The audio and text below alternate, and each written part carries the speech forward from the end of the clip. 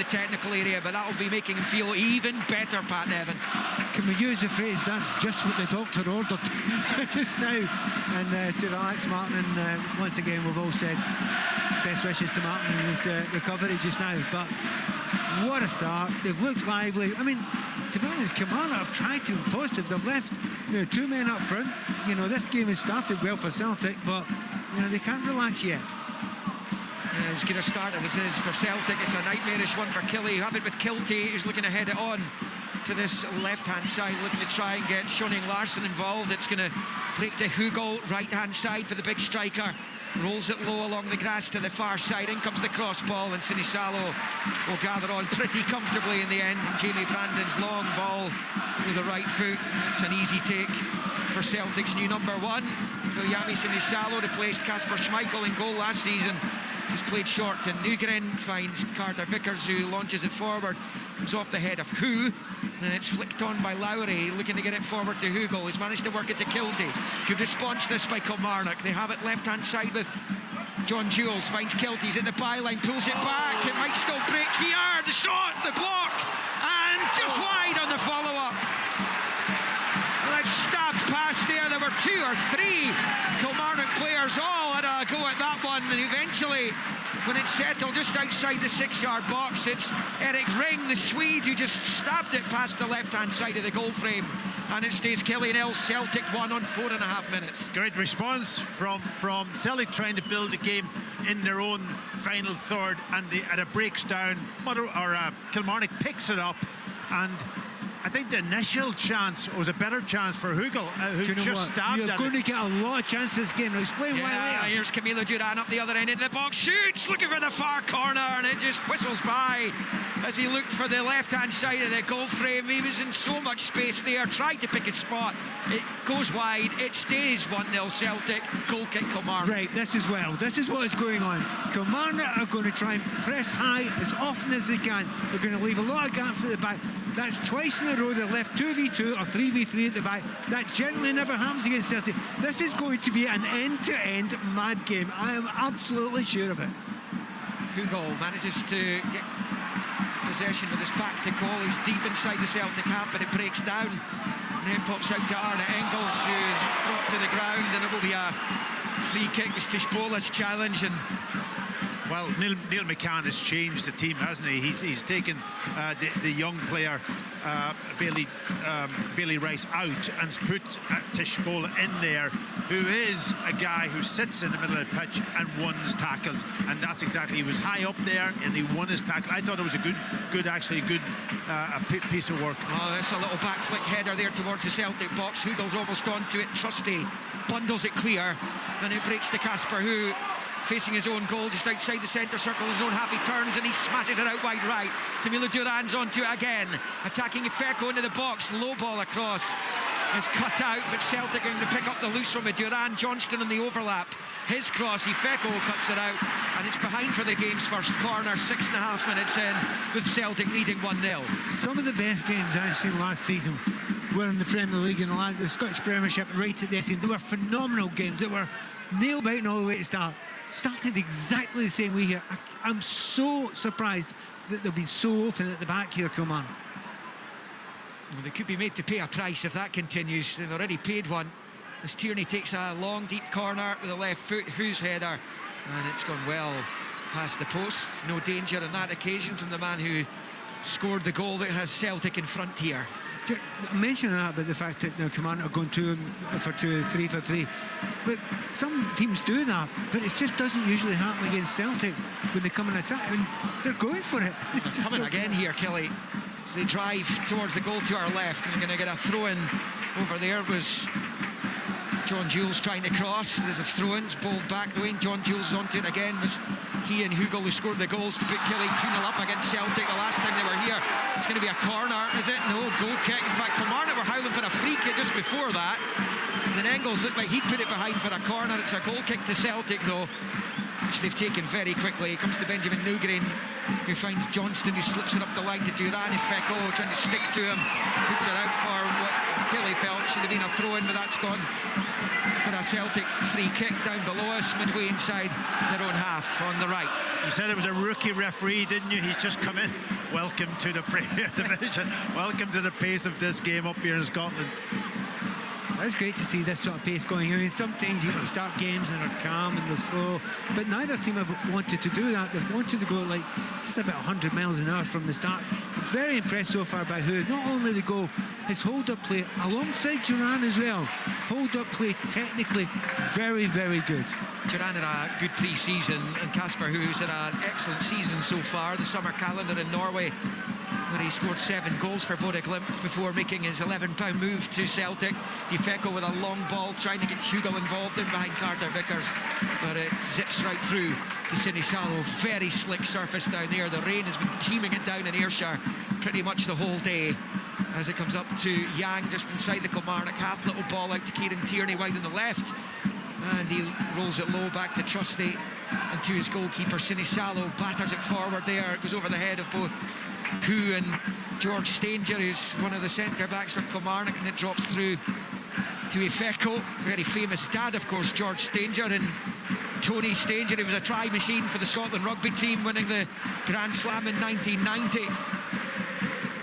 Scored the winning try against England to seal that famous Grand Slam in the Five Nations as it was then, as Eric Ring picks up for Killie, driving down the right, blocked by Tierney, and whipped down the left touchline by the Celtic left back, where it's picked up by the aforementioned Stanger, who rolls it back to his goalkeeper. Almost in 10 minutes, Kilmarnock 0, Celtic 1, here in the Scottish Premiership, live on 5 Live, and of course on BBC Radio Scotland, where the other 3 matches will be covered that are taking place later today, primarily because of those clubs' involvement in Thursday's Europa League and Conference League qualifiers, as Kiltie gets onto his goalkeeper's ball. Wasn't what the keeper intended, but he's found it and he's left to the centre circle. Out to this near side, it will be played forward there, looking to try and spring Tom Lowry at the left angle of the box, where it's blocked by a Celtic defender, and it breaks Darren Tishpola. He's in his 4th spell here at Killie.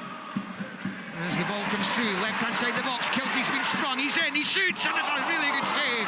Sinisalo got a touch to that fingertips, it'll be a corner. I'm not sure it was on target anyway, but the Celtic keeper didn't know that, and he's managed to get enough on it to put it behind for a Kilmarnock corner over on the far side and preserve Celtic's early lead. Yeah, it was a good save, a tight angle, I've got to say, across the goalkeeper, what you want, but I think he had a better chance of maybe just sliding that across the 6-yard box. I think it was Hugel that was almost in front of the defender, and he didn't, took on the shot. Corner's played low to the edge of the box. There's a shot and a block by his own man there. It was Hugel. And then it comes off a Celtic defender, lasting behind for another corner. It's well worked actually by Killie, that. A little low, short corner to the angle of the 6-yard box, played back out wide, back in it came. But it just wouldn't settle. And they have to settle for a second corner in quick succession. Another outswinger this time towards the 6-yard line. It's helped on its way by Tishpola. Comes off a Celtic head, and Sinisalo's forced to tip it over again. Kilmarnock's response to going behind early on has been top class. There's a head knock in the 6-yard box, so there's going to be a stoppage in play here. Celtic have the lead, but Kilmarnock are coming back swinging. They are. Listen, last week Celtic struggled with throw-ins. You know, Bevan, I think, was taking the throw-ins for Dundee. Dundee's Owen Bevan, yeah. Yeah, Owen Bevan, and they were putting it right in there. Celtic struggled to clear those balls. They don't have the height, you know, of Scales, for example, at the moment in the team. Trusty's just come back. He hasn't had a great pre-season because he had to stay in the States.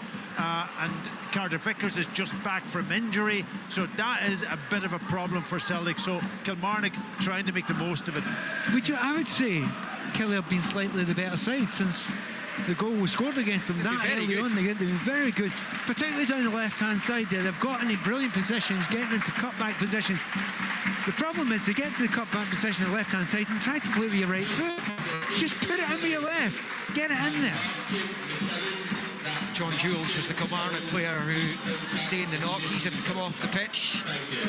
He was injured not long after that Celtic game in February, when Julian Araujo of Bournemouth, he was on loan at Celtic in the second half of last season, scored a goal deep in second half stoppage time, and Celtic needed stoppage time winners on both visits here last season. Kelechi and Acho from the penalty spot scored the winner last September. Celtic went top, they didn't go top again until the final day, as the corner from this near side comes in. Sinisalo gathers from Greg Kiltie's delivery, and he underarm bowls it quickly to Benjamin Nugren, who's driving forward down the left, looking for Yang.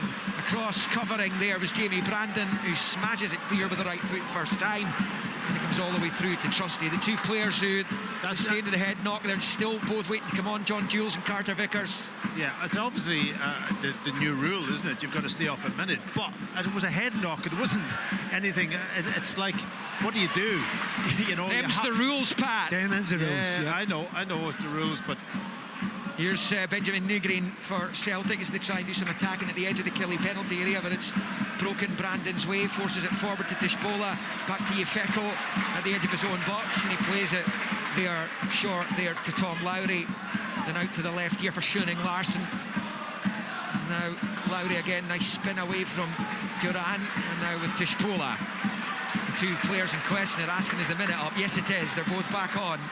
Brandon has it wide on the right, faced by Yang, 14 minutes in, with Celtic leading by a goal to nil. Live Scottish Premiership action on Sports Sound and BBC Radio Scotland and BBC Radio 5 Live. And it is Kelly on the ball with Hugel on the far side, level with the penalty spot, lays it back but can't find a teammate. Celtic mop up, and then it's flicked up the line by Hu, and then collected by Benjamin Nugren, who gets it back over there and slips it in field to Yang. Nugren again to Tierney, and then to Trusty. I just see the big striker, Casper, who desperate for them to play that ball in behind. As soon as he laid it off, he made his run, but the ball never came. Here's Nugren for Celtic, got the winner against Dundee on Monday night, finds Yang. First time ball back to Tierney. Celtic's top scorer last season, Nugren, as it comes to Engels, encouraged to shoot, he does, and down low goes the goalkeeper, Max Strajek, to beat that one away down low to his right. It's a really good save, because you sometimes see keepers put that back into the danger zone. That time he got plenty on it and clears it, and now Kiltie comes away with it for Kilmarnock, and then there's a foul by Trusty and John Jules. Free kick, Kelly, right of the centre circle, just a few yards inside their own half. Yeah. Breathless stuff here in Ayrshire. It was a sharp save, wasn't it? Because he got pace on the ball, new pitch, ball is bouncing slightly in front of him also, and he got down very sharp. He's got that weapon, Engels. He's got a strike on him. You see him from set pieces, but also outside the box when he gets a little bit of space to go and take that strike on. He does it, and does it well. Do you know what is impressive there? The keeper, I think he did very well, and sure, you know far more about that than me. But in these conditions, they're horrible for keepers, aren't they? The ball is zipping along the ground here. It's coming off it so fast. He reacted very well to it, but I expect to see more from that sort of angle. Aaron Tishbola picking up for Kilmarnock, rolls it side foot down the line with the right boot there for Hugel, who's wrestled off it by Trusty. It's good defending. Picked up here by Casper, who swings it forward down the right side. Camilo Duran's driving into a bit of space here.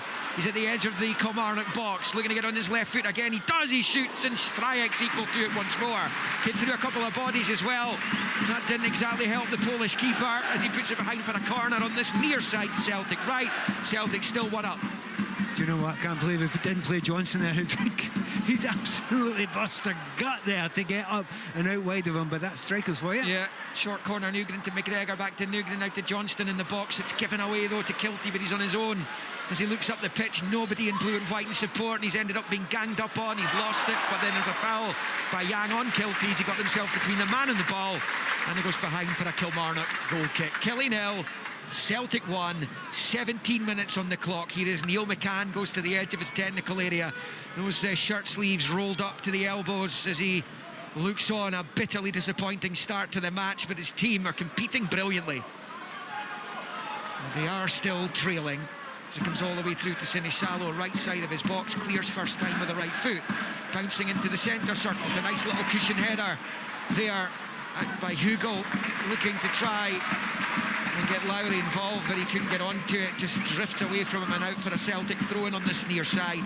Carter Vickers then goes back to his keeper and plays it short to his left for Austin Trusty. He made a couple of appearances at those World Cup finals in the summer, scored as well against Turkey in their defeat in the match in Los Angeles. As Newgren picks up a loose ball, now Tierney bombing towards the edge of the box. He's found Engels, lays it back, chance Newgren. Brilliant save, Stryek, but the rebound, he saves again! And Tierney's effort with the second rebound is blocked by a heroic Kilmarnock defender. Two brilliant saves by Stryek. The first one, he tipped it onto the bar. Then the first rebound, he had to throw himself to his right to keep it out. Tierney was trying to pick his spot thereafter. And at least one Kilmarnock defender managed to block it and prevent Celtic's second goal. It stays Kilmarnock 0, Celtic 1. Engels with the ball into the box. The header from Newgren's wide, but it's Casper who got the end of it, and it was past the left-hand side of the goal frame. It stays Kilmarnock 0, Celtic 1. It looked for all the money in the world as though Celtic were doubling their lead there, but for Stryek. Go on, wax lyrical. Go on, there's your chance. The first save, I've got to say, was a brilliant save. It's one of them where you expect the ball to be bulging in net, and he sticks up a hand and gets a great finger touch on it onto the crossbar. And then the second, he's got to get back up quickly, gets back up and gets the block in, and then the block from the defender to keep Celtic out. But really exciting game, energy. It's almost like two teams really enjoying themselves out there. Feels like a cup tie. It honestly feels like a cup tie. That's early in the season, really going for it, and the openness of Kilmarnock. You mean, we might be saying at the end it's naive. We might be saying that, but right now, I'm saying it's great. It's an absolute humdinger so far. Max Stryek, who had heart surgery last November, has just produced a save that we may well be looking back at the end of the campaign in May as being one of the saves of the season. Casper who picks up now, he's one-on-one with Stanger, he's got support to his left, up to the edge of the box, brilliant defending by Tispola. It's back to help his teammates there. Hold up here to John Jules, who's being held by Johnston. Play on, says the ref, it's an advantage. Good referee, really good referee, just waiting until he sees as John Jules got control of the ball, and he lays it off and keeps Kilmarnock on the front foot. Shunning Larson wide in the left, Kilmarnock high up the pitch here. It's played infield to the left angle of the box for John Jules, but taken away from him as it comes back, breaks back to Tispola. Sean Maloney, the Celtic assistant in charge of things down there, he's watching on, hands in pockets. It goes back to Tispola. No free kick again. The Kilmarnock supporters have been claiming for a few of those that haven't been going their way. As it comes up to Greg Kiltie over on the right. He's got support on the touchline, and he wants it. He tried to pass it forward, and it's blocked. And Yang finds who plays it back to McGregor, and a little ball in field to Engels, and back out to Kieran Tierney on the far side. It is, I think Pat Nevin said this earlier, 100-mile-an-hour stuff. The question remains, how long can Kilmarnock keep on doing that for? And it is a major question. We've seen it before. If you play a high line chase, really exhaust yourself, and then you run out of gas, and that's when you make good use of the space. Can I mention one player? I think Lowry's been fabulous today, getting the ball in these little pockets in brilliant areas. Very, very impressive for Kilmarnock. A Welshman, albeit born in Cheshire. He was here last summer after a few years at Portsmouth. And he says, Pat was saying there, he's started the game very well, though Celtic still maintaining that 1-0 lead given to them by that early goal from Casper, who on 21 minutes we are now. That one came, eventually it was timed at 64 seconds. Whose header from close range at the back post. I've been impressed with him, even as hold-up play. He's on the move all the time. He's not one where he's standing waiting on the ball coming. He's making up his mind early, getting the ball, and he lays it off and then moves again, which I think is what the strikes. I've seen too many strikers that just stand and do their bit and then just stand there. As a creative player, he would be a joy to play behind. You know, if you're looking for Nygren, he's running, he's making space for you, he's dragging defenders away, he's giving you options all the time.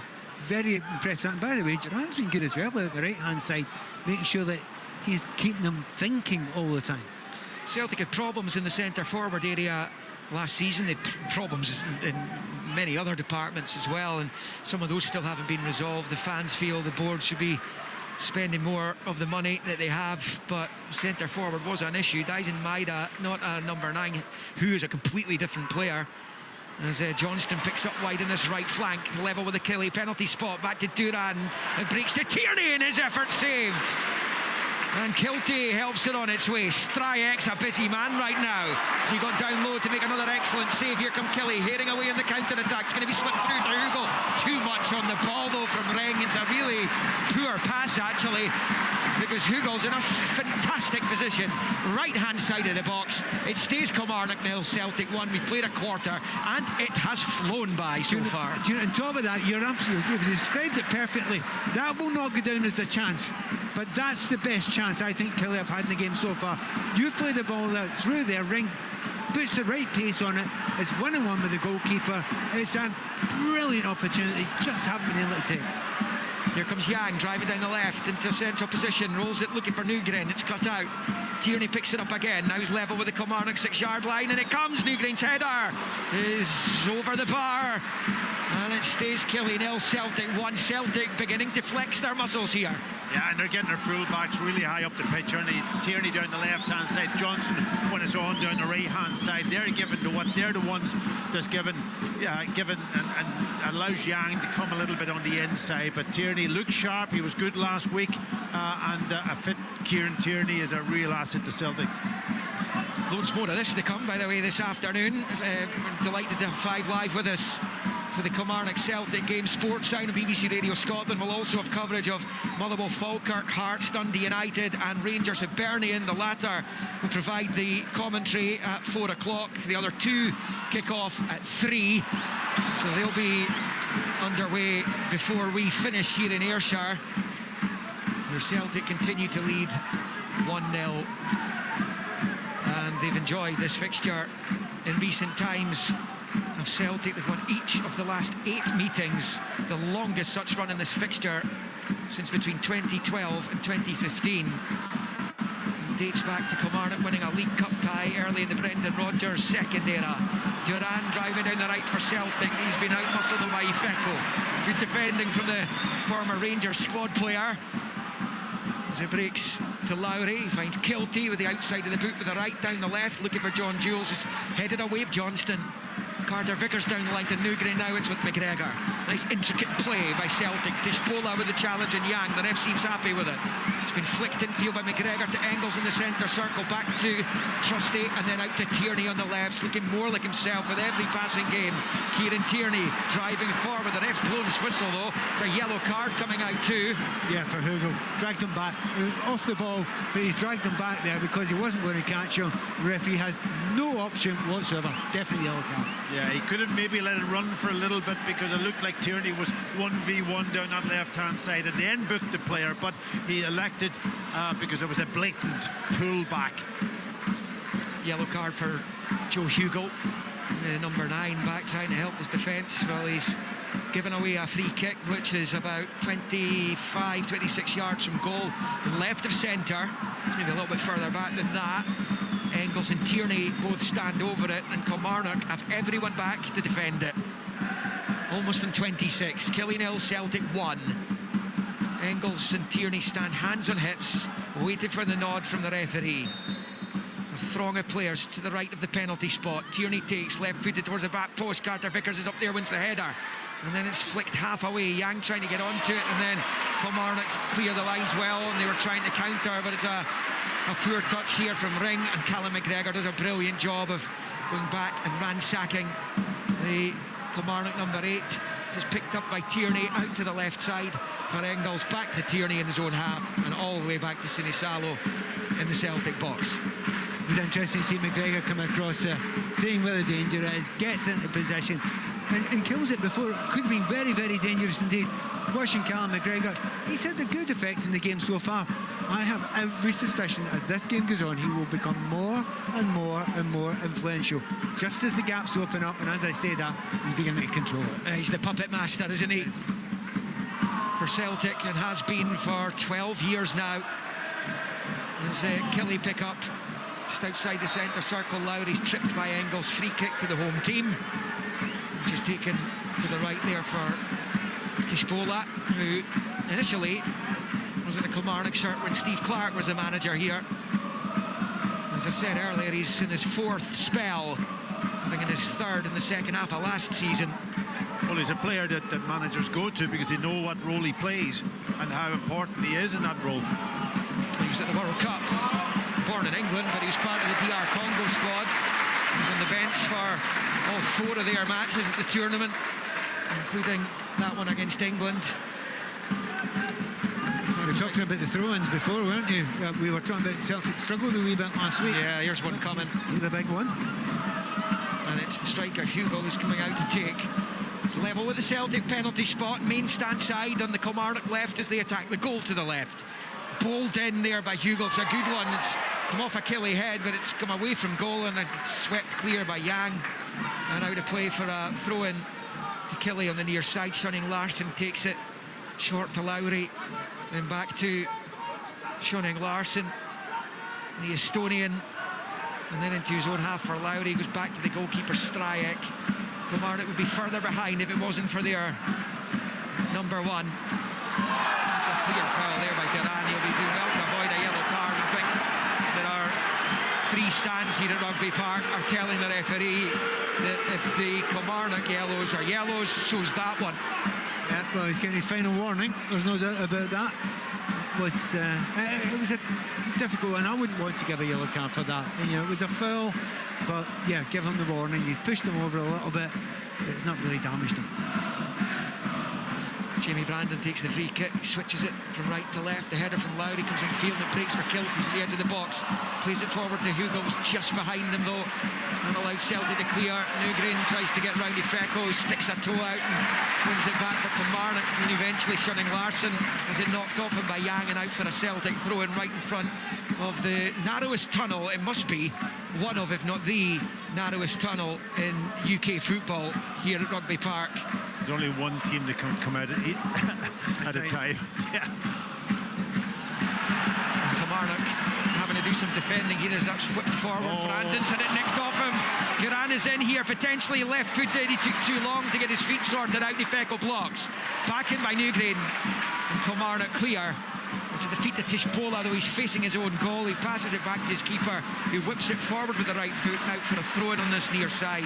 As Neil McCann shows, he's still got a decent touch on him and knocks it to Johnston, who'll take the throw-in right in front of him, just inside the Killie half. Does that not sum out this game so far? Killie had a great opportunity to play the ball wide. Ring was on. They didn't make the right decision to get it wide to him for a shot on. 10 seconds later, Celtic have another great chance. It's been one of those games, and it hasn't stopped yet after half an hour. Yeah, we're bang on the half-hour mark now as Johnston tries to attack Shunning Larsson. He gets between he and the ball, gets it back to Stryek. It's a dreadful ball by Stryek. Straight to Engels at the edge of the box. He shoots, and the keeper gets down low and makes his save. He also prevents the corner. He's had a fabulous first half as Max Stryek. But that error there just about resulted in a 2-0 lead for Celtic. It stays at 1-0, and as good as Kilmarnock have been in the game, if they go 2-0 down, you just cannot see them coming back from that against the champions. I'm not sure if he has left foot that he was comfortable on it, that's for sure. Here they come again. Newgreen with the cross. Casper Hu chests it down, looking for Engels. Good dog work there by Greg Kilty. Gets onto the penalty spot just as Engels was preparing to think about his celebration, and gets it clear out for a throw-in on this near side, midway inside the Kilmarnock half for Celtic, who lead 1-0 on 31 minutes. Like his movement, Casper Hu, he's always, when he comes short, he knows what he's going to do with the ball before it comes to him. When that ball goes wide, he's picking up great positions in the box that time, on his own, drifting off to the back post, tries to set up Engels. Carter Vickers for Celtic, a few seasons at the club now. Initially arrived on loan from Spurs before that was made full-time, and it's he on the ball again as he plays it to his left for Trusty. They missed Carter Vickers big time last season. He was injured in October in a Europa League game against Sturm Graz, and he's big boots to fill when he's unavailable, but delighted to have him back. I'm sure that watching at home, Martin O'Neill will be very happy to have him back in his team. Kilmarnock have given it away, some sloppy play again. Duran gets to the edge of the box for Newgreen, outside of the left boots. Casper Hu shoots, scores again! 2-0! Hu caresses it into the bottom right corner to extend the champions' advantage in Ayrshire. It's brilliantly worked, but Kilmarnock have started to produce the mistakes that they were punished for in Perth last week, and Casper Hu passes that one into the bottom right corner to make it Kilmarnock 0, Celtic 2 on 32 and a half minutes. Yeah, Kilmarnock giving the ball away in the middle of the pitch, and that's what I said. It's not always about the back four, it's about your midfield also doing the right thing, making the right decisions. Give it away by Celtic so quickly on the quick counter press, counter attack, whatever way you want to call it. But what a good finish from Casper, who knew exactly what he was doing when that ball came and tucked it right in the corner. One of the problems you've got if you play against top quality players, and I think Who is a very, very good player indeed. You play 1-on-1, you only need a couple of yards, and it's what I was suggesting earlier on. It might turn out to be slightly naive to be quite this open at the moment, because Celtic 2 up now, they can absolutely relax into it.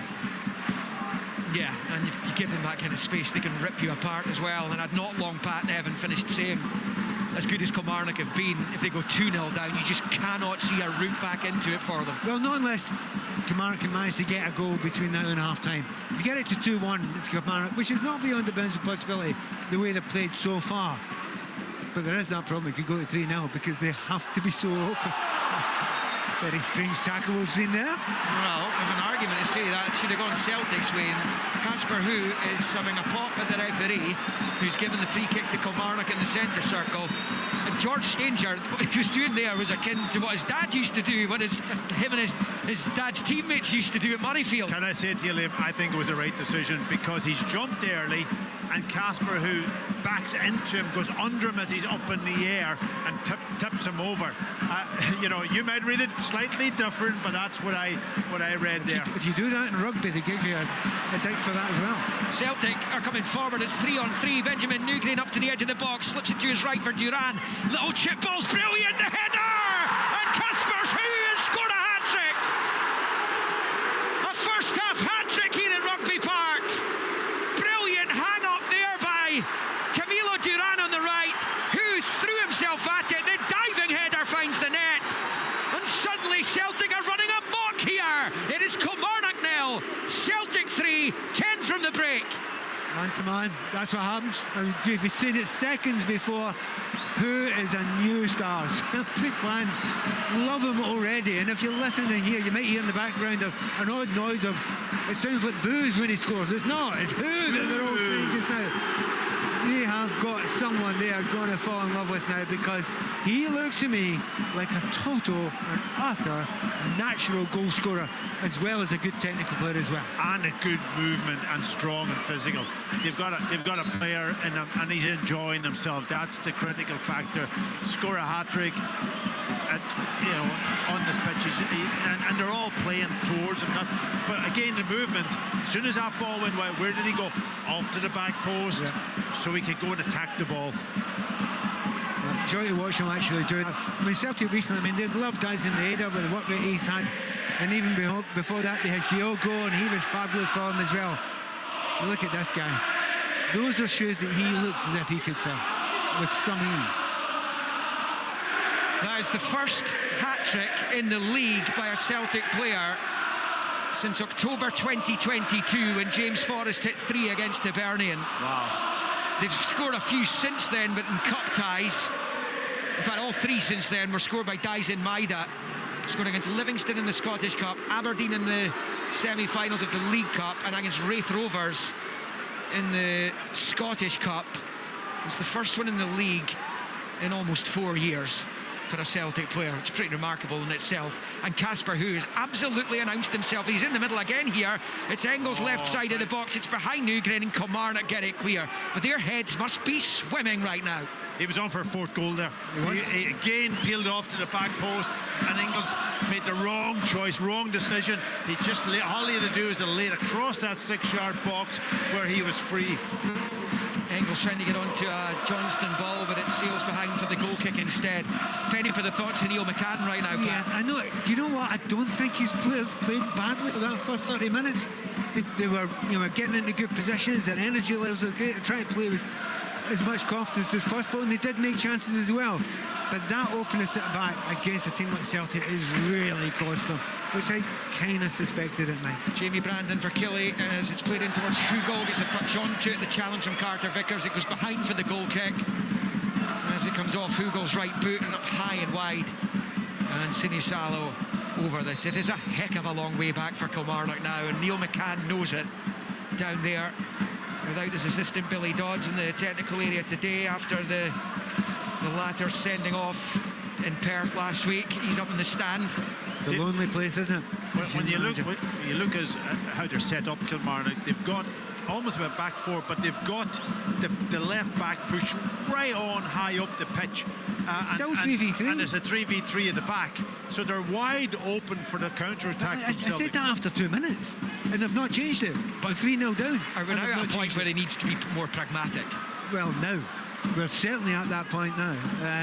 Because if you keep on doing that against the players that they're playing against, it'll not finish 3. It'll finish a lot more than that. Celtic have had some big wins down the years, but as I said earlier, single goal stoppage time wins. Yeah, and what's two games here last season. Yeah, sorry, Liam. What Celtic are doing, which I didn't think they did last week, was they're making forward passes. You know, if you look at the value of passing, if you can play 1, 2, 3 passes and you get a shot on goal, that's a lot better than having 6 passes across the back. And that is the key for Celtic today. They're really, really sharp in their pass and playing it forward. Kelly have the ball here on the halfway line. Lowry with the right foot, side foot ball out wide left. Kilty's now attacking the penalty area. Little ball in is headed clear. And trying to chip it towards the 6-yard line. Carter Vickers heads clear as it breaks to Newgreen on this near side. Tishpola with the challenge and out for a Celtic throw-in. No, the Kelly players think it should have gone their way. Yeah, I thought it did take the off. It should have been, yeah, it should have been, but very, very difficult for them to see. But do you know, it's such a confusing thing for Neil McCann, because there'll be large parts of the game he'll think, yeah, but we did that right, we held the ball right, we controlled parts of the game. But Celtic are a team that have done this for so long. They will put up with that sort of pressing for a period of time, and then they know how to use the space well, and that's exactly what McGregor's trying to do. That. He's got the foul. I was just trying to say he has actually got the foul there.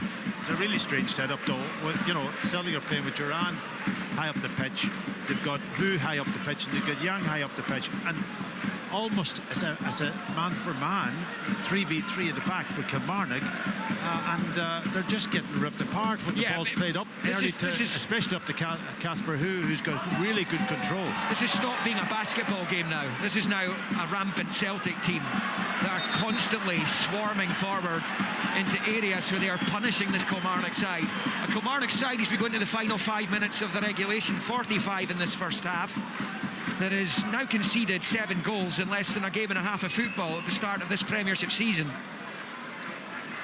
It's worrying times, and the Kilmarnock fans will be quite upset by it, because they were quite excited beforehand. They were enjoying it, well, until the second goal came in.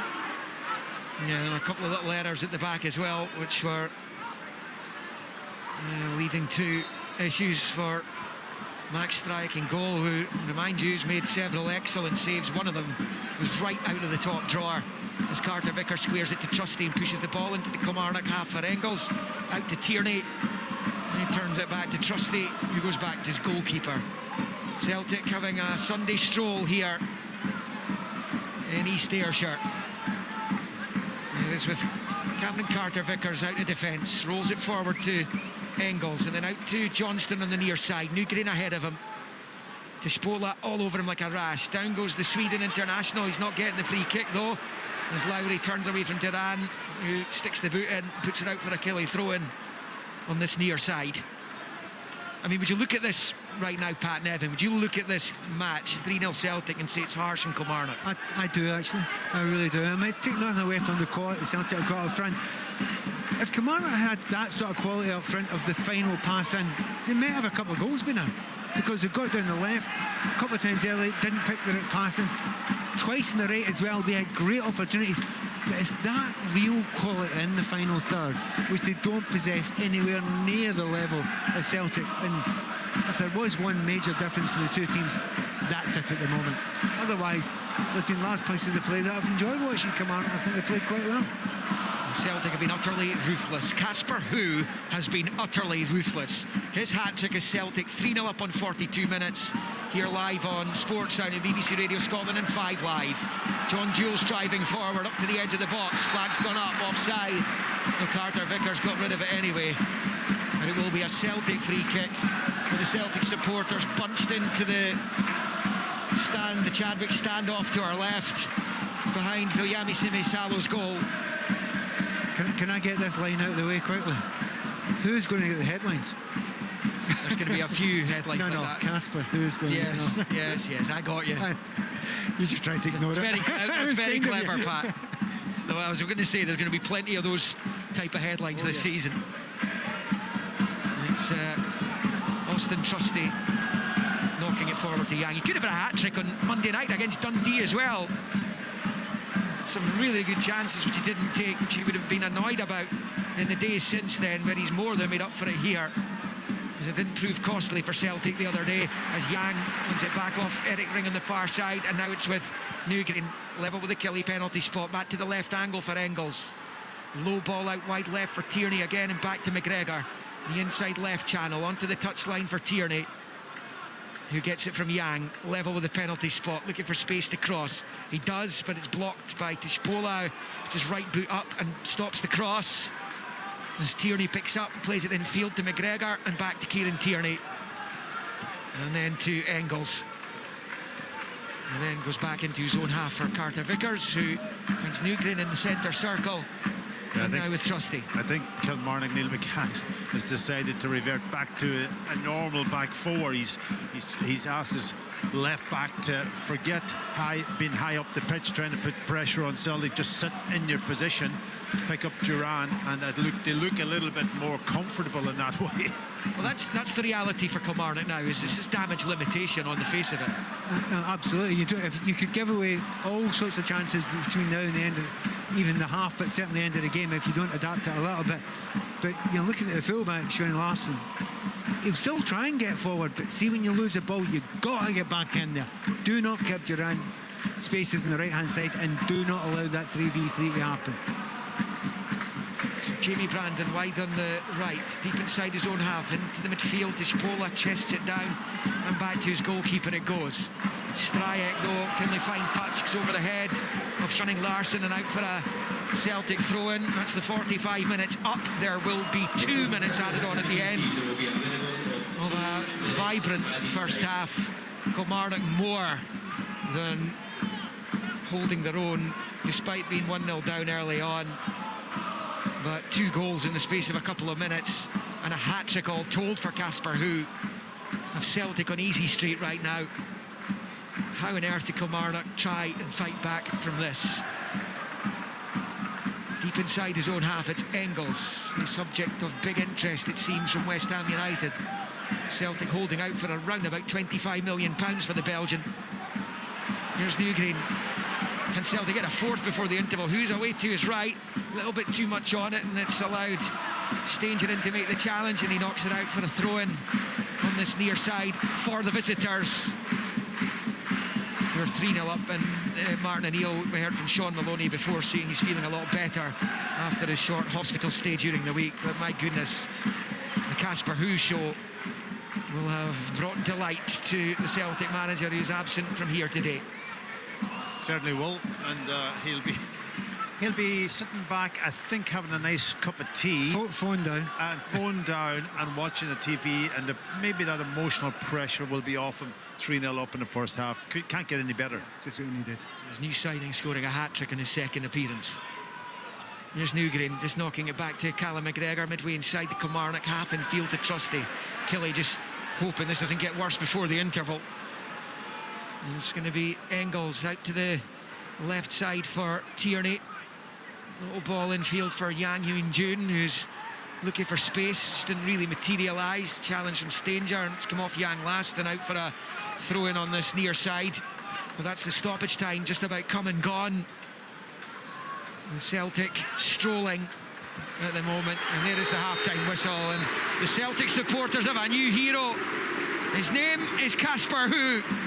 their record signing, already justifying that price tag with a first half hat-trick, the first coming in 64 seconds as he headed in at the back post, the second on 33, left-hand side of the box, caressed it into the bottom reverse right, and then another header, this time a diving one from Camilo Duran's hang-up cross to the left-hand side of the 6-yard area, and he dived down, met it perfectly, and into the net it went. A dream hat-trick for who?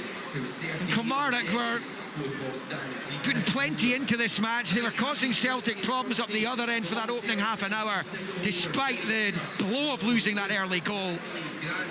But now they're a little bit punch drunk. 3-0 down at the break. Pat Nevin. What do you do if you're Neil McCann? Well, you need to do a few things. You need to make sure you stop those easy chances being given. Celtic, they're absolutely delighted with it. They had to put a little bit of pressure. They scored the first goal early, then they had a bit of pressure to up with. Very impressed with 20 minutes or so with Kilmarnock. However, there is only one story in town. And I can remember being watching Kyogo Furuhashi in his first game for Celtic and thinking, oh my word, you could be the new Larson, because his movement was that brilliant. He's that good. And you're watching this guy, and it's I've only seen him for 45 minutes. Who now? And I'm thinking, this isn't a fluke. Some players can come on and score a hat-trick, and you get a bit lucky because you find yourself in the right position. No, this is a player. This is a striker who knows where the goal is, who knows where to go. He's intelligent movement, and he's link-up play as well. I tell you one other little thing about him, apart from the 3 goals. He could have scored the first one, which Pat Bonner here mentioned beforehand. I watched him after that to see what his reaction was. Was he furious with his teammates? No, he wasn't. He was encouraging of them. What a great attitude as well. This guy is going to be... He's going to have every Celtic fan falling in love with him. Yeah, I mean, you mentioned Henrik Larsson. He did untold damage to Kilmarnock plenty of times. He did untold damage to, he did untold damage to many other teams as well, and I'm sure Casper who will too. But the fact is, Pat Bonner, if it hadn't been for Max Stryjek and the Kilmarnock goal, as good as they were for the first half hour, they could be further behind than the 3 that they are. Yeah, I agree. Listen, he had a string of saves. You know, he had big saves from Casper Hu, Engels, Tierney. The double save that he had when he made a magnificent save early on was fantastic. So you're right, there could be a lot more. I'm surprised. I'm not surprised in one way, because we know Neil McCann likes to be on the front foot. He's playing with almost a 2 up front, with Greg Kiltie pushed in on top of Callum McGregor, and then he almost. But Celtic are playing round them. They're playing the full backs. You know, Johnson and Tierney's getting forward down the sides. It's asking then a midfielder to come out there, which is quite a distance. And then they were started off playing 3v3 at the back, which was incredible. Half-time then on Radio Scotland and on 5 Live at Rugby Park. It is the Scottish champions who are well in front here at the interval. It is Kilmarnock 0, Celtic 3. Kilmarnock versus Celtic. The Scottish Premiership, live on Sportsound on BBC Radio Scotland.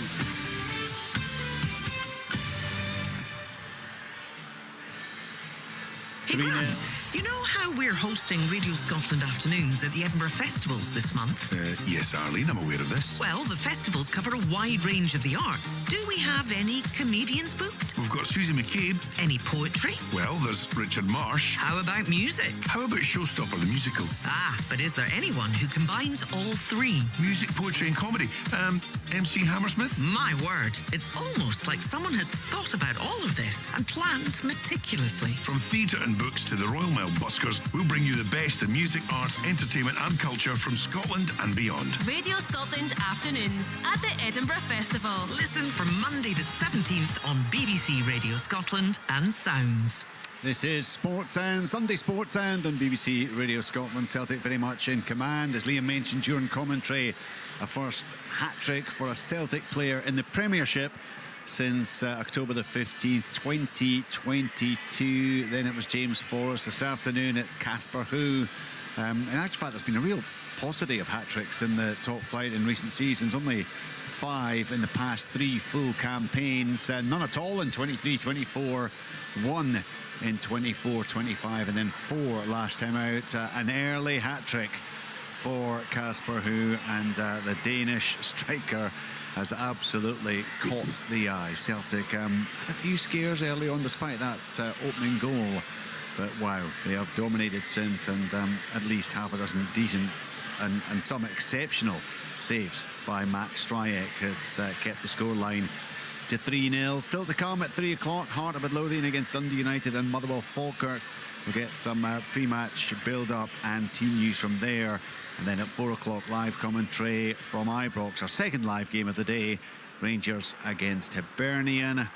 Tom English is in place already for that one. We spoke plenty about this Kilmarnock Celtic game beforehand, and I think everyone was very interested to see how Casper Who would begin to make an impact.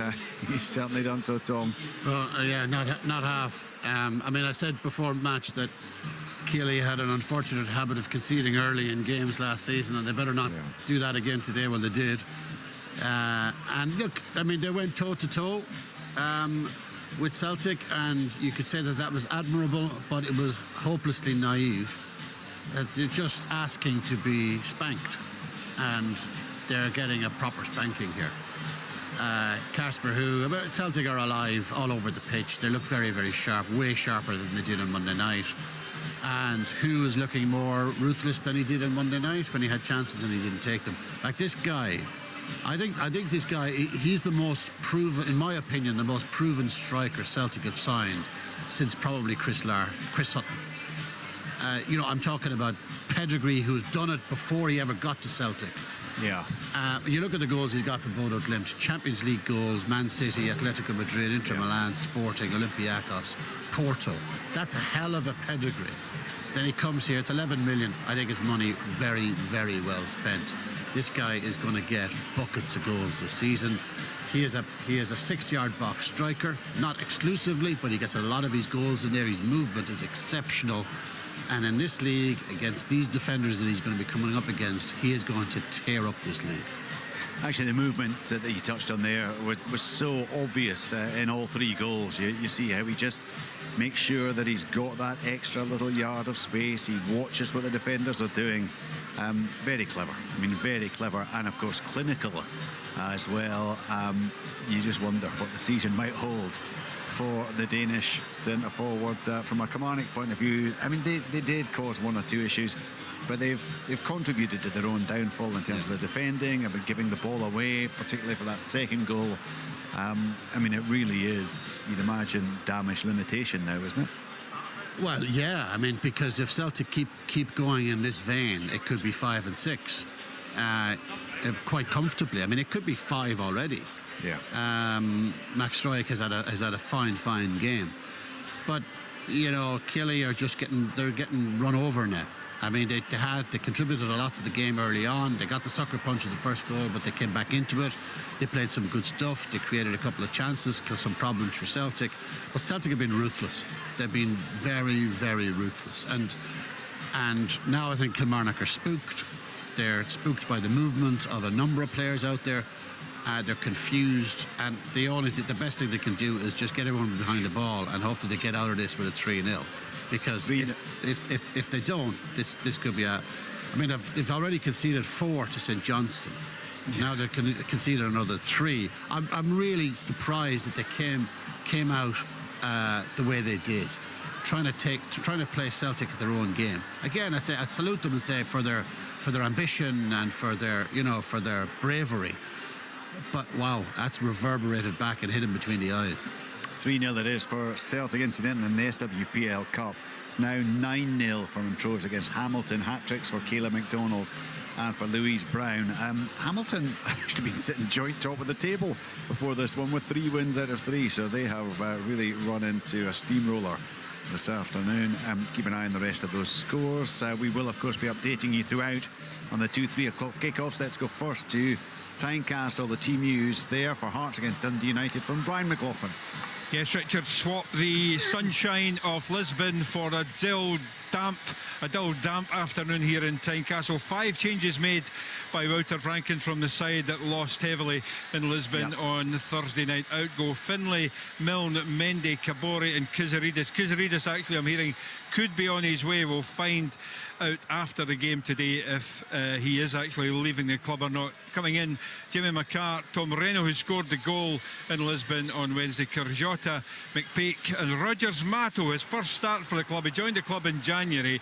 He's only played 13 minutes, but he is starting up front today for Hearts. An interesting back four as well. It's Roos in goal, Altena, McEntee, McCart and Calvin Miller playing at left back this afternoon. Spittle and Reno in midfield, Kerjota, Braga and McPake, with Rogers Mato leading the line. Just the one change made by Jim Goodwin from the side that drew in the opening day of the season against Rangers. Sapsford dropped to the bench. Daniel Benny, who came on in that game late on in the game, is on loan from QPR. He comes in. It's Walton in goal, Rawlings, Esselink, Forbes and Ferry, Chevelle, State and Agia, with Randall, Rose and Benny on the left hand side. And the referee here this afternoon is Kevin Clancy. We can get the thoughts from the Hearts head coach Wouter Rankin, who has been chatting with Brian. Wouter, first of all, your team selection today, lots of changes from midweek. Forced changements, of course. Like we said, a lot of games and a lot of managing minutes, but still we did already 2 changements in half-time in Benfica. So forced changements, and others have to be ready to fill in the positions.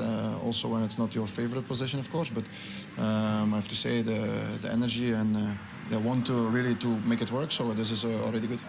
Also, always a difficult game. They made a good result last week. So we have to be top today and energy and in quality to take 3 points. Did you try to take from the benefits of it and the positivity from last week against Aberdeen, although it was a defeat for much of the game? You were well in control there. Yeah, we have to take the positives also, but also the negatives, of course. And it's like always. Also, when you win, it's like that. And again, we show some good things there, but at the end we lost the game. And like I just was saying, like you can do a lot of good things, but the result gives extra confidence, and that's what they need for their mental state. Let's call it like this. And let's hope we can make it work today. But Franken looking for some positivity. Terrible start to the season for Hearts, certainly in terms of results. 4 straight defeats and 14 goals conceded. Can they get up and running against Dundee United this afternoon? It starts at 3 at Tynecastle. Brian McLaughlin will be updating us on that one. It's Amy Canavan, who is at Fir Park for Motherwell against Falkirk. She'll keep us right across events there. She has also been chatting with the Falkirk manager, John McGlynn. John, first off, looking at your team, I think that's 6 changes. What's the thinking there? Well, we weren't happy with last week, you know. We didn't play well at all. So it's an opportunity for others to come in and show what they've got. Simple as that. Yeah, change that around. We're looking for the formula. We are in transition. And we're maybe going to get that, but yeah, I'm looking for a lot more than that. So an improved performance we're looking for, obviously. Motherwell are a very good side. They've more or less just, started this season the way they finished last season.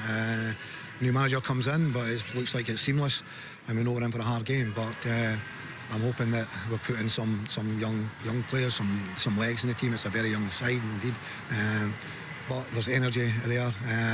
And ability. The guys in the middle of the park, both Ben Crowhouse and Finlay Barbrook, they're 2 very, very good players. They bring a bit of physicality to us as well. We were too easily pushed up, too easily bullied last week. So we're looking for, as I say, a much improved performance. They've got the jersey now. It's up to them to keep it by, producing a performance today, individually and collectively as a team. John McGlynn, we don't have Amy at the moment, but the Falkirk team, I'll give you the 11 at least. So it's Bain, McCann, Henderson, Parkinson, Yates, Nielsen, Barbrook, Gardner, Strain, Crowhouse and Docherty.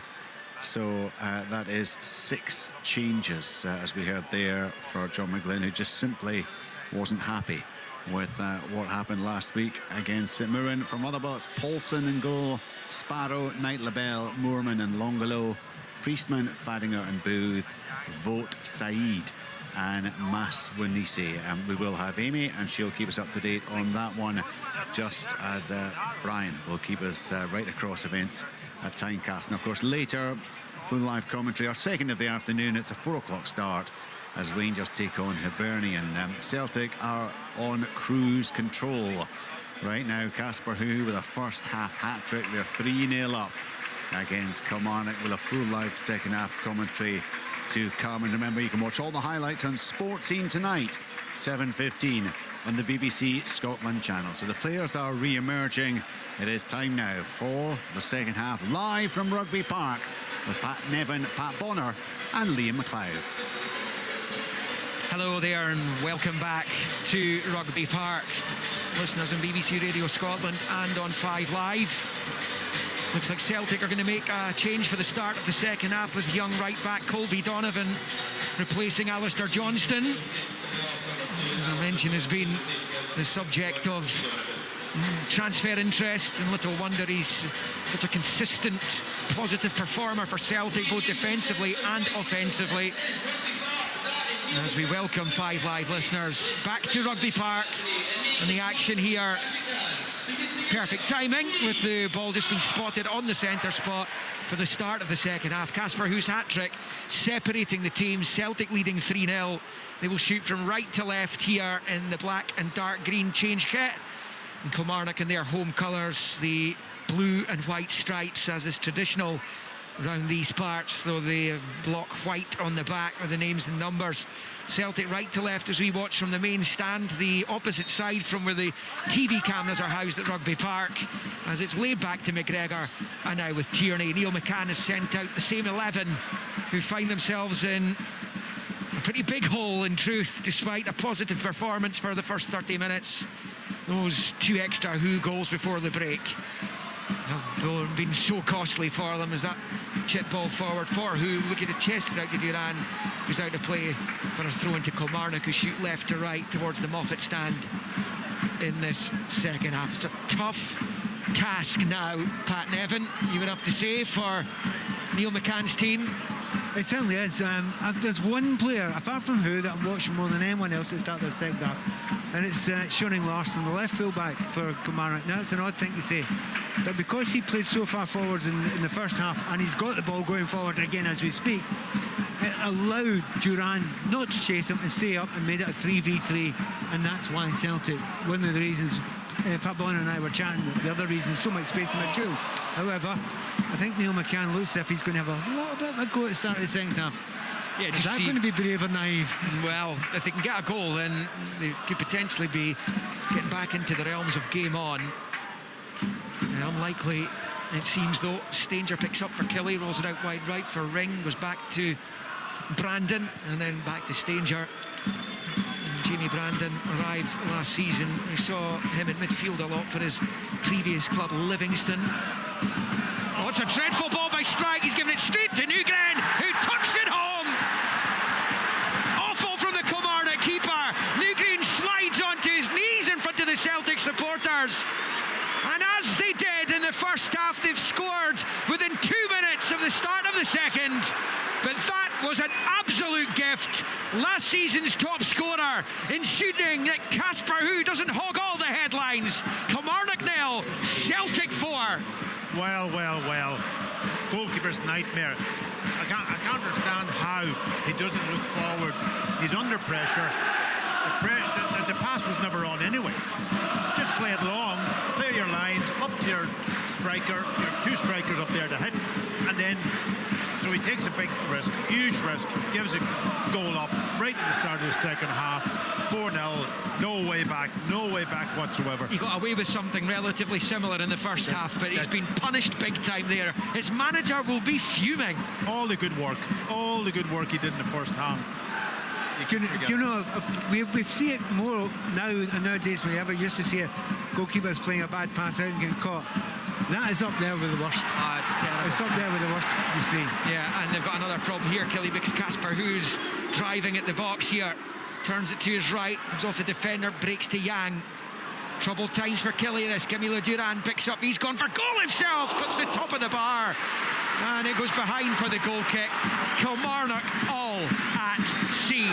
Kilmarnock 0, Celtic 4. By contrast, Celtic are riding the crest of a wave here. And they're loving it, they're enjoying it. Every single player wants to get on the ball, and as soon as they get on the ball, they just get lots of options. Every player in the Celtic team is saying, "Yeah, I'm on. I want it. I'm going to go forward. I'm going to try and create an opportunity." It's a joy to play in this. And the opposite is true if you're a Kilmarnock player just now. I think you said before their heads are spinning. They are definitely spinning just now, because what they're trying to do is not working, and it could get very ugly, and it already is quite ugly. 4-0 to Celtic. Right to start the second half. Lowry for Kelly, high up the pitch, down by the corner flag. Held off by Duran, who pushes him to the ground. And the referee says throw in only, and to Celtic. Despite the attentions by the Colombian, who was most recently at the Azerbaijani club Karabakh. Former Champions League qualifying foes of Celtic going back a number of years. Yeah, just Colby Donovan taking the throw on. I just wonder whether that's a big statement at half-time. But Colby Donovan coming on for Alistair Johnson. Will he be here much longer? They've got to keep him for that playoff, don't they? If they can. I would love to think so, but it's so important for Celtic, and the financial side of it as well. And Johnson was absolutely superb in that first half, as he usually is. So, you know, obviously if they feel they need the money, they have to make the move, and they have got someone to come in right away, and they need to give young Donovan an opportunity here. I get that. The Celtic fans will be a bit concerned about that. Yeah, and if it is to be Everton, they'll want him in for the start of their season in a fortnight. Here's Yang for Celtic. Down at the byline, left-hand side of the Kilmarnock box. The challenge from Brandon. Eventually it results in a Celtic throw-in level with the Kilmarnock 6-yard line. Another sweeping move from Celtic, and again it starts that ball up to Casper, who knows exactly what he's doing. Comes short, controls, lays it off, and then they're playing up. So the link-up play is really, really good from him. Tierney takes the throw-in, short to Yang, and then back to Tierney. Tierney now enters the box, passes it back out to Donovan, who shoots from the edge of the D. And it sails harmlessly over the crossbar this time. And it will remain Kilmarnock 0, Celtic 4. But for Neil McCann, he will know that this is a very dangerous moment for his team, because this could quite easily, if it's not already, become shooty in. Yeah, and you had the fact that they left 4 goals, which you mentioned before, last week against St Johnstone. It's a horrible feel. Oh, wait a minute. Sini Salo is right on the 18-yard line as he flopped onto it under pressure from John Jules. Did we say that's great goalkeeping? Yes, and you knew exactly what he was doing. Read the situation really well, and then has awareness of where he was. And 2 more inches out, he's sent off. Yeah, and that's the thing. I mean, the VAR team are happy with it, so he's got it spot on in the end. Yeah, he gets it right. You hold on, you know where your feet are, you know where your positions are. McGregor for Celtic. Now it's with Yang on the left-hand side. Bounding forward is Tierney. He gets his cross in. Only half away. It's killed in the chest and lashed for goal by Casper Hu. And then deflected behind for a Celtic corner on this near side as Hu looks to add even more goals to the bank. Well, you mentioned earlier on, we all talked before the game about Hu. And one of the things that was said about him was the big personality. Sometimes that helps. If you want to be a star at a club, sometimes that personality helps build it as well. And he was immediately turning around and saying to the fans behind him, "Go there, come on, give us more, give us more." Hey, they've been giving him plenty already. Positive remarks. Engels will take the corner, in swinger with the right foot in this near side. The Celtic attack the goal to the left, and it comes flicked away there by John Jules, and out for a corner on the other side. The Celtic right this time. Kieran Tierney is going to go out to take it. A couple of appearances for Scotland at the World Cup. His man-marking job on Hakimi against Morocco was the only start he made at the tournament. A sub at half-time for the injured Andy Robertson against Brazil. And he's going to take the corner on the Celtic right. Just looking at the new set-piece coach the Celtic have in their dugout, standing out. Yeah, they've all got them now, don't they?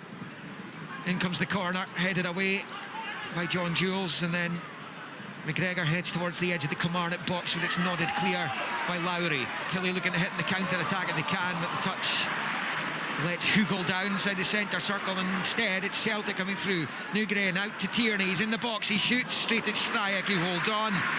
And on 53 minutes it remains Kilmarnock 0, Celtic 4. That's incredible. He had a shot there, Tierney. The left back for Kilmarnock was high up the pitch, and he took the quick counter-attack throw out from the goalkeeper. He should be back in his position defending, not standing up there. Misunderstanding on the far side in between John Jules and Lowry, results in a Celtic goal kick. I was just watching down at Neil McCann's reactions to another misplaced pass there, and that wasn't happening in the first 25 minutes of the game. They were playing it well, there was good understanding, there was real belief and confidence. And as it very, very well noticed there by Pat Bonner again, they've done it again, they're going 3 at the back. So it's 3v3. Neil McCann's saying it's 4-0 down, we're still going for it. That's a real, it'll be intriguing to see. I'm dying to hear what Neil says after the game. There's a real part of me that thinks, good on you, mate, you're having a go. There's a few Killie fans that might not feel the same. Well, no, and even this early in the season, these goals, if you end up as Kilmarnock did last term, they had a good end to the season to stave off the threat of that relegation playoff place. But even at this early this season, you plead goals like that could come back to bite you. Yeah, but all Celtic have got to do in this game is look up. It's almost a man-for-man 3v. They just play the ball up into an area, let them come off, control, lay it off into midfield, and then they're away on attacking. Kilmarnock is incredible. Long ball for Celtic, who leaves it. Yang on the left-hand side, left of the Killie box. He's attacking Brandon. He's in the area. He shoots. It's wide with the right foot. It's well wide, actually. We were right behind that. Almost in 55. Killie 0, Celtic 4. Once again, that plays about who. The ball was played up to him. He's never going to win it, but he makes himself difficult to tangle with it. So the tangle happens and the ball bounces over the head. Yang's onto it. I think Yang is actually, without sparkling, I think he's a good game today. The Celtic are concerned that there isn't that much danger from the wide areas. I think Yang's looked really, really sharp today. Since he moved to the club, his best football's come under Martin O'Neill, hasn't it? No, I like him as a player. I think he's a technically good player. And I think there's more to come from him, and he's still quite young. Here come Killie. John Jules gets it from Kilty, right-hand side of the Celtic box, pulls it back to Lowry. Chance here, the other end. Goal! Kilmarnock have won back. Sonny Larson picks up left-hand side of the box and fires it low into the bottom right. Away from the grasp of Viljami Sinisalo. And that makes the scoreline look a bit more respectable for the home team of Kilmarnock 1, Celtic 4. I have a huge smile on my face here because of the man who scored the goal. As I said at the start of the second half, the man I want to watch most here, apart from who, is Sonny Larson. Where's he going to play? Is he going to play a left back? Is he going to hammer forward? I'm shocked to see that he's still hammering forward from that left full-back position. However, on this occasion it's worked very, very well. Lovely finish, 4-1. Is it possible?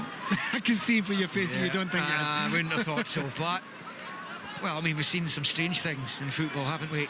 And if they get the next one, you never know. It would be unlikely, you would feel, but an annoyance for Sean Maloney there, but the clean sheet gone. It's the first goal Celtic conceded obviously this season, having kept a clean sheet at home to Dundee on Monday. With that on 56 minutes now, Pat Bonner, 4-1.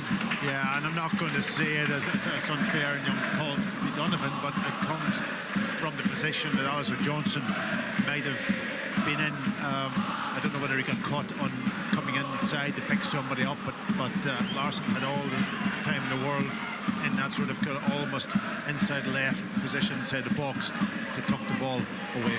Yeah, 19-year-old right back for Celtic, Scotland under-21 international. With Kilmarnock have a goal at least. They have registered on the scoreboard. And a little tiny ray of light for Neil McCann down there. His team conceded 4 on match day 1 as well in their 4-3 defeat at St Johnstone. There's Kilty for Killie. Low ball forwards cut out by the sliding angles. Midway inside Celtic territory. It's with Brandon. Picks up, driving down the right, does the right back. Checks his run, rolls it in field to Kilty. Then back to Brandon. Stabs it to Tishpola. Short out to the right there for Kilty, whose cross is cut out by Engels. Kilmarnock, Pat Nevin, have a corner. Yeah, and you know that not giving up, not falling back in this second half. Intriguing to know what Neil McCann said at half-time, because at the start of the second half, it's not got to do it. Nothing you can do about that goal. That's just a goalkeeper who's made an absolute howler. However, they've not stood back. They're going for it. In comes the corners, a header towards goal, which is Despola, and it's held on to comfortably in the end by Sinisalo, but it was on target. And, you know, if Kilmarnock get the next goal, if it comes soon, there might be a little doubt starts creeping into Celtic minds. But we do know Celtic are at least as likely to be the team to score the next goal. At least as likely. Carter Vickers picks up, getting it from Trusty, deep inside their own half. Short ball pushed forward to McGregor. Now with Carter Vickers here live in the Scottish Premiership on Sports Sound, on BBC Radio Scotland and on 5 Live this afternoon. As Engels is tripped by Kiltie. We are approaching kick-off in the 2-3 o'clock games. Motherwell at home to Falkirk, Heart of Midlothian, last season's runners-up, at home to Dundee United, looking for their first win of the season after some bruising defeats in Champions League and Europa League qualifying. Been hammered by Benfica in Lisbon on Thursday evening.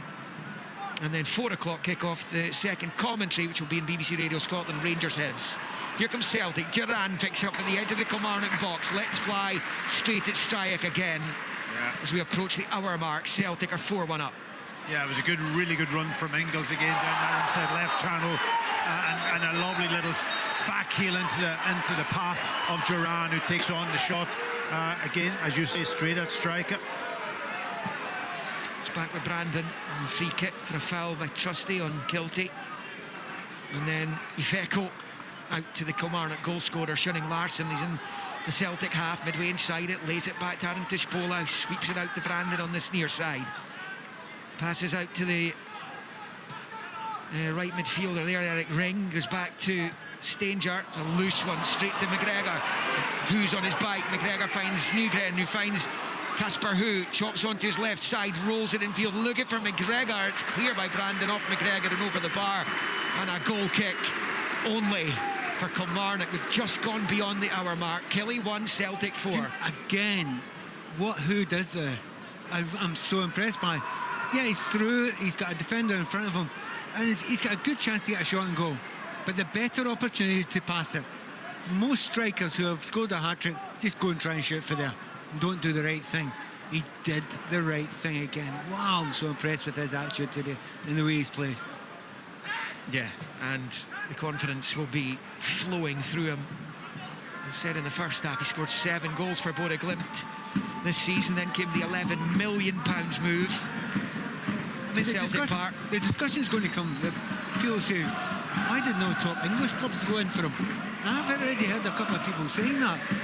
You understand that, you know, that discussion they're having just now. The hope is Celtic can keep it holding for a long, long time if he keeps on playing like this.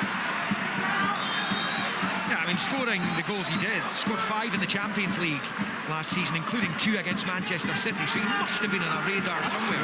Absolutely. Celtic will be delighted that he chose them. And Sebastian Tinekti is going to be coming on shortly for the visitors. 4-1 up, still comfortable despite that counter for Kelly. Tinekti is waiting to come on. He arrived last summer, Tunisia international, born in Norway. He's being readied down below us just now in what will be a second change for Celtic, having replaced Johnston with Donovan at the interval. Obviously felt the game was safe, and that's the fear, I suppose, with Johnston, is that the game's as good as done. They can take him off knowing that they're not risking him getting injured if there is about to be a windfall coming in for Alistair Johnston. So it would be the fear amongst the Celtic fans as Donovan picks up on the right, pushes it forward to Nygren just inside the Kilmarnock half over on the far side. It's back to Carter Vickers, he goes back to Sinisalo. It's now with Trusty. It's it back to Carter Vickers. There will be highlights of this game and the other 3 Premiership matches this afternoon on Sports Scene, 7:15 on the BBC Scotland TV channel, also repeated on BBC One Scotland later this evening. We'll look back at the 2 that took place in the Premiership yesterday. The wins for St Mirren and Dundee over St Johnstone and Aberdeen, respectively. The Celtic attack breaks down over on the right side. It's behind for the goal kick. And Camilo Duran is going to come off. And he's been told to get off the other side of the pitch because they don't give him 10 seconds to get off the pitch, and if he's not off within those 10 seconds, and the sub's got to wait a minute or until the next suitable break in play. Still not off the park. The referee's not spotted it, has he? He's off now. He's got away with it. He must have been pretty close to going over the threshold there. I don't think he's been difficult about it. You know, it's one of those moments when you can tell sometimes when the player's at it, and he wasn't at it. Yeah, Tenecti's come on, he's playing on the left-hand side, and Yang switches across over to the right-hand side. I think Duran was impressed with his control and his little bit of pace, and he linked up really well with Casper Hu, and look forward to seeing him maybe playing in almost a dual centre-forward position alongside him, rather than out on the right-hand side. Celtic have been heavily linked with Hassan, haven't they? Hussein Hassan, the Egypt international, who we saw cause Argentina problems at the World Cup in the summer. And it could be, having spoken to a couple of people down there, Celtic people, it may well be that is something that could come to fruition. It's Kilmarnock come forward down the right, long ball swung in from the right side, breaks to the far side touchline. Hugel is to keep it in play, looking to win a throw-in, and he's managed to do that. Kilmarnock are 4-1 down with a little over 25 of the 90 still to play here at Rugby Park. Yeah, talking about another winger coming in, Hassan. By the way, that brilliant run he had in that game against Argentina was absolutely spectacular. Yeah. Big say as well in it, didn't he? A couple of big Egypt moments, including a goal that was ruled out controversially. It's back in the hands of Sinisalo as Kilmarnock took a long throw into the box. Sinisalo gathers and gets it out to Donovan over on the right-hand side. Carter Vickers squaring it to Sinisalo. What will Maloney and the coaching staff down there, and Martin O'Neill, wherever he's watching it, back home, what will they want to see from these Celtic players between now and full time, Pat Bora? No, I think they've just got to control the game. I don't think they've done the hard work. Really good movement today, really good penetrating.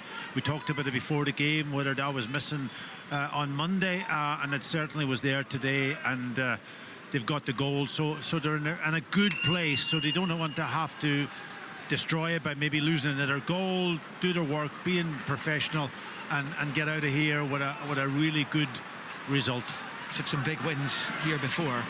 Martin O'Neill, probably most notably at the end of the season in 2003, on the final day when that wasn't enough to win the league because Rangers put 6 past Dunfermline on the same day. And caused some angst from Chris Sutton post-match, I seem to remember. There's a Celtic attack down the left, breaks down, Tenecti overhits the pass, Kipper Engels in the underlap, and it was behind for a goal kick, and it will stay Kelly 1, Celtic 4. Yeah, I just wondered, Pat, Tenecti, he's one of these players that can be an impact player coming off the bench, but he's got to step up and be a player who starts games and plays for 90 minutes if that's what he's asked to do. He just can't be a bit part player. And also, the numbers, it comes down to the numbers now. How many goals are you creating? How many goals are you scoring? And the player you were talking about, is saying his numbers aren't great for goal scoring. He's got great numbers for creatives, but for actual goal scoring, that's something that is not a strong point for him. So if he does come in, that's an area, because Jota was a player who scored a few goals for he should Celtic. return to training, actually. Yeah, which is great news. I'm going to ask you another question. Celtic just now, look, there's lots of games coming up, but the big game is in the Champions League qualifier. Oh, that's massive. There's a moment that you're thinking, do you want who really on the pitch at this point in time? You do, because you love watching him score goals and his movement, etc. The last thing you'd want him is to get a wee strain now before that, because at this moment in time he's looking about the most important players. Yeah, they've also got a tough League Cup tie coming up next weekend at Dundee United on the Saturday evening. They postponed their subsequent league game the following week to allow them that time to prepare for the last Linz games. That's brilliant now. That's fantastic that that's been allowed to be cancelled, because it's one of the things that Scottish football was also always used to annoy me a little bit about. They weren't helping their own teams. You need to help the teams. Lots of other countries given a little bit of a break. They didn't give them. Didn't work last year, right enough. Not just for Celtic, for Rangers as well. They were hammered by Club Brugge, you remember, in Champions League qualifying. So perhaps not helping themselves. Celtic didn't score a single goal in the 2 legs against Kairat, plus extra time, and paid the price by going out on penalties. And that was really a tie they should have won. And they're going up a level, at least 1 level, if not a couple of levels, by taking on Lask. Champions of Austria would be at a higher level than the champions of Kazakhstan. So massive couple of games for Celtic and for their season as a whole, because I mean, if you just judge Celtic domestically, then they're going to be obviously passing every single test just about every season, but it's Champions League they want to be judged on, isn't it? And that's where the fans want them. They want them in that Champions League, they want them in Europe, they want to make an impact also. If they can get through that tie and bring in 1 or 2 more players to supplement what they have here, I think they'll be in a decent place. Long ball for Engels is headed away by Brandon. 4-1 Celtic on 69 minutes. And now it's with Eric Rings driving into the Celtic half. Fires it over to the left. He bodies ahead of him, but he's eventually found Lowry. They went to backtrack to get onto it. Lowry then down the line for Shoning Larsson. He's won a corner. Kilmarnock corner as they try and get back to within 2 with just over 20 minutes to go. And on loan, Rangers midfielder Bailey Rice is going to be coming on shortly. And it looks like the former St Mirren captain Mark O'Hara, who's back here for a second spell, having come through the academy here, is going to come on as well. Yeah, Celtic have just dropped off it a little bit in the last while. Kilmarnock's come into it. Corner does come in, and it's on the way back out for a throw-in on the far side off a Celtic defender. So Killy haven't made anything happen there. Ian Owen's going to be coming on as well. New arrival in the summer. Another chance, long throw this time. It's off the head of who heads clear. Yang can't get anything on to complete the clearance, so Kilty picks up left angle of the box, sends the cross in. Tierney, it's an awkward one, and he's dealt with it well with his right foot, and he's got a little Brucey bonus of finding Benjamin Newgren, who picks up, crossing the halfway line and rolling it out to Tenekti wide on the left.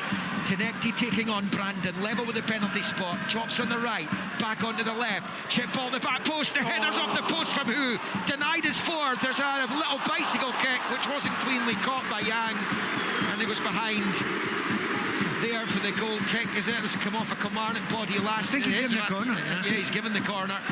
But who's unlucky there? He was looking for a hat-trick of headers, it would have been, and it would have been his 4th, all told, in the final 20 minutes. Celtic lead 4-1. It's no fluke, is it, that he finds himself free? Absolutely. It's the best centre forwards that I've ever worked with all say the same thing. When the ball's coming in the box, go where the defenders aren't. He does it every single day. It's simple. Well, go where they aren't, you'll be free. A defender has to watch the ball. He's trying to watch his player. He's got to protect the goal. All you got to do is have good movement, which he has. Brilliant. Engels with the corner in swinger. It's deep towards the right angle of the 6-yard box, but it's met by a Killy head. They managed to clear it up towards Kilty. He's one-on-one with Donovan here. He's got no support at the moment, though it is arriving, as are the Celtic defenders, though. Kilty rolls it out wide left. Chance to cross. Pulled back by Shoning Larsson, looking to return it to him, but it's clear by the returning Yang Hyun-jun, and it stays at Kilmarnock 1, Celtic 4. Kilty had no options ahead of him. Well, he had one option, which is to go and run at the one defender he was up against, but he didn't have the legs. There was no doubt. He knew he didn't have the legs to go that far. Changes coming for Celtic. There's going to be 3, I think, for Kilmarnock, 2 for Celtic, who have James Forrest and Luke McCowan down below us, just about ready to come on. Celtic come forward. Engels goes to ground. Was he fouled? The ref's allowing Celtic to play on here. Tenekti with the touch. Comes off Brandon and behind for another Celtic corner. Kilmarnock 1, Celtic 4. 72 on the clock here on Sports Sound of BBC Radio Scotland and on 5 Live this afternoon. Celtic cruising towards another 3 points at the start of their latest title defence, as they look to make it 6 in a row this season. They are chasing once again that fabled 10, which eluded them in the COVID season played behind closed doors. I mean, it's incredible, isn't it? The run of championships that Celtic have had, it's extraordinary, and that goes back to what we were talking about, what Celtic fans want. They're wanting to do well in Europe. They're wanting to have a run in Europe. They see themselves as that's exactly where they should be living, because the expectation is they should go in the league every year. They've won 14 out of the last 15. Yeah, I mean, someone has to at some point should stop them, you would think, but Well, they were 3 minutes away from it happening last season, of course. That was why it was so extraordinary, so exciting, so different, so weird for Scottish football, and in many ways so enjoyable as well. So I've certainly enjoyed this game and large parts of this game. And one thing that has stood out to me for a little bit is that Kilmarnock have kept on going for it. Kilmarnock have not actually sat off and said, right, we're hammered now, I'm going to chuck it and sit back. Do you know what? Well done, Kelly. You kept on having a bit of a go. Well done. And I've not said a word of what you did for the last 15 seconds. had to pop off just for 20 odd seconds there. My flask rolled down the steps in front of us. Anyway, nobody picked up for you. That wasn't embarrassing at all. Anyway. Did you catch the subs? Just about. Newgran's come off, so's Yang. Kilmarnock making the changes now as well. Mark O'Hara on, Bailey Rice on, and I'm just looking to see if they are going to make the third change. Making that amount of changes at a corner kick. Corner, you don't see it often yet. And by the way, he keeps on putting the board up to see who's coming off for about a second and a half. John Jules coming off. Shunning Larsson's come off too. Bailey Rice comes on, gets the boos from the Celtic supporters, knowing he's on loan from Rangers. Arne Engels then stands over the corner for Celtic, on the Celtic left, as they attack the goal to the left. 4-1 to the good. In comes Engels, corner. It's bobbling around the 6-yard box. Won't break. It does eventually, and McCowan scores with his first touch, having just come off the bench to score Celtic's fifth. That's the signal for hundreds of home supporters to make for the exits. It bounced up awkwardly, but McCowan was able to get home. And Celtic, with 15 minutes to play, score their fifth goal to underline their dominance with a statement victory here in Ayrshire. With 15 to play, Kilmarnock 1, Celtic 5. Yeah, fairly basic corner. Played in with a lot of pace into that near post. Celtic getting bodies across the defender, then mayhem in the box, and who's going to get the first touch on it? McCowan comes on, just hooks it into the net to give Celtic their fifth goal. And any fight back, I don't think there was a fight back anyway, really, was there? But it's over 5-1 to Celtic. There was pinball in there in that area, but I suppose it's that old one. Managers never, or very rarely, ever make any changes at a corner kick. Kelly did there and paid for it. Casper Who's in again. He's managed to slip it to Tenecte, and Stryek saves down low to his left. And clear by Jamie Brandon to stop Celtic scoring a sixth goal. But it feels like it's in the post right now. Here's McCowan, forward to Who, stabs it back to McCowan. He's at the edge of the box, lets fly. Blocked by O'Hara. Tierney's ball can't find Tenecte's. Kilmarnock clear their lines. Tierney slides in, gets the challenge in. Trusty pops it out for a throw-in. The match is elsewhere, just a few minutes old. We'll keep you up to date. You won't miss anything that happens in the match between Motherwell and Falkirk and Hearts Dundee United, goalless in the infancy of those two. Rangers Hibernians, the next commentary, kicks off in less than an hour now. In fact, there has been a goal in the game at Tynecastle early on. Brian McLaughlin is our reporter there.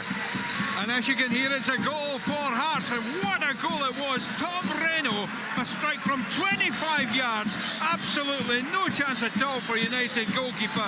Hearts in front. Are they back in Songlo? Hearts 1, Dundee United 0. He scored an excellent goal in Lisbon against Benfica, and that 6-1 defeat that Hearts endured on Thursday in the deluge. He's obviously scored a screamer there against Dundee United. So last season's runners-up in Scotland have scored as they look to try and make themselves feel a little bit better about things. Celtic here 5-1 up, and they were very close to going 6-1 up just a moment ago, Pat Nevin. Well, it could have been 6 there, but remember they've hit the crossbar a couple of times as well. They've had other really clear chances. Saves from Stryek, yeah. Here's Tenecte, who had that opportunity, slips it to Casper, who shoots, and Stryek saves at his near post. And then gets onto it at the feet of Forrest on the rebound. And it will remain for now Kilmarnock 1, Celtic 5, but the champions, Pat Bonner, have the engine running, that's for sure. Yeah, they're back on strong again, and that man Casper, who he laid the ball brilliantly into Tonekti for that big chance moments ago. He could have easily had a shot on goal. That time he took the shot on, maybe he could have slid it across. But the other thing about him is they've signed a player who is match fit. He's come out of the league that he's playing in, and he's really, really showing that he's up to the level of fitness that maybe some players in Scotland are not at yet. Yeah, he's razor sharp. He's mid-season form. You can see it a mile away. Yes. But having said all that, still, I'm sure some Celtic fans will be looking at this thinking, hey, you've done enough now. Just come off. We don't want you. We're not wrapping them up in cotton wool, but you absolutely do not want that player right now with such a massive game or 2 games coming up in Europe to get any sort of injury or tiredness. The first leg is at Celtic Park a week on Wednesday against Lask in the Champions League playoff. The return in Austria coming up 6 days after that on the Tuesday. It's Ring here for Kelly. Passes it infield with the left foot to O'Hara, who goes back the way to Stanger. Plays it to Ufeko. Kilmarnock were very good for half an hour of this game. Celtic have punished them time and time again. 5-1 lead, and there's still more than 10 minutes plus stoppages for Neil McCann's team to try and get through here. But it's choppy waters ever since the 30th minute mark. Casper Hoo's first half hat-trick.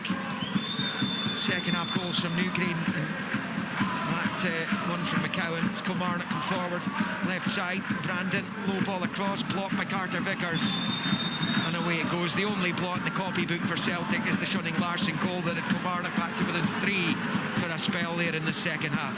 I would say for Kilmarnock though, the fact that they've attacked, the fact that they kept on going for it, the fact that they had a good period of play in the first half, you wouldn't begrudge them a goal, for what they've given to this game. Yes, there's been a bit of openness and 2 open, but what they've given into this game at least deserve one of the 6 goals so far. Their next game is at home to local rivals Ayr United in the League Cup last 16 on Friday night, Pat Bonner. Yeah, the big problem for them, that's 9 goals they've shipped now in 2 games, which is you've got to look at that and you say, well, how do we stop that? For all the good attacking play that they had in moments in this game, you can't afford to ship the amount of goals that they are, because the confidence goes really down. 100% the case, 100% the case. But Neil McCann has got a methodology, and sometimes a manager will have a method and think, look, we'll get this right, I'll keep on doing it until we get it right. I'm brave enough, I believe in myself. Rangers were the manager that did that at the start of last season. It didn't work out very well, did it? But it might work for Neil McCann, you never know. Just looking at a young man coming on, young Osman, young Welsh player. I think it'll be Casper Who that's going to go off. How good must it been for him as Who takes the applause from the Celtic supporters? Hat-trick, his first goals for the club. But for Callum Osman, Pat, he was the man who ran through on goal and scored into the empty net to seal the league title. I mean, how good must that have felt? Unbelievable for that young man to get back into the team, because he was out injured for such a long time. I thought he was really impressive when we watched him first when he came into the team, and then he got that injury and it kept him out. But to score that goal in the last kick almost of the game, that'll go down in history of the season. Celtic did go on to win the Scottish Cup a week later, and what had been a troubled campaign for them ended with a couple of silver linings. As Osman goes chasing after that, the former Fulham youngster, and Stryek with a header out for a throw-in on this near side. You're listening to Sports Sound here in BBC Radio Scotland and on 5 Live. Kilmarnock 1, Celtic 5. And a reminder, Hearts 1, Dundee United 0. It remains goalless between Motherwell and Falkirk. Rangers Hibernian kicking off at 4 o'clock. And full coverage of that to come, and highlights on Sports Scene on the BBC Scotland television channel tonight, and also repeated later on BBC One Scotland. European action to come on Thursday as well, and we'll be across the 4 Scottish representatives who are trying to make progress in their respective European tournaments, albeit Hearts 6-1 down to Benfica. Looks like it will be a stab at the Conference League playoff for them. Rangers, Yaglione Biawi stock. The second leg of that, Rangers trailing 2-1. And in the Conference League, Motherwell 1-1 with Hoyeko Helsinki. And Hibs 2-1 up on North Macedonians Skendia. With Hibs the only Scottish team away from home in their second leg. They try to get through to the conference playoffs. Celtic don't come in until the week after in the Champions League, as we've been saying. Pat Nevin. Yeah, and to be honest, the desperation is for just a little bit better than it's happened over recent years. But for Celtic in particular, just looking at the way they played today, looking at the fact that they've created so many chances and scored so many goals, you've got to think, well, wait a minute, you can score and you can open up a good number of teams. And yeah, that's got a better standard aside, but just what they've given us today, what they've shown us today, they have got a very, very good chance, Celtic. I'm just desperate to see them in that group stage. It'll be a different game, though, won't it? Because the team they'll play against, European team, they'll be well organised and they'll hit them on the counter-attack. Very different to what Kilmarnock have done today. There has been a penalty awarded in the game at Tynecastle. Remember, last we checked in with Brian McLaughlin, Hearts were 1-0 up. Brian. It's Calvin Miller steps up to the spot and he scores! 2-0 to Hearts. It was Jamie McCarthy was pulled down inside the box. Referee Kevin Clancy missed it, however it wasn't missed by Nick Walsh. He called Clancy to the screen, pointed to the spot, a Stonewall penalty kick. We've only played around 12 minutes here at Tynecastle and it's now Hearts 2, Dundee United 0. They'll be feeling a bit better now. Yeah, a bit of a relief now for Hearts, you know, because there was a worry, there was a concern. There's not been a great start to this season so far for them after the brilliance of last season, but look, it takes time, no time to get carried away. Lost their manager, their captain and top scorer, a few others as well, crucial players in that run towards the runners-up finish, as it ends up being as Tierney crosses for Celtic into the Kilmarnock box, but McCowan couldn't quite get the end of it, the back post. Forrest keeps it in play, rolls it back to Donovan, and now it's with Forrest again. Low ball for Arne Engels, so there's back to goal. Ifeko comes to try and challenge him. Engels still has it, holding off the Kilmarnock defender. And back it comes over on the right, it's with McCowan for Forrest. Back to Tierney. Sweeps it out to Tenecti, wide on the left-hand side. The final 5 minutes at Rugby Park. Tenecti to the pile and wins the corner. Yeah, I was just thinking that last bit of play there, that ball was dinged to the back post. Who would have been there if he was still on the pitch? But he's not, unfortunately. And so they still managed to keep it alive on their corner. It made me think, Pat, that you know, that ball getting put in there, the quality that Celtic put in from the fullbacks as well as the wingers. I mean, Tierney's delivery is fantastic, absolutely brilliant. And I'm sure that, you know, he's trained with these guys and he's trained with Johnson and thinking, I hope you two can stay around. And we know Kieran Tierney's going to, but you could really do with that quality coming from the right fullback, left fullback, and a couple of wingers. Celtic looking for more, they're hungry for more. Engels with his latest corner, fires it into the box. Tispola can't get anything onto it, but neither could Donovan, and it breaks Kilty's way. Kilmarnock captain clears it off Tenecti. It's staying in play. Engels looking for Tenecti, but clear by O'Hara into the Celtic half where Carter Vickers controls and squares it left to right of the centre circle for Donovan inside his own half, and he rolls it back to Sinisalo. Doesn't want to take any chances, young Donovan, does he? Yes, used to, you know, the right back there, play it forward, like Pat Bono was saying earlier on there, get the ball, play it forward. You know, that's the Celtic way, but, you know, he doesn't want to take any risks just now. There's a bit of me that understands it. During the absence of Alistair Johnston last season, Donovan was given the nod to start games at right back, and a lot of them were in the Europa League, and he didn't ever let himself down. No, listen, he's a young player learning the game. It's just what Alistair Johnston gives you is that ability to get forward, create things. You know, as a fullback, that is fantastic. When you have a fullback like that, you know, it's not just about the defending side of the game. In modern day football, you've got to do both, and he does it exceptionally well. That's why everything's involved. That's why we've become calling. A bit of a 1980s throwback in front of us there, Pat Nevin. 50-50 between O'Hara and Tenecte. Do you know what the biggest throwback is? Both of them got up again. That was the biggest shock. Do you know that is That'll underlying? not catch on. No, it will catch on because of the new rule. Yeah, you got if you go down there and you're not injured, you're going off. That's true. Players aren't doing it anymore. Hey, wait for it. FIFA got something right. Yeah, good point, well made. The new laws that have come in across the board. It might catch on also because it's a grass pitch. Yeah. The sliding tackle is back. It's a good surface, but you know, I mentioned this earlier. The artificial surface here, whilst the away teams didn't like playing on it, it was a serious leveller for Kilmarnock. I asked Neil McCann before the game, is it the playing surface too good when you're coming up against a team of Celtic's quality? Celtic loved it today, didn't they? If you're Celtic playing on this pitch, remember the other thing, it's very big.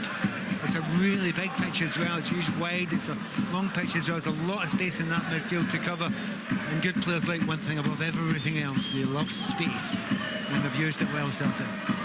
90 seconds of the 90 minutes left. Celtic leading 5-1. They're on the ball. Donovan keeping play in the far side with the head, but he can't find Forrest, and Brandon clears. Going to go out though on the near side of the pitch for the Celtic throw-in as they cruise towards the 3 points. Bowled back by Engels for Tierney into his own half for Trusty, and then to Sinisalo. Remember, Hearts 2-0 up early against Dundee United. An awful start for United, who looked more than decent against Rangers a week past Friday and their opening match day. Their manager Jim Goodwin will be furious. The concession of those 2 early goals, Tom Reno and a Calvin Miller penalty. With Hearts 2-0 up, it remains goalless early on at Fir Park between Motherwell and Falkirk. Those two are two of the big positive stories of the Scottish Premiership season last time around. And Motherwell an encouraging win against Hibs last week, and they are making their way through the Conference League qualifiers as well. I think they play Freiburg if they go through, so it's a tough one for them. The other 3 have got winnable ties in the next rounds for them, but for Motherwell, that's going to be tough. Last season's Europa League runners-up, weren't they? And beaten by Aston Villa as the first of 3 minutes of stoppage time starts here. That's a kindness. That's what that is. That's just kindness, because there's been a lot of substitutions, a lot of stoppages as well. So that's a kindness from the officials, I think. And Kilmarnock going to have to go and lick their wounds now. Celtic clear through Trusty down the left-hand touchline. It's dropped to Engels, who fires it forward, looking for James Forrest in behind. The first touch is good on the left foot as well, and he puts it wide. Oh, you'll be annoyed he's not got that in target. It's perfect first touch by Forrest in behind there. His 18th season in the Celtic first team, the veteran winger, but he's put it wide right of the goal, and it stays Kilmarnock 1, Celtic 5. Yeah, it was easier to hit the target, wasn't it? I think it was the perfect pass and the perfect bit of control to set himself up. To be honest, the behind the goal there would have erupted, because I hesitate to say it, but the most popular player at Celtic at the moment with the fans, I mean Kieran Tierney obviously as well, and who's going to get in there, but they love Forrest for what he's done for this club. The most decorated player in Celtic's history, that's no mean feat. 28 major honours. It had been Bobby Lennox for decades sitting on 25. Callum McGregor, incidentally, now on 25 as well, ahead of this season, and you wouldn't be betting against him going above Lennox by the close of business this campaign. Forrest adding to his, and he's on the ball here, getting it from Osman, drops the shoulder, fires it at goal, Stryjek saves.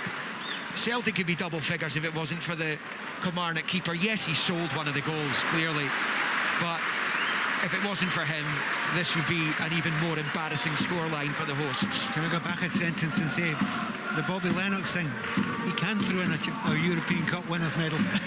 Yeah, of course, yeah. Kind of, probably should count as well in one. There's McCowan, the edge of the area, brilliant skill into the box, pulls it back for Forrest on his left side, back onto his right, and blocked. Took too long.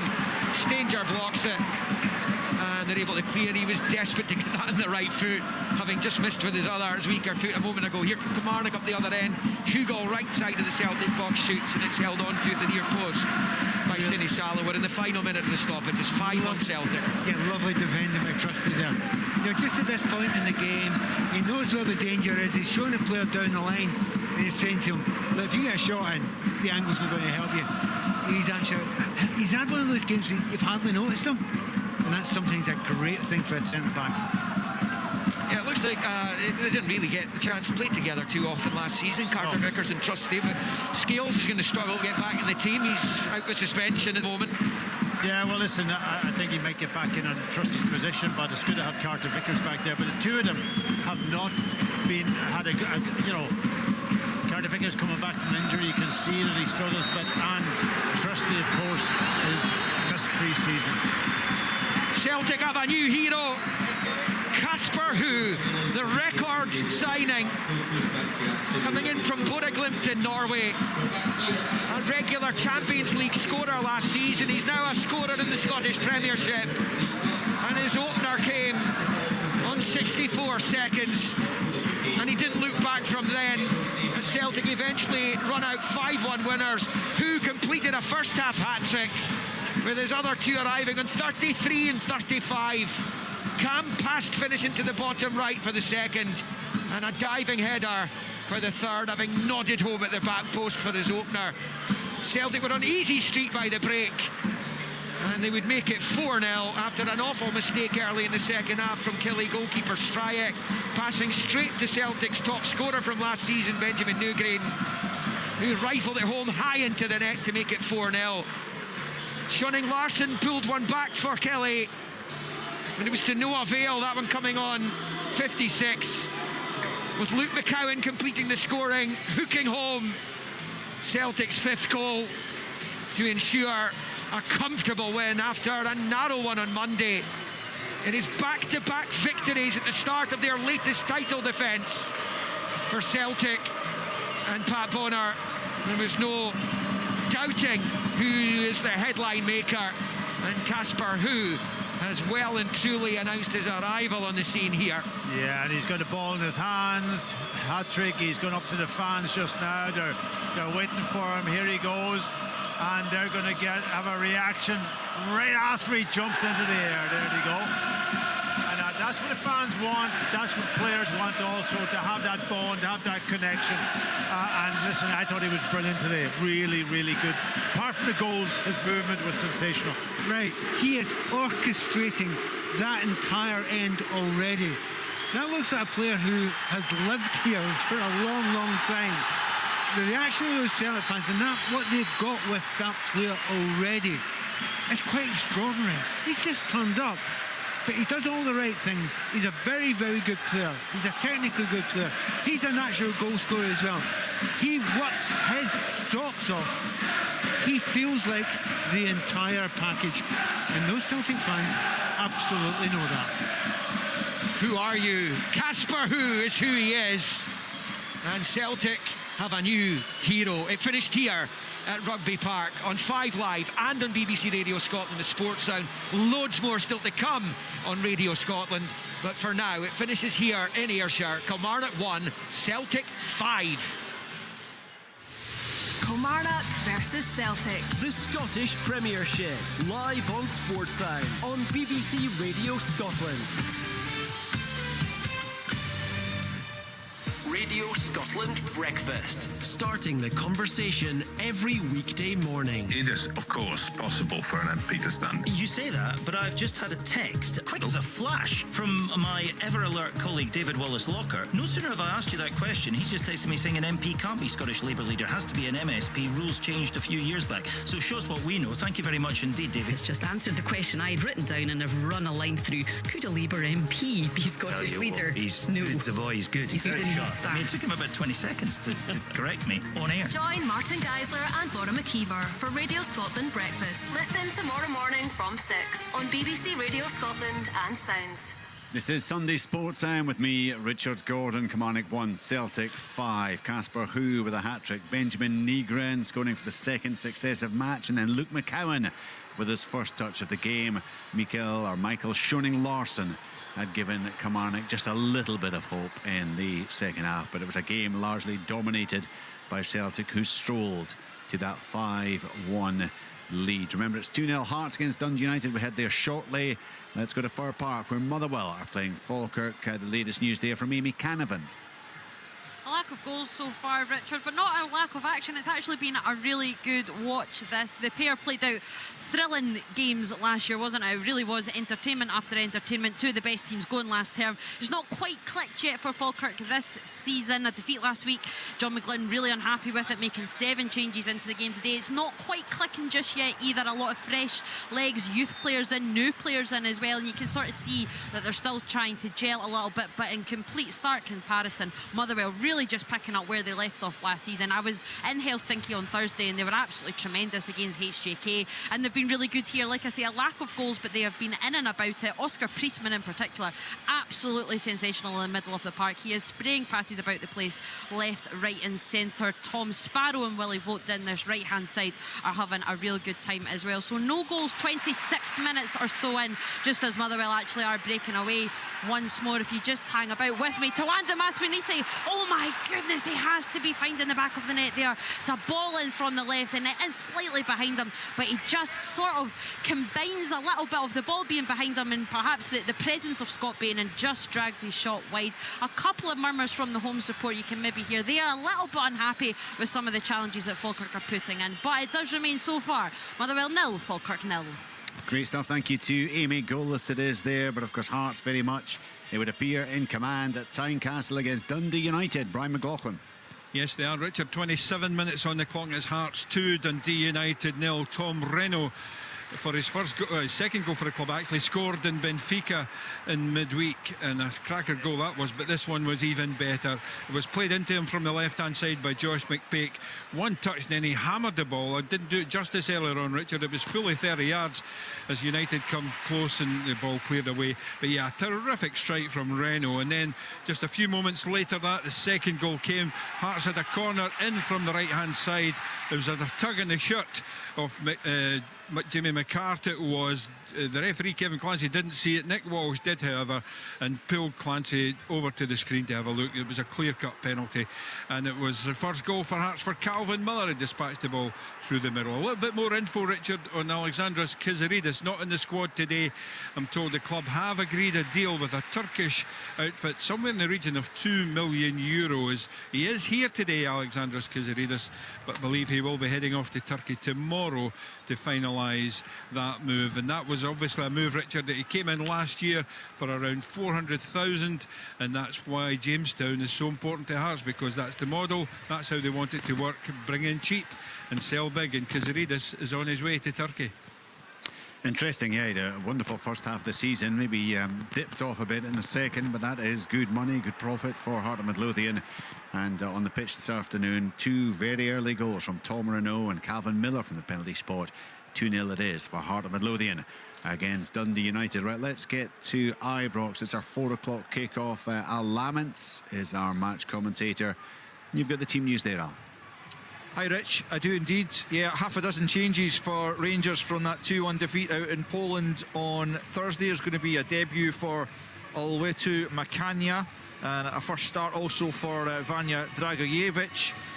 Devlin, Raskan, Curtis and Shankland also come in. McCrory, Sterling, Neil, Diamondi, Chukwani and Oscar all drop to the bench. And just been chatting with Scott Allen and Ryan Jack here in the gantry about the Rangers' shape. I mean, if you look at the personnel, a 4-4-2 is probably the most kind of sensible option. Dragojevic came on at right back on Thursday, so if you pop him at right back, you would then have Macania and Fernandez at centre back and 2 Romans at left back, with Ivor Pandor, of course, in goal. And then from right to left in midfield, you would have Jokata, Devlin, Raskan and Curtis, with Shankland and Chermiti up front. So that seems to make sense. However, just looking at the way that Rangers have published their team on their X account, and also just Ryan mentioned Derek McInnes' how much he likes kind of matching up against other teams. It almost looks like it might be a 3 at the back with Macania, Fernandez and Romans, and that would then suggest that maybe Dragojevic and Curtis would play as wing backs. So that is going to be quite interesting to see exactly how they line up, and then you can chat to the guys here about that in the fullness of time. Want to give you the Hibs team, which is 4 changes from the victory on Thursday against Skendia, with Campbell, Shuto, Kliji and Megwa coming in for Elding, Lowe, Boyle and Paslak. They will be a three at the back for sure, as they always are. It's Raphael Salinger in goal. O'Hara, Kerr and Obita are the three at the back. Megwa and Mayer, the wing backs. Mulligan and Chaiwa, central midfielders, with Campbell probably just ahead of them, and Cleege and Shuto up front. Boyle's actually out the squad altogether. Jamie McGrath is back on the bench. That's good news for David Gray as he comes back from injury. Referee here is the one and only Don Robertson, and it's on VAR duty is Matthew McDermott. Yeah, I know that Don is always your favourite, Al Lam. And look, seeing as we've just got the Hibs team there, go to Scott Allen in terms of, I mean, I've got to say, it kind of raised an eyebrow for me as I looked at that lineup. Probably surprised one or two of the Hibs fans. Is this about the nature of the start of the campaign they've had, the fact it's been so busy, the need to give players both time on the pitch but also a bit of a rest at times? Yeah, I think that's absolutely right. I think from a Hibs point of view, it's been unchanged since the season started. And you look at the players who've obviously been out injured. There's been ones who have been rushed back and they've only had one day of training. It's a long season, and I think it also shows you the importance of Thursday night for Hibs, for the money and to get through the tie, and where their expectations are. So I think it's a bit of both. If I'm totally honest, sorry. I think if you're a Hibs fan, turn up, you maybe be a bit disappointed for that, but you've got to understand it's early in the season and he's named an unchanged team for the last 2 weeks. So Martin Boyles and your own Eldons, who was excellent on Thursday night for Hibs, they'll be disappointed not to start, but I think this was a beauty to Thursday night, if I'm totally honest. Yeah, Martin Boyle, we gather, struggling with an Achilles injury, which has been causing him one or two issues, and that presumably has played a part in his absence this afternoon. Right, Ryan Jack, delighted to have Ryan with us this afternoon. Are you, in fact, look, just before we hear from you, Ryan, we're going to hear from the manager, because Derek McInnes is now live right now with Curtin Nitzan. Derek, thanks for joining us live on BBC Radio Scotland. Can I start with Yusuf Chermiti? He's in the team today alongside Lauren Shankland. Is it right that the club's turned around what would have been a record bid for him? I'm led to believe, yeah, the club's valuation of the player hasn't been met. So, for our point of view, like everything else, when you get clubs looking at your players, it's business as you were. So, you know, and it's no surprise that he's a player who's got a big tag on him and he's got high potential, but thankfully he's our player and that will continue to be the case. Yeah, and unless you get exactly what you want for him, you'll say here. Yeah, but that's for the people above me, but obviously we're trying to build a team here at a minute, and we're trying to still bring additions to the team that helps us add to the good players that we've got, including Yusuf. So it's not something we would encourage at any point. And as I say, obviously the news is broken at today, but we're just trying to concentrate on the game today, as you can imagine. Just indulge me one more. You talked about bringing additions there. Driech, the winger from PSV, I think you've put in another bid for him, is that right? He's one you're keen on? Yeah, we've got a few bids in for several players, and a few things are ongoing at the minute, but you know, like everything else, ideally a lot of these things would have came to fruition a wee bit quicker. But hopefully, as I say, if there is any news to tell, it'll be in the upcoming days on a few of our targets. Right, to the game, your first home game as Rangers manager. It's a big moment for you.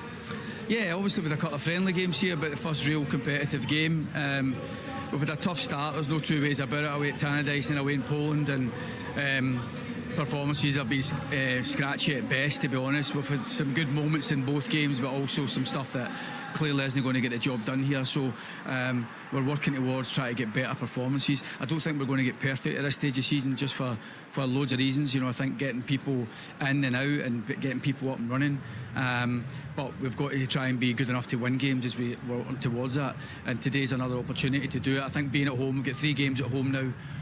It's important we try and capitalise on that. No point in having 50,000 if you're not going to use it to your advantage, and the 50,000 need to see the team confident, aggressive, positive with what we're trying to do, and hopefully it's a step towards seeing a Rangers team that we want more often than not. Cut out the basic errors, cut out little lacks of concentration. Don't give teams too much encouragement.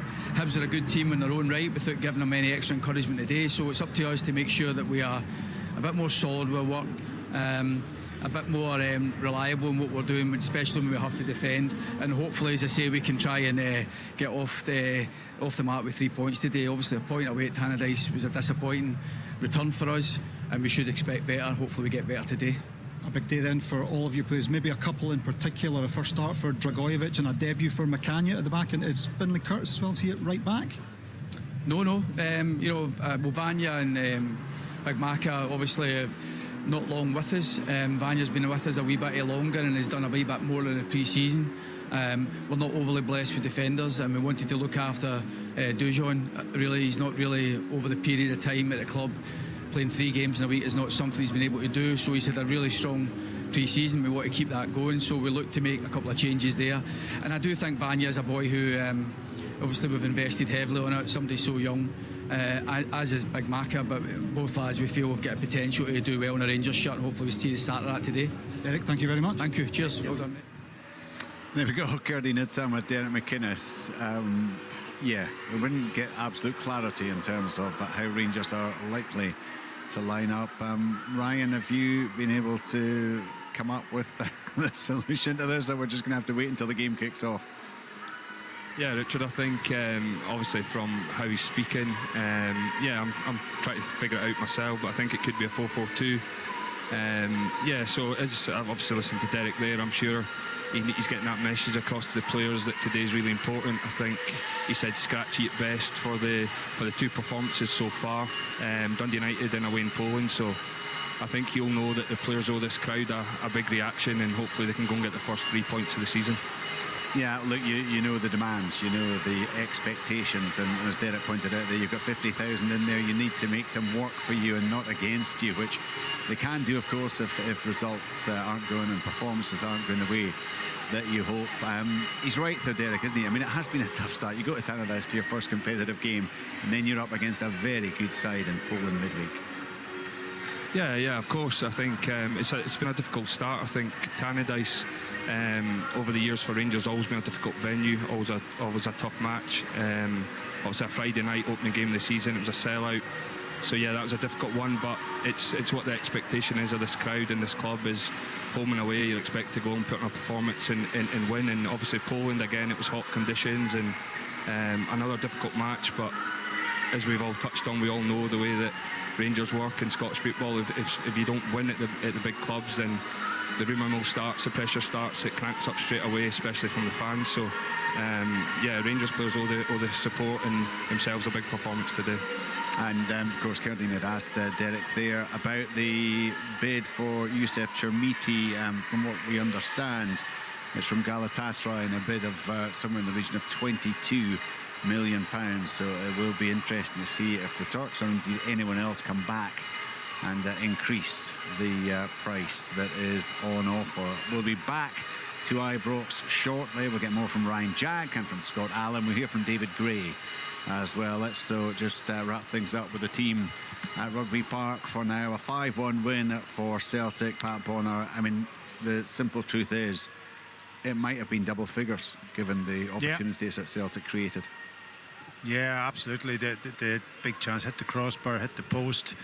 Max Striker had big saves, it's been a convincing one. I thought a sensational performance from Casper, who his movement, his hold-up play, his just very, very aware. Now he's coming out of a league that he's match fit, and it shows there. But getting a hat-trick is the perfect start for him. He's made that connection with the fans, so all very, very good today. And maybe Martinelli might stay in the house for a couple of weeks longer. But no, listen, but it's good for them, and they're going into big games now. There's still a lot of work to be done. They've got to bring in players. Just talking to Pat Nevin about it,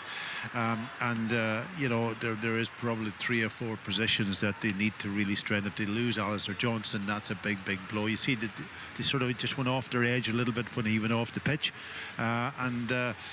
they'll have to, nothing away from Colby Donovan. He's a good young player. He's only 19 years old, but if you're going to go into the Champions League, into those big games, I think you have to strengthen again in that position if they lose him. And then, of course, they have no cover for Tierney on the other side also. So a lot to be done, but a really good, convincing start today. Yeah, Pat Nevin was also there as part of our commentary team. You got a similar assessment to your esteemed friend? Yeah, there was a lovely balance about Celtic today. You're talking about the two full-backs hammering forward, brilliant defensively, but also can add something going forward as well. I thought Negrin and Engels were up there as good as I've seen them play. Really bossed it after about 25 minutes, when I think the first 25 minutes Kelly did quite well, even though they were a goal down. Felt a wee bit sorry for Duran, because nobody's going to talk about him because they're all going to talk about who, and that's just the way it is. But you cannot get away from the fact that this is a player and who that Celtic fans are right to be excited about. You know, there is a big difference that somebody comes in and scores a hat-trick and does well and gets those chances, and you wouldn't call it lucky, but you have to underline the fact that it's everything else he did in the game was technically brilliant. Right, let's head pitch side there at Rugby Park, because Liam has just been joined by the commanding manager, Neil McCann. Neil, it's ended up being a sore one for your team. How do you assess what went on out there? I'll take responsibility on that today. I know we've made some mistakes on the pitch, but I went quite aggressive today, quite open, and we've made some big errors within that make-up, and we were punished by a really good Celtic side. And then when their tails are up, you can see that they're a very good outfit, moving it around. I actually felt we responded really well after the first goal, and we created chances. We were probably just a wee bit off a quality in terms of the final third and the final execution of that pass that might have got us back into the game. And then the second goal was a sore one, followed quickly by the third. And that's when you're looking for a wee bit of character. And it's easy just to kind of shut up shop then and just lick your wounds and try and see it out. But it's not who we want to be. It's not who I want us to be as a team. I want to see what kind of character we've got. And then we got them in at half time. I had a wee chat to them about details within it. We felt we were exposed in how we wanted to press Celtic, and we adjusted it, and then we conceded a very quick goal to them early on with another mistake, and that seems to have been the way today. So I'm going to take full responsibility today, and that's on me and how I want the team to play. And we'll work on it this week, because we've got a massive game on Friday night in the Cup against Ayr United, and we'll look to put things right. Yeah, it's going to be a huge one, and one to look forward to quite clearly. I was going to ask you, actually, if you had your time again, would you have been more pragmatic in your approach to the game? Listen, Liam, as a coach and a manager, you've got full belief in your team and what you want us to be, what you see in training. I was confident today that we'd perform. We've been punished with those mistakes. I said after the first goal we really responded. It's not a game changer losing an early goal. No, losing a man's a game changer, but we showed a bit of character come in, we showed the bravery to play, we carved out some opportunities. I think we were a better team actually in the early part of the game.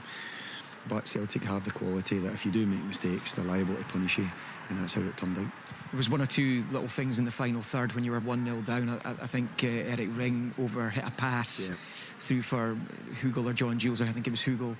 Just little things like that need to go your way against Celtic, don't they? Yeah, again, that's the finer parts of the training you do. It's just the final parts of quality, the execution of that final pass is so important in the final third.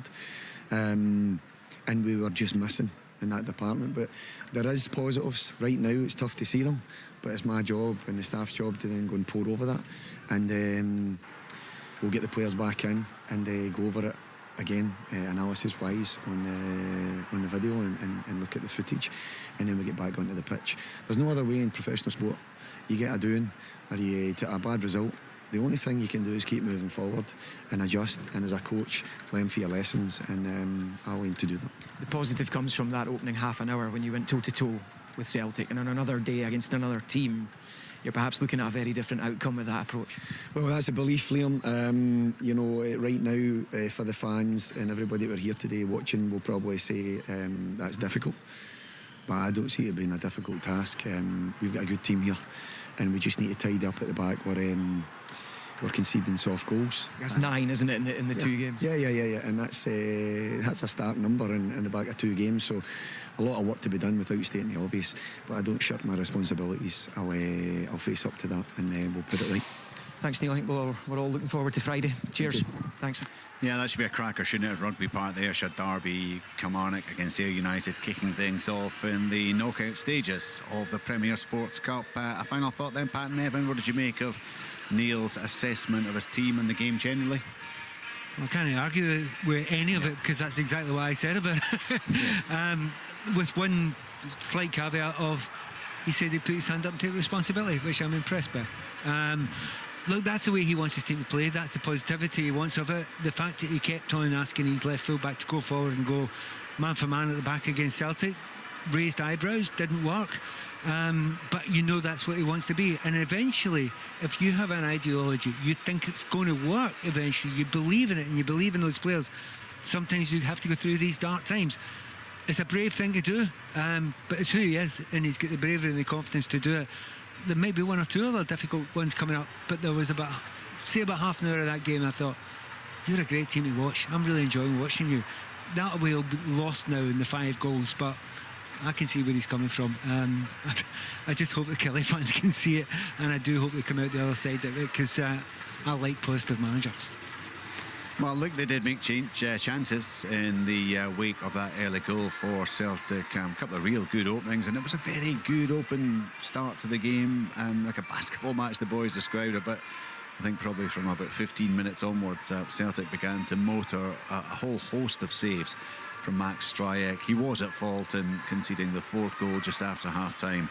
But Celtic cruising to that victory, and Casper Hu celebrating his first Celtic hat-trick. You wonder if there might not be a few more to come in the season ahead. Nygren and McCowan also on target. Shoning Larsson with a goal for Killie. It finished Kilmarnock 1, Celtic 5. It is now half-time in the game at Fir Park. It's Motherwell against Falkirk there.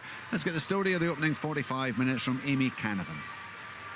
No goals, Richard, but no groans. A good game here at Fir Park, where, as you say, at half-time it is Motherwell 0, Falkirk 0. 7 changes from their opening game defeat to St Mirren for John McGlynn's side. A lot of fresh faces, fresh legs, still not quite clicking out there for them. The man himself admitted pre-match they were very much in transition, and it does look like it. Motherwell, they're much better in this first half. A couple of decent chances. Ibrahim Said back in the side after missing that trip to Helsinki midweek with a visa issue. He smashed the crossbar before Lucas Fadinger was played beautifully, and he just needed to lift the ball over Scott Bain. But a real credit actually to the Bairns goalkeeper. He stood strong and smothered the ball. That's pretty much the story so far. Like I say, not a lot of goalmouth action, but plenty going on nonetheless. It is half-time. Motherwell 0, Falkirk 0. Highlights of all today's games, and indeed the 2 from yesterday on Sport Scene tonight, 7:15 on the BBC Scotland channel. It's approaching half-time at Tynecastle. Hearts against Dundee United. The latest there from Brian McLaughlin. Yeah, half-time whistle has now just gone, Richard. It's Harvard Lothian 2, Dundee United 0. The opening goal coming after just 4 minutes for the home side. Lovely play down the left-hand side by McPake. Played the ball into Reno, 30 yards from goal. 1 touch to control, and then hammered the ball high into the goalkeeper's top right-hand corner of the goal. Walton absolutely no chance with that. Almost a second, a few moments later, Bassi with a cross, a diving header by Braga. This time Walton again in the Dundee United goal did manage to get his fingertips on it to push the ball away, but the second goal was not long in coming. Came from the penalty spot. It was Calvin Miller who dispatched the ball. This after Jimmy McCart had been upended inside the box. It took Nick Walsh in the VAR studio to highlight it to the referee Kevin Clancy. Miller with his first goal for Hearts. United finishing well though on the half-time whistle. A couple of close efforts from the striker Lachlan Rose. A header just deflected wide of the target, and then a second header that was on target this time, but it was Reno who was there this time to clear the ball for Hearts. But the Hearts fans much happier with what they've seen so far this afternoon. Harvard Lothian 2, Dundee United 0. So the advantage for Hearts at the break. It's goalless Motherwell Falkirk, and of course earlier full time was Kilmarnock 1, Celtic 5. We are about 10 minutes away from kick-off in our final game of the afternoon. It starts at 4 o'clock at Ibrox. Rangers against Hibernian. We've heard from Derek McInnes. Let's hear now from the Hibernian manager, David Gray. David, just taking a look at your team sheet, the one name that jumps out isn't there. Martin Boyle, updates on him? Yeah, well, I've made 4 changes today. We picked the same 11 for the previous 3 games, so it was always going to require that freshness going Thursday, Sunday, and everything that's went into the last sort of 3 games. Boyle has been feeling a bit of an Achilles tendonitis sort of issue that we have been managing in the last few games. You'll have seen that we're coming off in games as well. So he was never, the quick turnaround, he was never going to be available for this one. More of a precaution more than anything else. But he should be absolutely fine for Thursday. It just gives somebody else opportunity coming in. You look at Ante Suto's just came in the last couple of games and done well, so he gets his start today. Kaliji as well. Yeah, and Kaliji as well through the middle. So that's always that, that freshness at the top end of the pitch that's required. I say it every week, it's never the team that starts, the team that finishes. Subs need to be ready to come and impact the game, which they did on Thursday night, and they're certainly going to be required again today. I wonder if this is a good time to play Rangers. I note from their team lines that they've got people either making their first start or their debut, and maybe a defence that hasn't played together either before.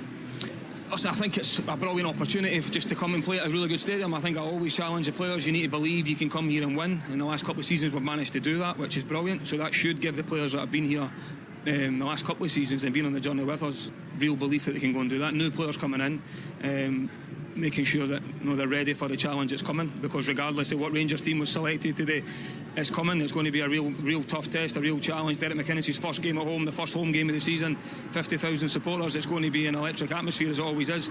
But these are brilliant atmospheres to play in, and this is why you should, it's all part of being a football player, and a brilliant test for the players. Absolutely, it's that kind of big game atmosphere that you want your guys to thrive in and show what they can do. And I suppose if you look at the last 4 times that you've come here, 2 wins. Yeah, I think it shows you, but you need to have the complete performance. That's one thing. We feel good. The confidence off Thursday night was a brilliant win. Winning in Europe is very difficult. I think we were the only side to win on Thursday night. But as a result of that, we know we need to be better than we were on that night because of the level of opposition and the challenge that we face. History tells you a difficult place. You've just said there, the last 2 seasons we've came here and won. Can we be the first team to come here and win in 3 consecutive seasons? I don't think that's been done before. So it shows you the challenge. But we're always trying to push this group to try and recreate our own history, and we've got a brilliant chance to do that today. David, thank you very much. Thank you. A positive case forward there, Scott Allen. Also the explanation in terms of those 4 changes that he's made, and the hope, I guess, that Martin Boyle's injury doesn't prove to be anything other than just a slight short-term niggle. Do you like what you're hearing from David? Yeah, it's what I said at the top of the show. I felt that would be the case. A bit of freshness coming into the team after them playing an unchanged 11 for the last 3 games, and the subs did have an influence in the game. Suto did come on and had a real impact, and the fans, he certainly got the fans back when he came on, just because he was aggressive and took himself in an area to go and try and put defenders under pressure. So it gives them a different sort of outlet. You've got Kaliji who's come in, who, for me, I think there's a player in there, and it'll divide opinion, but I think if you play his strengths and that's off the shoulder, he's electric. Yeah. That kind of combination with him and Suto could be interesting today against a Rangers backline which looks really all over the place, if we're totally honest. Over the last 2 games have looked very uncomfortable at times defending crosses, so it'll be interesting if they've looked at their games and feel it's an area of the park where they can go and hurt Rangers, especially on transition. But I totally understand the freshness. Thursday is a big game for him. He obviously said in his interview he fully expects Martin Boyle to be fit. The one key area of the park for Hibs, for me, where I feel they have to get an addition in, is in that kind of number 6 position. We've seen Triantis 2 years ago, we've seen Barlaser last year. They were the guys who can receive and play forward and break the lines.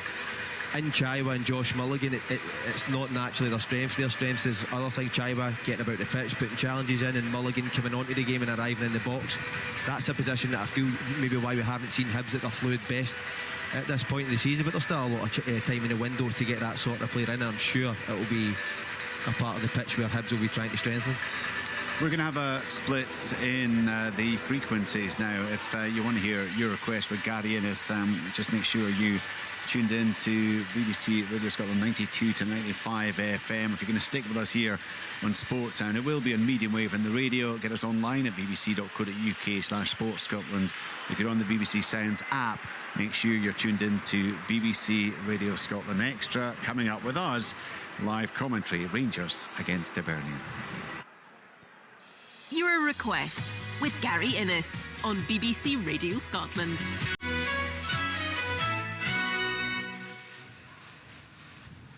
Good afternoon and welcome to Your Requests with me, Gary Innes. We're with you from now right up until 7 o'clock. Looking forward to all the fun and all the nonsense. But for now, here are Runrig with Pride of the Summer.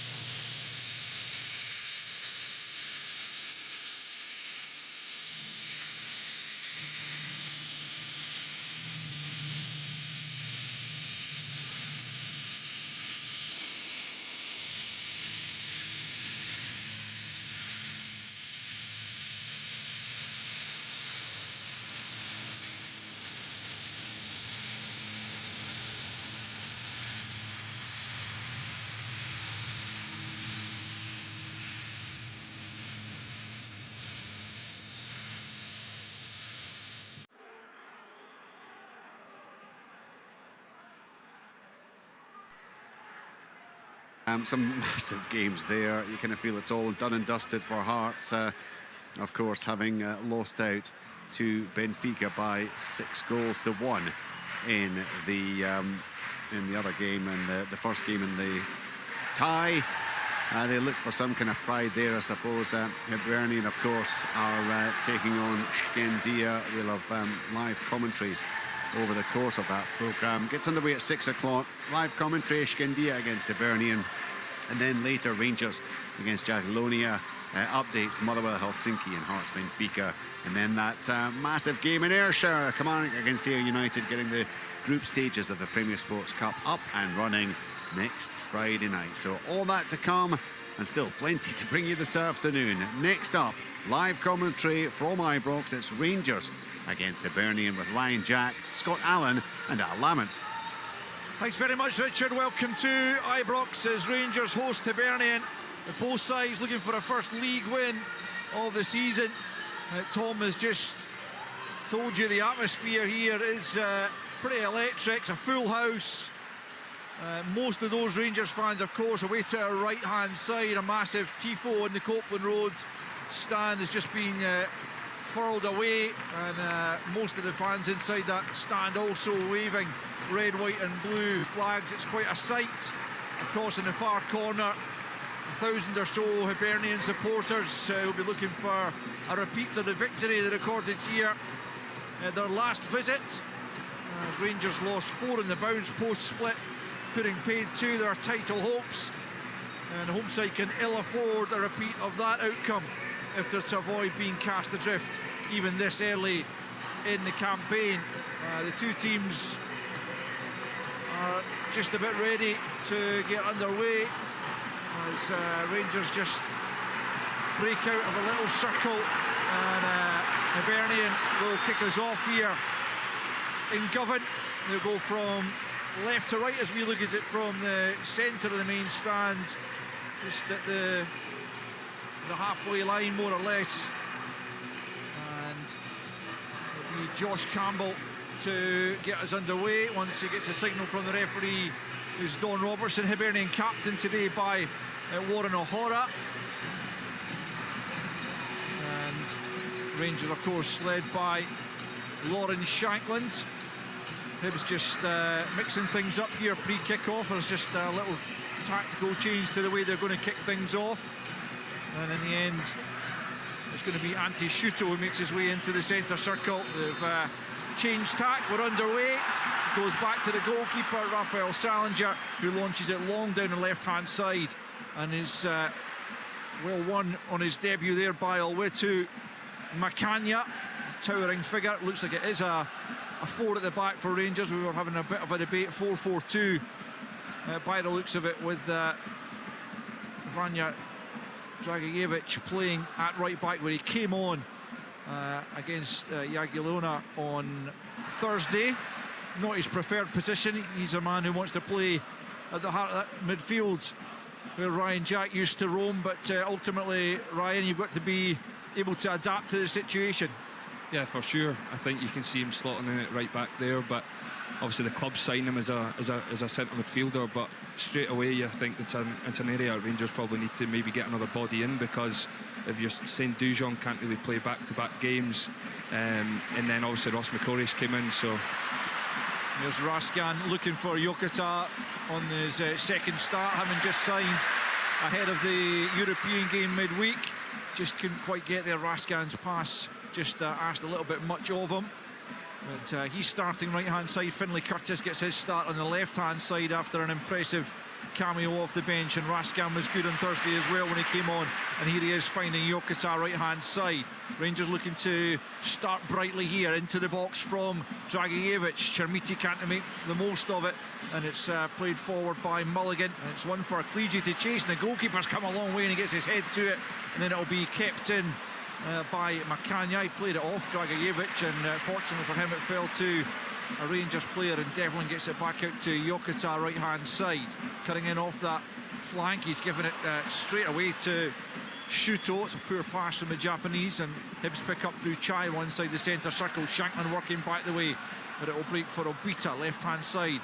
Lifts it down the left for Mayer, who's advancing into the penalty area. Comes Campbell, but Makanya, who's Fernandez on that occasion, who was first to it, but Hibs looking to make some headway on that left flank. It's played back to the Rangers goalkeeper Ivor Pandur, looking for a first clean sheet in his third appearance. It's given away again by Rangers in the midfield, but Raskan tidies up, and now it's Romans in the left back row, closed down, but gets it forward to Curtis.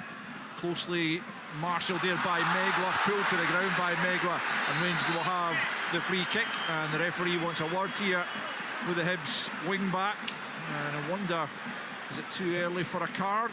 Is it too deep in the Rangers half for it to be worthy of a card, Scott Allen? Yeah, for me, I think it's very early. It is deep. I think Finlay Curtis does really well. His body in between man and ball, manages to get on the outside of Megwa. Just looking at how Rangers have set up there on the way, look a bit, it's been a bit of nerves there in terms of playing out from the back at times, but just rushing things, and that comes if it's not going on the back of winning games of football. And you can see Hibs looking at any time it goes to a full back, trying to lock them down that one side and force them into these straight passes to go and nick the ball and go on the counter-attack.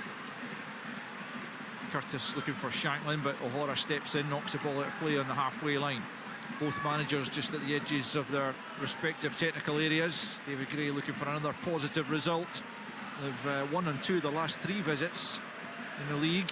As played out to the right-hand side, Dragicevic manages to get it to Yokota. Continues his run, Dragicevic looking to cut it back for Shankland. It just caught a Hibs heel on its way into the penalty area, and didn't find Shankland ultimately, but Dragicevic looking to keep the pressure on. He's won it, but unfairly, or not perhaps, on the referee has signalled for the Hibs free kick. It did look like a bit of a shove in the back there as Rangers look to try and start this game. One thing that caught my ear in the Derek McInnes pre-match interview, Ryan, was he said he wanted a confident, aggressive, positive performance to take advantage of this, the 50,000 crowd, and to be fair, Rangers have started on the front foot. Yeah, I think exactly what you need. I think run forward, pass forward, especially early doors, make Hibs defend. Don't let the Hibs defence feel comfortable, and so far they seem to be doing that, and you just like to see them sort of keep on that and don't let Hibs breathe at the minute, because if you let good teams take time on the ball and show good composure as Hibs are now, then they can look like a good team and good players. So Rangers just need to keep pushing. Romans just knocks it back to Fernandez, plays it back to the goalkeeper. Campbell closing him down, but Pandur gets it out to Macania, right hand side of the penalty area. Clige closes him down, the ball comes forward and eventually will go out of play over on the far side for a Rangers throw. We've played 5 minutes, no goals as yet. We'll keep you up to date with the second half scorelines in the games that are still going on. Hearts leading Dundee United by 2-0 and Motherwell 0, Falkirk 0. Falkirk won on both visits in the league there last season. We'll be looking to replicate that. Here's Romans for Rangers, just leaves it for Curtis left hand side, cuts in off the left, gets the little 1-2 from Chermiti, comes forward, Chaiwa steps in. Curtis showed him a little bit too much of the ball there. There's Dragojevic getting out to Jokita once more. Jokita cuts in off the right hand side into Shankland, tries to spin away from Obita, who gets the ball but just has to knock it out of play. As much as Dragojevic is playing at right back nominally, it looks like he's going to try and get forward as much as possible. Rangers obviously in the absence of James Tavernier after 11 years of foraging down that right wing for them to great effect at times. Here's Curtis on the opposite flank up against Megwa. Gets the cross in from about 15 yards off the byline. It's cut out but only into the path of Chermiti. Then Fernandez scoops out to the right hand side, won't find Jokita. Dragojevic will go and try and tidy up back to Macania. He'll be looking to establish himself alongside Fernandez, especially with Ben Godfrey out for a few weeks. Big switch of play can't be kept in play by two Romans, and it'll be a Hibernian throw midway inside their own half. 6.5 on the clock, and it's 0-0. I was just thinking there, Al, when you were saying to Ryan Jack about roaming around the midfield. The first time I played with him, he was playing right back. Remember that? And a good right back at that. It's going to be a Hibernian throw in here. It'll be taken by O'Hara. Down the right it goes. Cliche beaten to it by a combination of Fernandez and Macania. Rangers need to be on their mettle defensively, which they haven't really been in the opening couple of games of the season. Kerr finds Obita for Hibernian, out to the left hand side for Mayer. 10 yards inside the Rangers half, plays it forward down the left for Campbell. His attempted cross comes off Macania and behind for a Hibs corner. Decent play from the visitors. Josh Campbell gives you that threat. He's always looking to run beyond. I just feel if Rangers are in attacking areas, if they don't take care of the ball, the one thing he's good at is arriving in the box, and he does give you that threat. Hibs will have the corner here from the left hand side. Looks like Obita is going to be the man to take this one over in the far corner. So it'll be the outswinger, you imagine, with the left foot from the man who's playing left centre back again this afternoon. Flights it into towards the back post. Up goes Clige, who's not the tallest man. Schutel was in there as well, but Rangers managed to get it clear. Hibs have to come back to the halfway line. Megwa turns it back to his goalkeeper Salinger. Plenty of time to measure the ball forward, plays it down the right, looking for Campbell. Curtis was blocked off well there by Schutel. Quite clever play there by the striker, but Hibs can't keep the ball in that attacking area. Devlin gets his head to it, a little bit aimless though, and it does break for Shankland rather kindly here. Plays it out to the right hand side. Jokita just has to wait for it to come to him. Mayer's with him. Dragojevic offering the overlap. Infield comes Jokita, knocks it back to Raskan, midway inside the Hibs half. Now it's Romans, out to the left to Curtis. About 25 yards from the Hibernian goal. Raskan into the box now. Away by Obita. Fernandez at the edge of the centre circle, just nods it down to his central defensive partner Macania, who then finds Raskan left hand side in the left back position. Clips one forward, but well away from his intended target, Chermiti. Easy one for Salinger to take. 9 minutes in, and it's Rangers 0, Hibernian 0. Referee's stopping play because he's pointing to his ear as if he's heard something from VAR. In fact, he's going to come to the screen here, and I have absolutely zero idea of what this is going to relate to. I wonder, is it something from the Hibs corner? Could it be as far back as that? They are checking a possible penalty. It must be in the Rangers penalty area, because they haven't been inside their opponent's half, so it must be from the Hibs corner. The ball was played to the back post, and Shuto and Clegy were trying to challenge for it. There was no real claims that I could see. I don't know if either of you spotted anything at all. No, never seen a thing. Very strange, but clearly Matthew McDermott has spotted something in the VAR, and now Don Robertson's having a look at the screen, and we're about to find out. It's a penalty to Hibernian at Ibrox. Well, and it's a yellow card. I'm not sure if that's for Dragicevic or for Fernandez. It's Dragicevic continuing to protest. Lauren Shankland's trying to get an explanation here for Don Robertson. I mean, the entire crowd here at Ibrox is none the wiser, just like us. It's just the setup here with VAR. I know it comes down to finance, but no one knows what that is for, apart now from perhaps Lauren Shankland. But the Ibrox crowd are certainly not happy, but Hibernian in the 11th minute here have a massive opportunity to take the lead here, and it's going to be Josh Campbell. It was such a long delay, I guess the ball hadn't gone out of play since that corner. We're hearing that's a foul by Dragicevic, barging into one of the Hibs players, but that's what's been spotted, that's what's been given.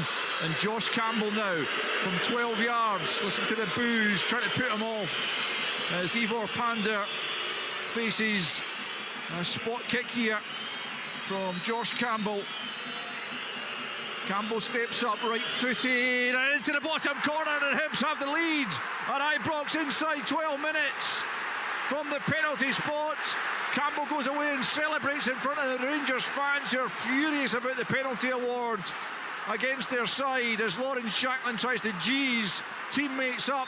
But Hibernian have taken first blood here at Ibrox. It's Rangers 0, Hibs 1. And it's a really confident penalty from Josh Campbell. Steps up, he sends the goalkeeper the wrong way. What a way into the game for Hibs. Yes, as you say, Al, none the wiser. And the decision, we think it's Dragicevic who's had a barge in the box, could be soft until we see it back. But what a start to the game for Hibs, and a way in. And now the onus is on Rangers to go and take the game to Hibs. Well, Ryan, Rangers simply have to pull their socks up and respond to that early adversity. Yeah, for sure. I think, as Scott said there, none of us seen what actually happened. It just looked like it was a big coming together. 3 or 4 bodies in the box. No one actually sees if it's hit an arm or if it's a shirt pull or what's actually happened. But it looked very soft to me. But I think Rangers need to wake up, and that needs to be a... Here's Chermiti into the penalty area, tries the shot, drags it all the way across goal. And it will be a Hibernian goal kick. Hibs claiming that he controlled it with his arm. He certainly had the arm up. Might have been the top of the arm though, as he was played in over the top from Fernandez. Rangers with a sight to goal, trying to respond immediately, but Chermiti, subject of 20 million plus bid from Galatasaray, we understand, but Rangers in no mood to accept it. There's been a goal at Tynecastle. We'll get Brian McLaughlin, who's watching that one, in just a moment. Cammy Devlin plays it back to his goalkeeper. Let's head to Brian quickly. Yeah, it's now Hearts 3, Dundee United now. Claudio Braga on target, a wonderful 3-man move. Braga finished it off though, dispatched the ball low beyond Dundee United goalkeeper Jack Walton. Hearts 3, Dundee United 0. Thanks, Brian. Devlin forced to rush here at the back as he slides in and gets it to Macania. He plays it square now for Fernandez, midway inside his own half. Wonderful start to the game for Hibernian, you'd have to say. It contains Rangers, and when they got the... well, you could say it's a stroke of fortune, but ultimately if there's been a foul inside the box, then they deserve it. And Josh Campbell, as Scott is saying, showed great composure despite the howls of boos from the bulk of the stadium. Sent the goalkeeper the wrong way and has Hibs in front in the early stages here as Romans plays it in the channel for Chermiti, left hand side, turns away from Kerr, knocks it back to Curtis here, up against Megwa, touches it back to Raskan, still left hand side, thinks about trying to put it into the area, then decides otherwise, plays it short to Curtis once more, then it comes back to Raskan, he tries to send it in, Mulligan gets something on it, and Chermiti penalised for a challenge on Chaiwa as it came in, and we can tell the home crowd not at all happy with that decision either. And things certainly not going Rangers' way in the opening quarter of an hour, almost 15 on the clock, and it's Rangers 0, Hibernian 1. This now becomes the issue with Rangers' shape and the 4-4-2 against Hibs, who, as we've seen over the course of the last 2 seasons, when they go in front and they don't need to chase the game, they can drop back into the 5 and the spaces just become really small. You're then looking for Rangers' creative players to go and have combinations and give and goes. What we're seeing at this moment in time is it going wide, helping the ball into the box and hoping that it maybe falls to one of the Rangers players. That's where you've got to have more creation, and I know it is an area that Rangers will be trying to improve in. That is when Hibs now have the lead, they can protect that, and the challenges for Rangers, can they probe, can they find the extra man? Shankman finds Curtis left hand side to run at Megwa here up to the edge of the box, back in field. He was looking for Shankman, but it was behind him, and Mayer's able to pick up and come forward. Now Campbell takes over from him on the left hand side. The goal scorer plays it forward. McCannia with good strength against Clige, who's not the most physical players anyway, but it was good defending nonetheless, as Romans gets it to Curtis once more. Back in field to Raskan on the halfway line. Rangers trailing by a goal to 0 here, but trying to do something about it. It's Dragicevic, the man who gave away the penalty. Picks up right hand side out to Jokota. Up against Mayer here on the Rangers right flank, comes back the way. Mayer sticking tightly to him. Jokota manages to hold him off. Back away it goes to McCannia on the halfway line. Square for Fernandez. And out to the left hand side here for Romans. Closed down by Shuto, and back the way for Fernandez once more, about 15 yards inside the Hibs half. Rolls it into, it's a good ball for Shankland. Shankland though can't find a teammate. There's a couple of options there and he couldn't release either of them. Pandur has to come out of his box here to deal with the ball forward, and it's just stayed in play actually, and Curtis is now spinning away from Megwa.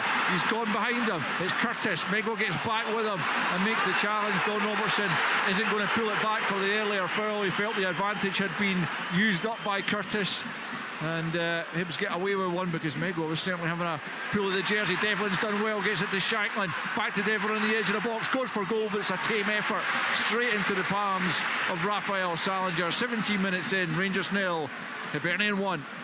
Yeah, I think you could see there Cammy Devlin, it's what he does best. I think reads the game and then gets up on the game, wins the ball back, gets a turnover, obviously falls it to Lawrence, it goes back to Cammy, and then he gets a strike away. But yeah, it was a comfortable save, but it just shows you that if Rangers do go after Hibs a wee bit more higher up and get the press right, then they'll definitely create chances off the back of it.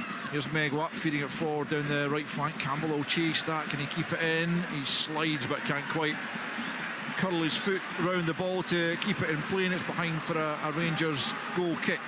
Rangers, well, it took them until October last season, would you believe, to actually win in the league at Ibrox, and they don't want to get into that kind of run once more. The fans simply won't stand for that, as Russell Martin found out. And behind in the early stages of this one, it's Fernandez bringing it forward.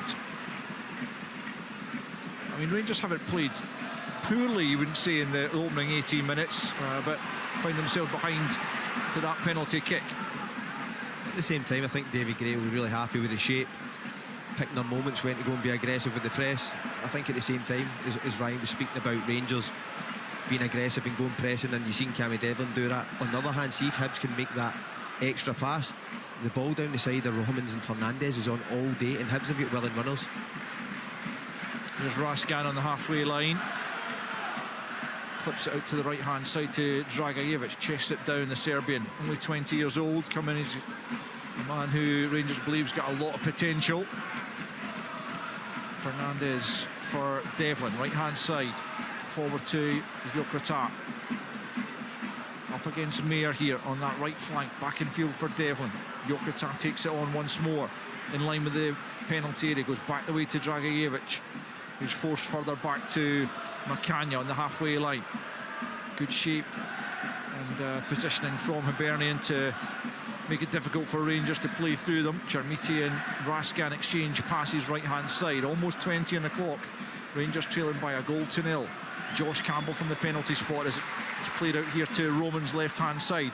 tries to swing it into the box. It's well blocked by Megwa. Romans with the header this time. Yokota goes up, he's challenged by Chaiwa, and it's going to be a throw into Rangers' left-hand side, about 25 yards or maybe slightly more from the Hibs goal line. Devlin takes it quickly, back to Fernandez, and once more for Devlin, who also gets it back from Romans here. Now back with Fernandez again. Plays it square to Makanya.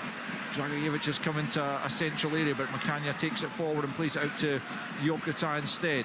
Up against Mayer here once more, trying to take him on. Comes in on the left foot, tries to curl it into the box. Took a little deflection. Chermiti will go and chase that. It's going to stay in play.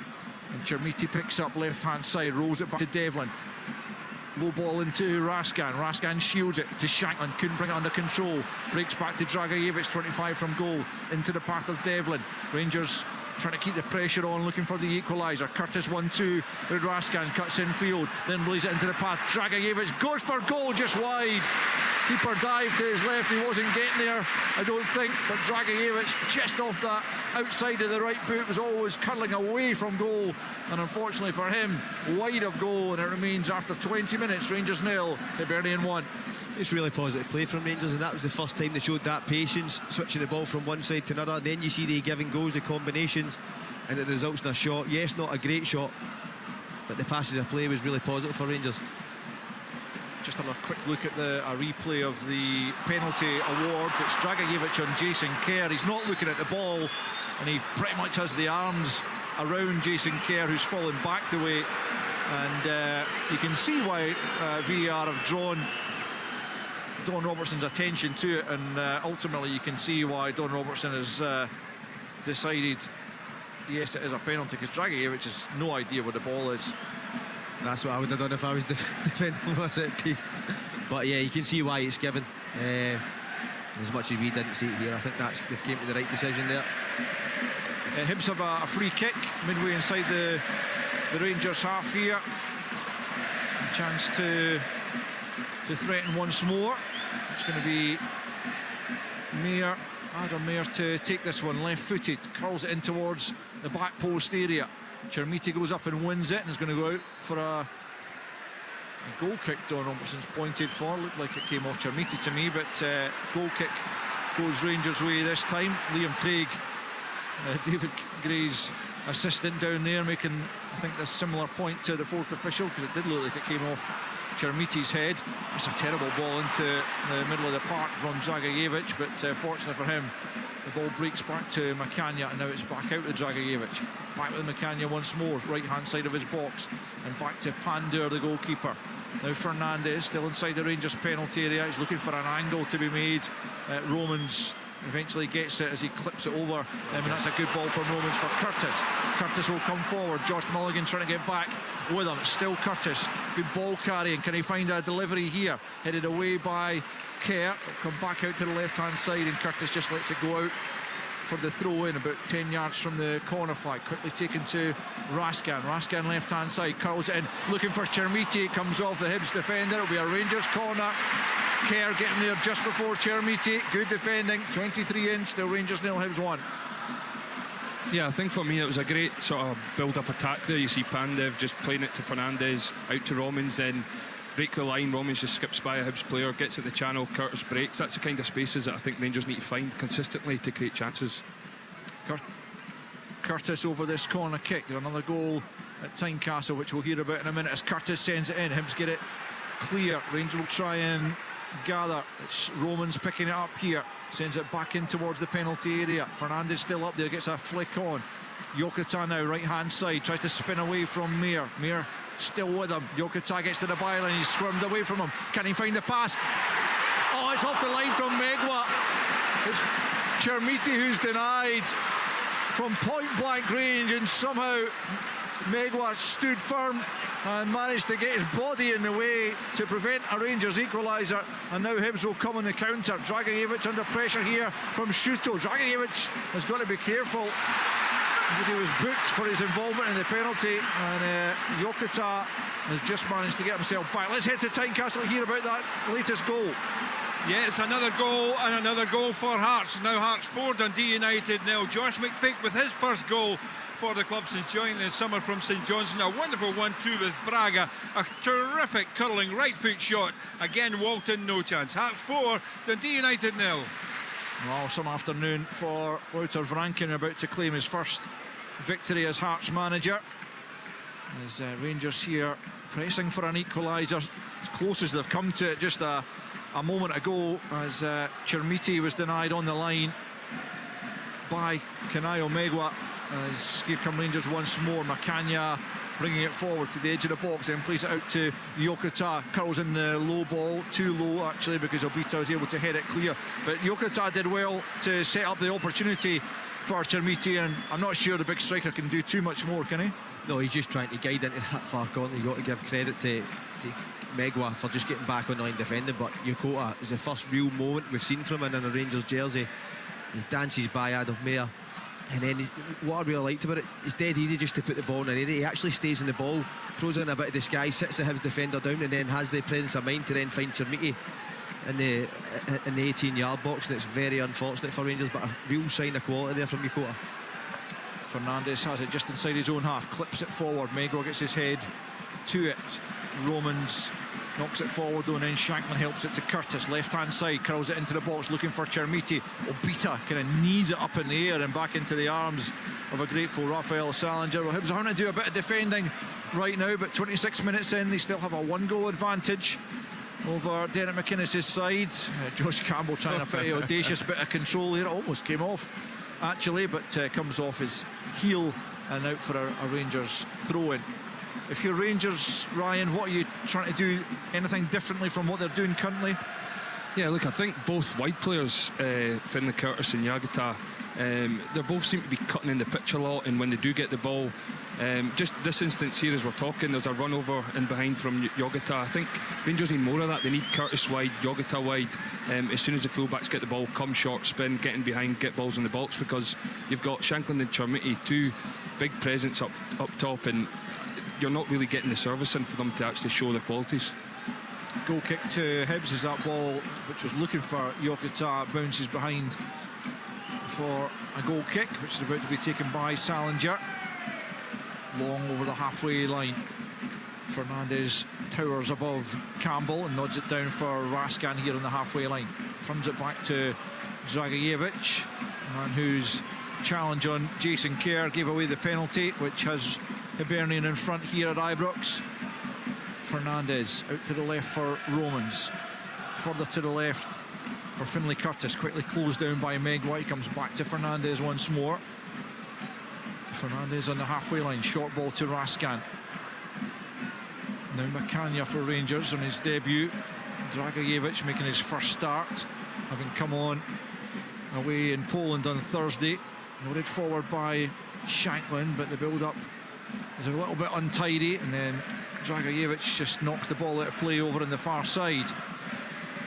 Hibernian will be delighted by the way the opening stages have gone. They've contained Rangers for the most part, and they've managed to get their noses in front as they look for the first points of the season.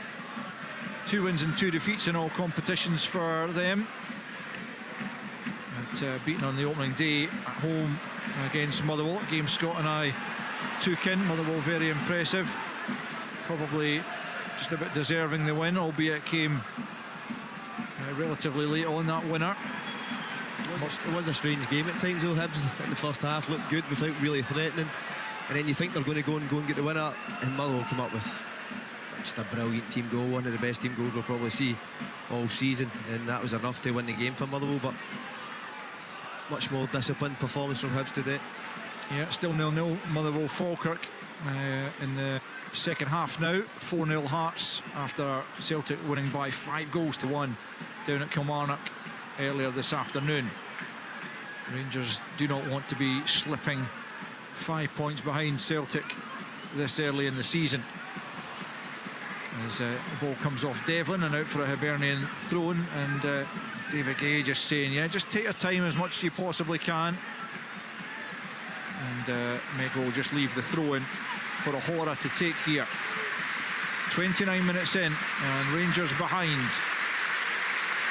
as O'Hara prepares to take the throw in. The big screens showing Andrew Kavanagh, who's in attendance here, the Rangers owner, will not be delighted by the way things are going so far as Clegy comes forward down the left-hand side, comes back the way to Mayer. Hibs just content to keep the ball for a spell here, having been under a bit of pressure.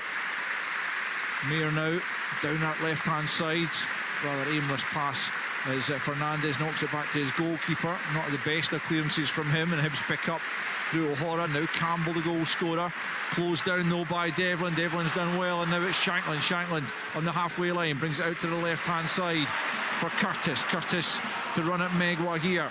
Roman's trying to get ahead of him. Curtis comes back in field and finds Dragajevic coming forward about 30 yards from goal into Devlin, and back to Raskan midway inside the Hibs half. Hibs have got everyone back behind the ball by now though, and Rangers just slowing it down there and allowing Hibs to get back into their shape when the break was on.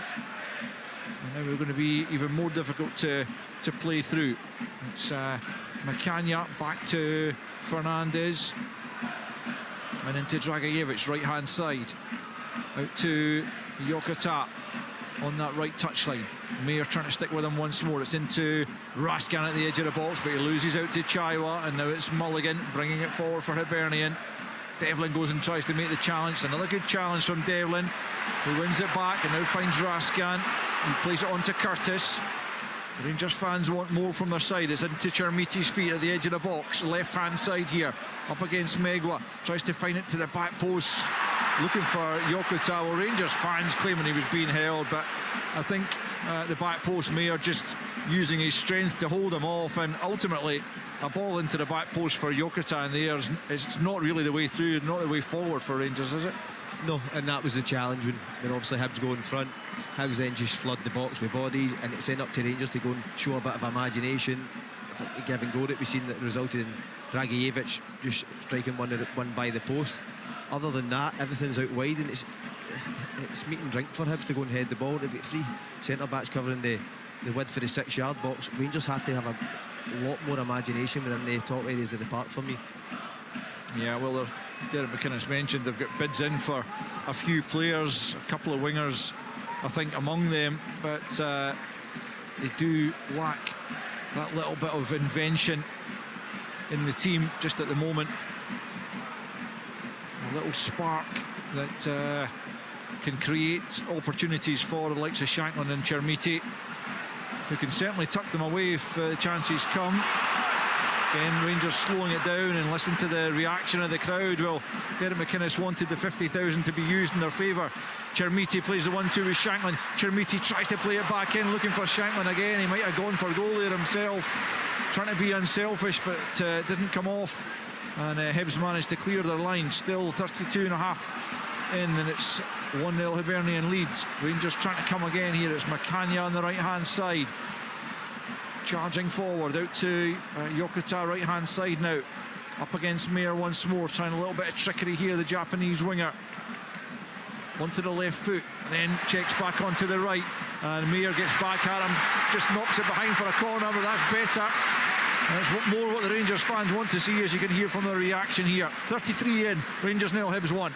Yeah, I think it's exactly what you want to see from a winger. If you're sitting in the crowd, you're sitting in the stands, you're watching this Rangers team, you want enough player that can isolate 1v1, who can beat someone, who can show a bit of quality around the box. Scott already touched on it with this Rangers team. They need that sort of combination play around the box, someone that can outplay, attract defenders, and slip balls down the sides of centre-backs. In comes the corner, it's a deep one, it's going to come all the way out to Roman. She'll take it on first time, he goes for goal, Salinger pushes it away.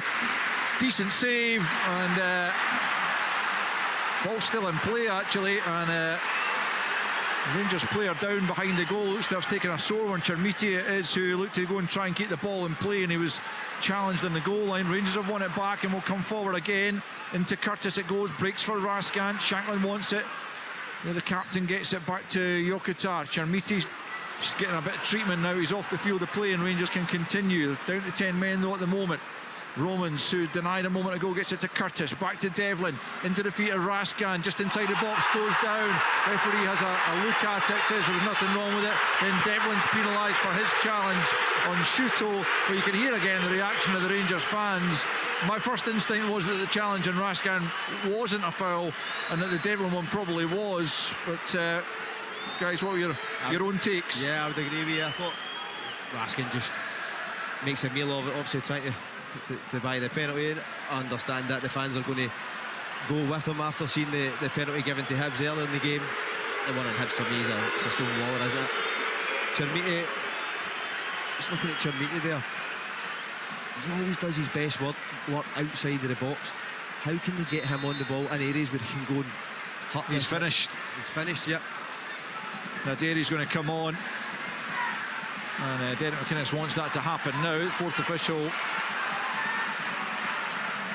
Well, they're going to be able to make it. Or Chermiti immediately, he's just down in that little groove between the incline of the pitch at the back of the pitch, between that and the advertising hoardings, and I'm not sure what exactly happened to him as he went in for the challenge, but he immediately signalled that he was in bother, and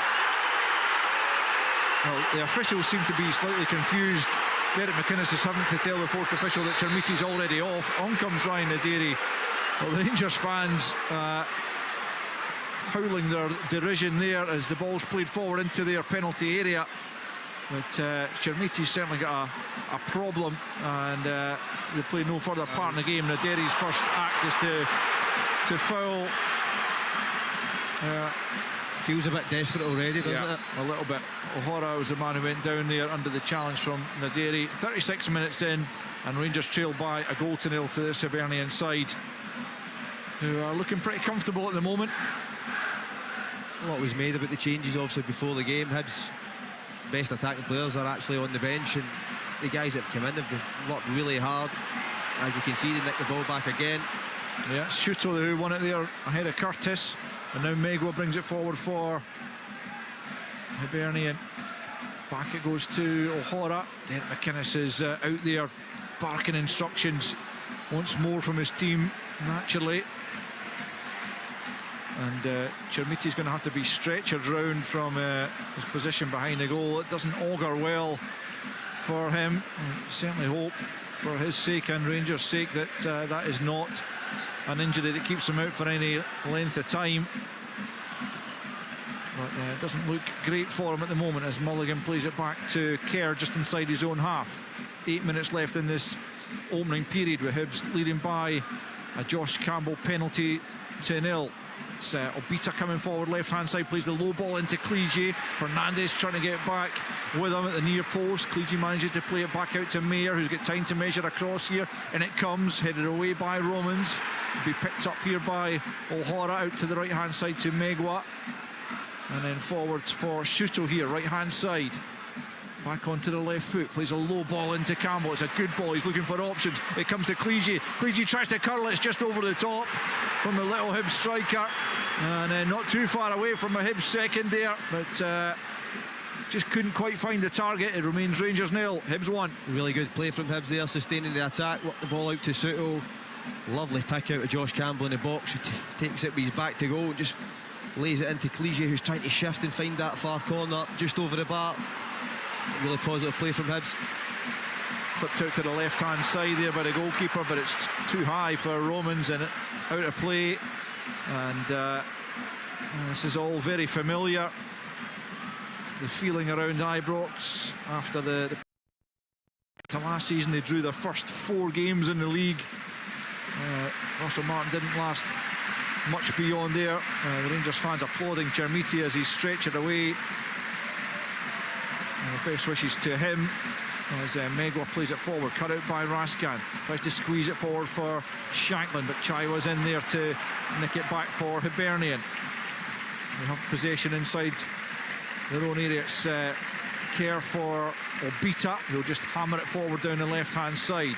Clige gets a good flick on, back goes Dragajevic, has to be careful here at the edge of his own area, but manages to get it to Fernandez. Fernandez now, is it square to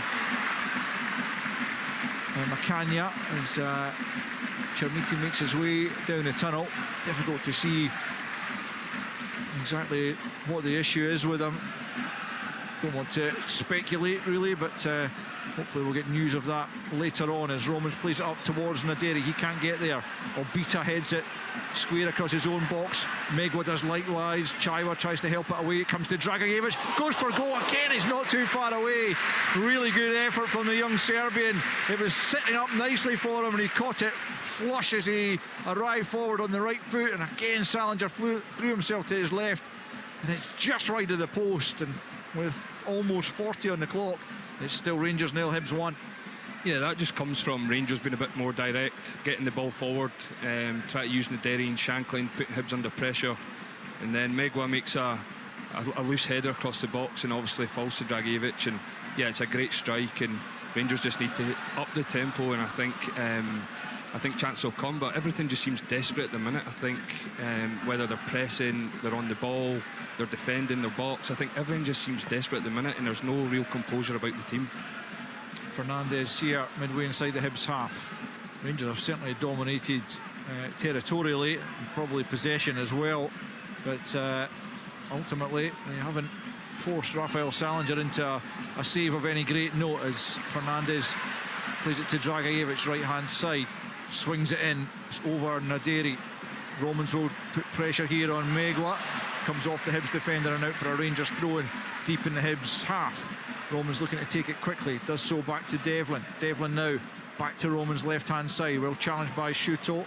Another Rangers throw-in about 15 yards from the corner flag. Rangers looking for a leveller before the interval. That would change the mood around Ibrox, you feel. But it's a little bit downbeat just at the moment, with Hibs leading by that Josh Campbell penalty 2-0, which came after just 12 minutes. Here's Yokota, who's looked bright when he's got on the ball. Back to McInnes, square for Fernandes. Rangers get just about everyone in the Hibs final third just at the moment. Out to Romans it comes, then back to Devlin. Devlin tries to find Raskan with the ball through, but O'Hara's in the way. O'Hara's ball forward is cut out by McInnes, who steps forward himself. Looked like he might try for goal himself, but finds Naderi instead, plays it off Kerr, and it'll be a Rangers corner. Almost 42 played, and Rangers still trailing by a goal to 0. I just think O'Hara there, see when you get someone with Cleage's pace, you're not trying to hit him, you just have to hit the space in behind and make Rangers defend, because it's trying to hit feet, ball given away, and Hibs now have to defend a corner kick. To be taken by Curtis. Yokota's across there looking for the short one, but it's going to come straight into the box. Well defended, comes back out to Curtis right hand side. This time it's back to Yokota on the edge of the area. It's going to go for goals, well blocked by Mayer. Dragojevic this time picks up on the rebound, well outside the Hibs box though. Out to Romans left hand side, and now McInnes up in the left wing position. What can he produce from there? Rolls it back to Romans, who swings it in to the back post area. Up goes Clige to win the header back there. Comes to Yokota, now Devlin, but 25 yards from goals. Slowing down again, back to Dragojevic. Curtis comes in, asks for it. Dragojevic though plays it out to Yokota right hand side. He tries to flight one into the penalty area. Naderi knocks it down. Fernandes takes a swing at it, comes to Devlin. It's over the top, but the free kick had already been given for a challenge on the Hibs player inside that penalty area. And the pressure is lifted once again on the Hibs backline. 2 minutes till the break. It's still Rangers 0, Hibs 1. Yeah, look, I think David Gray will be delighted with how it's played out the first half so far. I think he would have known that Rangers would have a lot of the ball, a lot of territory, a lot of space in their own half, and Hibs are happy with the back three, back five, just to sit in, let Rangers have the ball and then counter. They probably watched Rangers midweek in Europe also, which they struggled massively with that type of playing against that type of formation setup. So I'm sure David Gray will be delighted with the first half. I just wonder if at times Dragojevic, obviously naturally being a midfielder, can he step in and make the extra man in the middle of the park? What that will do will then show that space, that pass out to Yokota to get one-on-one. He's been the most liveliest Rangers player. Looks like something's going to happen when he gets on the ball. Mulligan dispossessed in the middle of the park. Shankland picks up on the halfway line. Mulligan trying to get back with him, fouls Shankland. Free kick goes Rangers' way. Devlin takes it quickly to Yokota on the edge of the centre circle. Rangers desperate to go in and on level terms, but trail at the moment by a 1-0 inside the last minute of the opening 45. They've come back the way again, but now it's Fernandes able to advance in a central area, just tries a straight ball, might come to Raskan, who's stretching and knocks it over the top. Well, it's a half a chance for sure. Fernandes, it looked like an awkward ball almost because it looked too straight, but actually Raskan latched on to the end of it, and with a little bit more composure perhaps might have found the target, but as it is, it's a Hibernian goal kick as we approach first half stoppage time. It's still Rangers 0, Hibs 1. It's a really good pick out there from Fernandes. I just think, Raskan, you've made a great run. Can you just take that, show that bit of composure, as you said, Al, and then the goal opens up for you. It just kind of goes with the narrative of this first half. Rangers have been very desperate at times when they get into that area, just lacking that bit of composure. Fourth official about to show that there's 2 minutes to be added on at the end of the half, which we're into now as Fernandes clips it out to the left-hand side for Curtis. Romans is ahead of him. Curtis comes in field. Plays it square to Dragicevic. Dragicevic in that central area that Scott was talking about, but he hasn't found Jokota, and Rangers could be picked off here on the break as Mayer drives Hibs forward. In first half injury time, he's picked out a good ball for Campbell, takes a touch, comes back in the left foot, tries to curl it, goes, he claims for a handball as it's blocked by Fernandes. Play continues. If he had taken that on in first time on his right foot, it might have been a better option as Mayer then wins the corner off Dragicevic. Well, Rangers have been vulnerable in the transition in the opening 2 games, and so they were again. And as I say, could Campbell have taken that on first time on the right foot? Yeah, I think he just has to slow his approach then to the ball, take these smaller steps, and then come onto the ball and try and guide it in the corner. He doesn't get a clean first touch at all, so that has to get him back onto his left foot, and then after that he's just trying to get a shot on target. But it was a great counter-attack from Hibs, a great find, and that's what Josh Campbell does really well though. He makes the box all the time, runs off people. He's going to take this corner kick. He's in no great hurry to do so into the final minute of stoppage time. Near post ball flicked on by Obita. Stabbed goal was by Kerr. It's blocked and then just wide by Shuto. Just taking a nick off a Rangers player on its way. I thought that was sure to be nestling in the back of the net when Shuto got onto the rebound, but somehow it's diverted wide and Rangers survive by the skin of their teeth, and it's still just 1-0 to the visitors as they have another corner here on the right hand side. I know we only get one look at it, but that must have been a fantastic block from someone who's managed to get in the way of that. Looked certain for a goal. Corner kick then. Corner kick to be taken on the right hand side. Referee having a word with a couple of players before this is taken. Sounds like maybe Fernandes got a block in there as Mayer takes the corner from the right hand side. It's a deep one, and Fernandes stretches again, nods it behind for another Hibs corner, this time on the left hand side. And it's Rangers holding on at the end of this first half to ensure they don't go in 2 goals behind, and there's no time for the latest Hibs corner, but some boos certainly ringing round Ibrox because their team go in behind once more. It's the Hibs fans away across to our left hand side who applaud their team off because they lead by a 1-0. The goal came from the penalty spot. Josh Campbell was the man who stepped up after Dragicevic had been penalised. It was VAR, Matthew McDermott, who spotted it, and Don Robertson's attention drawn to it, came across and had a look at the screen and agreed that Dragicevic had dragged Jason Kerr to the ground and pointed to the spot ultimately, and there was Josh Campbell to dispatch that beyond Ivor Pandur to make it 1-0 to Hibernian.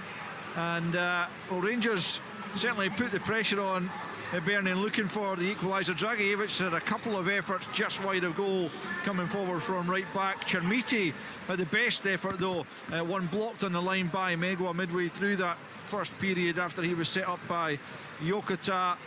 But then just in injury time, both Campbell and then Shuto having shots blocked when they might have found the back of the net for Hibernian. So you have to say that the 1-goal advantage doesn't flatter the visitors. Rangers have plenty of work to do in the second half. At half-time here at Ibrox, it's Rangers 0, Hibernian 1.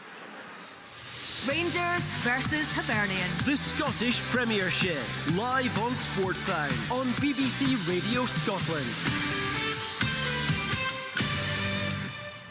This Saturday Show every Saturday morning from 9. A no-nonsense, straightforward and logical proposition. The Saturday Show on Saturdays. Also on Tuesdays, if you wanted. I mean, any day of the week, really, because you can subscribe on BBC Sounds and listen to the Saturday Show anytime. But it's still a simple, unequivocal concept. Making sense of the week's news, previewing the weekend sport and music worth getting out of bed for. The Saturday Show with Amy Irons and Stephen Mills. Saturday at 9 a.m. on BBC Radio Scotland and Sounds.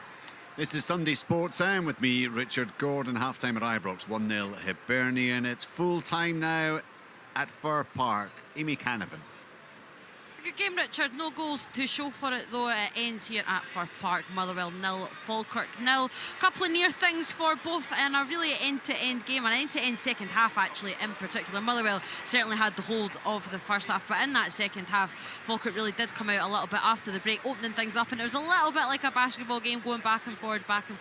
In the first half, Ibrahim Said smashed the crossbar for Motherwell. That's probably the closest that they came, while Ethan Ross, who, remember, was that late addition to the starting lineup actually after Joe Gardner was injured in the warm-up. He was really influential for Falkirk actually, and really proved his worth to be named in the starting 11. He and debutant Finlay Barbrook was the biggest threat. So they were the biggest threat, for John McGlynn's side. I'm just watching Falkirk players and staff applaud their fans to my far right at Fir Park. I think they'll be fairly happy with what they saw, given the way that things went last week against St Mirren. Really disappointing, John McGlynn not hiding back from that, hence making so many changes, a lot more like the Falkirk that we saw last season. And yet again, as I've been saying throughout the day, this Motherwell side just really picking up rather seamlessly from where they left off last season. They'll probably be a little bit disappointed that they didn't manage to get that goal. They did have the better of the chances, but the unbeaten start to life as Motherwell manager for Alfred Johansson goes on. It ends here at Fir Park. Motherwell 0, Falkirk 0. Amy, thank you. And Falkirk will be delighted to have got off the board. Maybe a first slightly disappointing result for Motherwell this season, but it does maintain, as Amy said, that unbeaten start to the campaign. 0-0 it finished there, but there were goals aplenty at Tynecastle. All Brian McLaughlin for the home team. They were, Richard. Yeah, it finished Armadillo 4, Dundee United 0 in front of a crowd of 18,602, and a very welcome win for Hearts after a terrible start to the campaign and a terrible start to the regime of Wouter Franken. It all started though after just 4 minutes. Josh McPake down the left-hand side, playing the ball into Tom Reno, took one touch to control and then fired the ball high into the top right-hand corner of the goal, giving Walton absolutely no chance. The second goal came a few moments later from the penalty spot. Calvin Miller playing it left back today. He stepped up to the spot and dispatched the ball into the back of the net. This after Jamie McCart had been upended inside the box. It took VAR to intervene, but the penalty was given and Miller made no mistake at all. Then into the second period, Braga was on target this time. Again, McPake involved, playing through the ball to Kerjota into the path of Braga, who with a reverse shot into the bottom right-hand corner. And then number 4, again McPake with a 1-2 with Braga. This time McPake himself making giving the keeper absolutely no chance from close range. United had chances, particularly in the first half, with the striker Lachlan Rose, a couple of headers that was cleared away from close range, and then Zach Savsford also had a couple of chances in the second half, but Braga also hit the post for Hearts and had one cleared off the line. Hearts are off the mark, Richard. It's finished Armadillo 4, Dundee United 0. Yeah, much better for the Tynecastle outfit, much more like what we saw from them for a large part of last season. Hearts 4, Dundee United 0, Motherwell 0, Falkirk 0. Earlier it was Kilmarnock 1, Celtic 5, and we're midway through. Rangers against Hibernian. Josh Campbell's penalty has Hibernian in front. Ryan Jack, what have you made of the Rangers' performance so far, and indeed Hibs, and how they have repelled the attacks from the home side?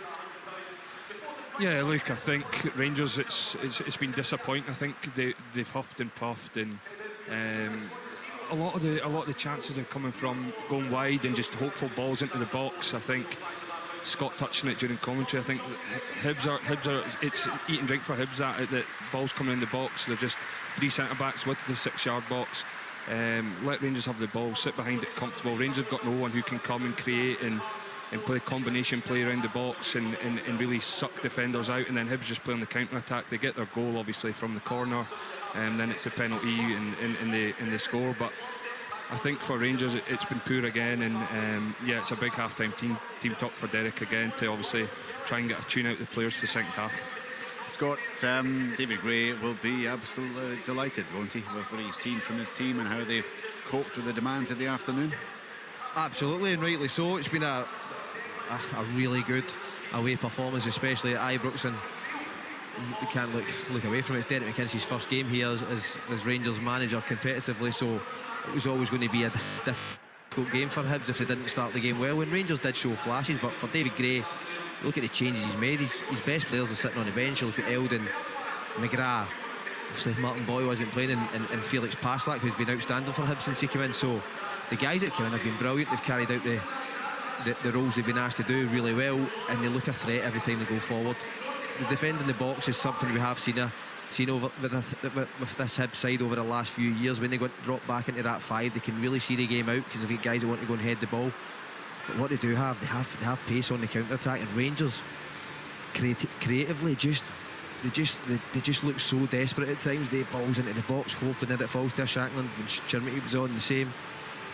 I mean, you're lacking that creative player. These are the type of problems playing against a back 5 when a team comes to Ibrox and goes a goal up. That was always going to be my concern with the 4-4-2, and not having that profile of the player who can really beat a player centrally and then find that slip pass. Raskin and Devlin aren't renowned for that. Their game's about energy. They need someone in there with a better balance who can really find the pockets that could hurt Hibs. But from David Gray's point of view, fantastic, especially with the guys coming in. So really positive. It's going to be an interesting second half. Will Rangers change shape? Will they change personnel? We've seen it over the last couple of games that Derek McInnes is really struggling to find what his best team is at the moment and who his best personnel are. So it's a big 45 minutes for Rangers. Rangers 0, Hibernian 1. Earlier we brought you that victory for Celtic, a hat-trick from Casper, who 5-1 against Kilmarnock. Let's hear the reaction of assistant manager Sean Maloney, who was on media duties. Sean, I think it's fair to say the Celtic fans have a new hero. Yeah, Casper had a brilliant game. So I think he probably had as many chances today as he did against Dundee.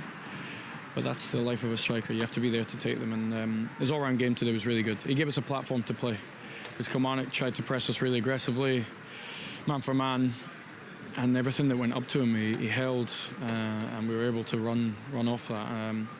His all-round game today was really good. It wasn't just about him. Obviously, he gets the hat-trick, he gets the headlines. I suspect he's going to be getting headlines plenty this season. But as a team performance, how happy were you? Yeah, really happy. I think there was a lot in there that, look, I loved the creativity. We created a lot. But probably the biggest thing for me was the mentality. We started this game at 100%, like full throttle, and we never really came off it. We created big chances near the end. Defended when we had to. If you had to sprint 60, 70 yards, they did it. They were really good without the ball. I thought the back 4, the 2 in front of them, Arna and Cal, I know all the headlines will go to the attackers. I thought those 4, back 4, goalkeeper and the 2 in front, I thought they were excellent. So, it was pretty good, yeah. If it hadn't been for Max Stryek and the goal frame, it could have been even more goals. Yeah, I think at times, but I think you got to respect Kilmarnock as well. I think they had a moment at 1-0 where our goalie had to make a really big save, and then at that time when it starts, when we're in front and we got confidence, it's hard to stop at times. But no, we created a lot. I really liked that side of it. We set a really good benchmark today, and for me, it was built on the platform of without the ball.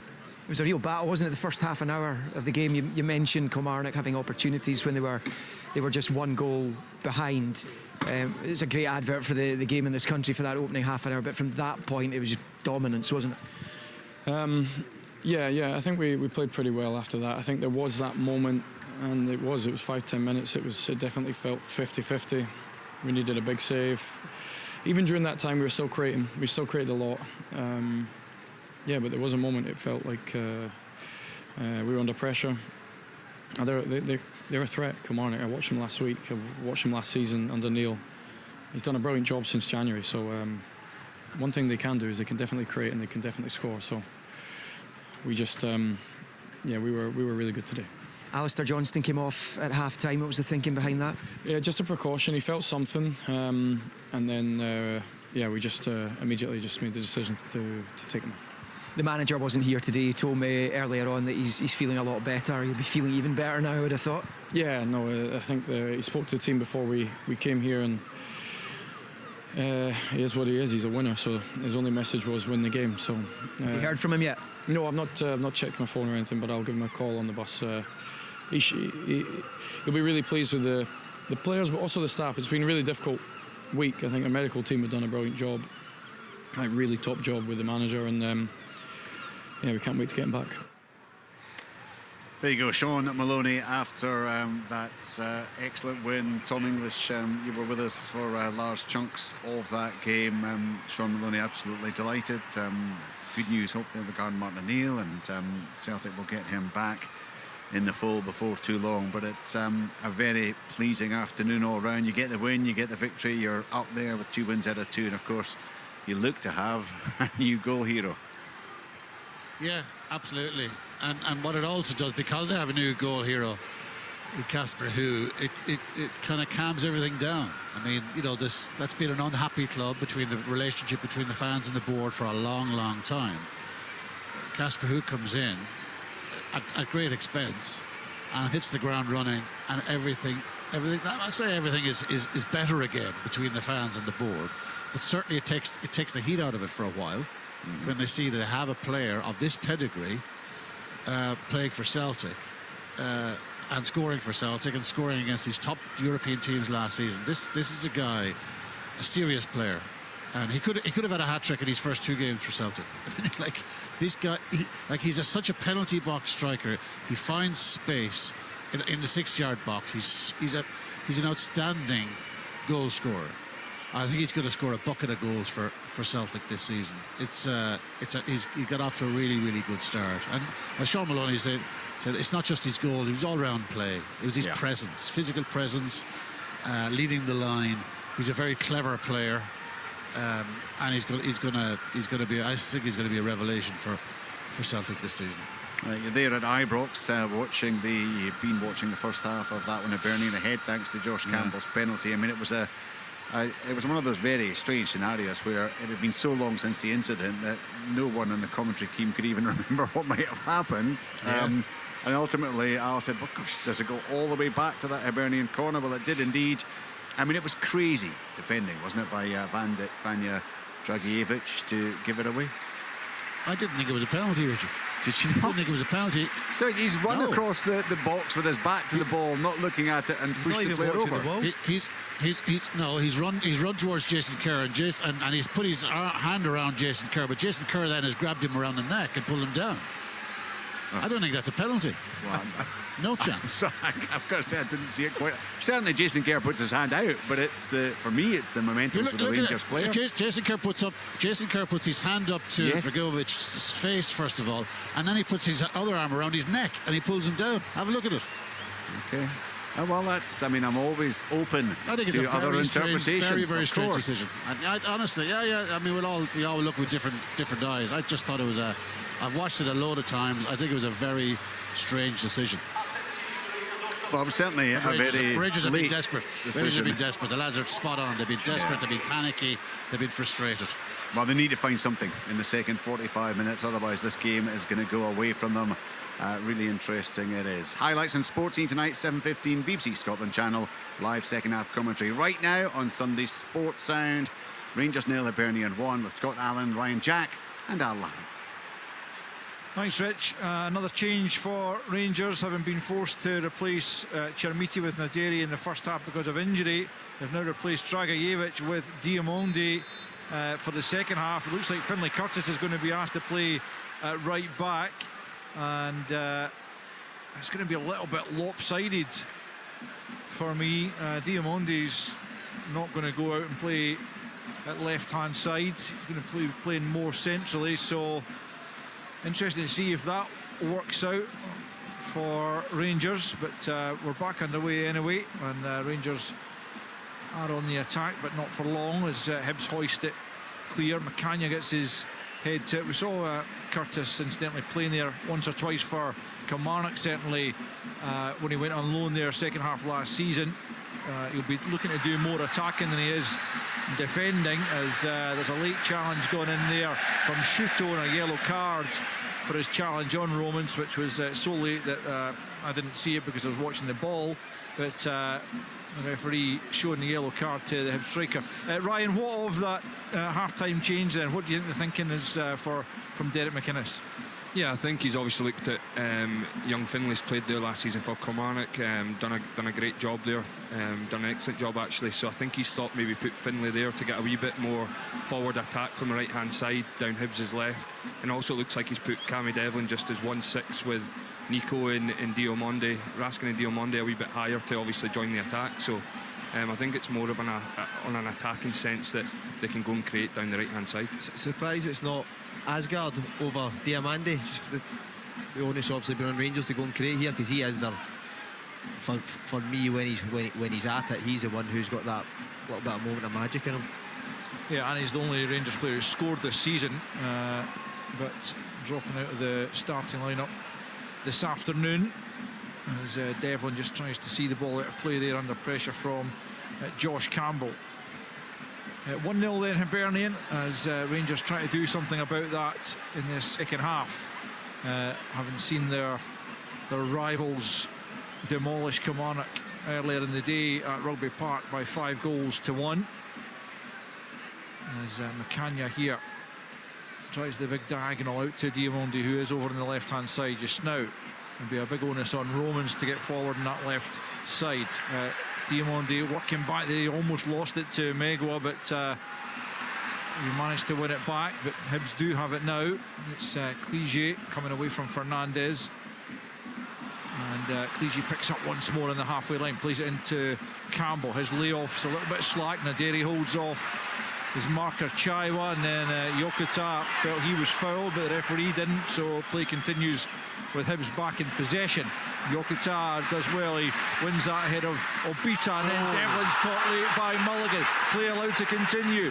Diamande charges forward, runs into trouble in the shape of Megwa, but Shanklin takes over just outside the box into the feet of Naderi on the left hand side of the area, looking for support. Comes in the shape of Romans into the feet back again of Naderi, who smuggles it back to Curtis at the edge, and it's over the top from Finlay Curtis from 20 yards. And it's a word in the ear only from the referee for Josh Mulligan. I thought that might well have merited a yellow card the way he caught Devlin, but the referee says otherwise, and it's still Rangers 0, Hibernian 1. Both teams a bit careless there with the ball at the start of the second half. Hibs are a really promising attack with Josh Campbell, and he tries to pop it first time instead of taking the ball in, being secure with it and allowing Hibs to get men forward. Rangers on the other hand, I know Devlin goes down. I think from our angle it looked bad, but I think the referee was actually in the way of the challenge, so it was hard to tell if he actually made great contact there. Here come Rangers once more. The onus very much, as the guys are saying, is on them to take the game to Hibs here and try and get themselves back, and even a point is not really what they're looking for this afternoon. It's a poor pass from Fernandez looking for Romans, and he's a bit lucky there that Shuto overran it and knocked it out of play. But the slackness within the Rangers team at times is kind of beggars belief. That's just the basics, isn't it? You can't afford to give the ball away, especially when you've got so many players in a forward position. If Hibs are tidier on the turnover there, there's a chance to break. And that, all it does is just add to the anxiety around the stadium. Fernandez scoops it forward. Looks like he's got too much on that, though. Salinger comes to the edge of his area and gets there well before to Romans. 5 minutes played in this second period, and still Raphael Salinger has not had a save to make in the game. There has been one off the line from Megwa and Chermiti, but that's the only one of note. No further word, incidentally, on the injury to Yusuf Chermiti, which led to him being stretchered up the tunnel. And we will get news to you of that as soon as we have it, as McCann now picks up and plays it square to Fernandez on the halfway line. And back it comes to McCann, the South African. Takes a couple of touches before he can bring that under control. Curtis now, as I mentioned, playing it right back, forward to Jokita on this right flank. Low centre of gravity, tries to manoeuvre himself away from Mayer. Back it comes to Raskan. Wonder if he'll still be a Rangers player come the end of the transfer window.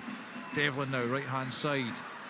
Goes down under the challenge of Abita. Shankland's slow and ponderous with his touch, and Mulligan steals it off him. Back comes Curtis, but it's fed into Clegy at the edge of the box. Challenge made by McCann, who played it off Clegy, and it will be a goal kick. Good defending, but I talk about the slackness in the Rangers lineup. You don't expect Lauren Shankland to be guilty of it. No, but it's just the area of the park where he's at, because Rangers are getting so desperate trying to chase the equaliser, and I think you've got to give credit to Josh Mulligan. That is what he's good at, getting up on the game, putting opponents under real pressure, and he breaks, and he's a good presence of mind to find Clegy off the shoulder. I actually think McCann does really well to get across and get a block on it. Nadiri with the flick on a moment ago, but it's cleared out for a Rangers throw in. Rangers continue to try and create something of note that will trouble this Hibernian backline. It's Jokita right hand side. He's been lively enough into Diamondi, who now finds Curtis on the left foot, kind of drags the shot, comes back to Diamondi, curls it, pushed away by Salinger and cleared by Megwa. Better from Rangers, but Curtis just didn't really catch it on his left foot at the edge of the box. Yeah, it's a great opportunity for Rangers. I think Finlay Curtis, he just drifts into an area where no one in a Hibs shirt really spots him or picks him up, and yeah, look, he gets on his left foot, good strike, good save, and then obviously Diamondi with the follow-up, it's a good strike, good save again. But it's better from Rangers, at least they're testing the goalkeeper and testing Hibs backline and asking the question.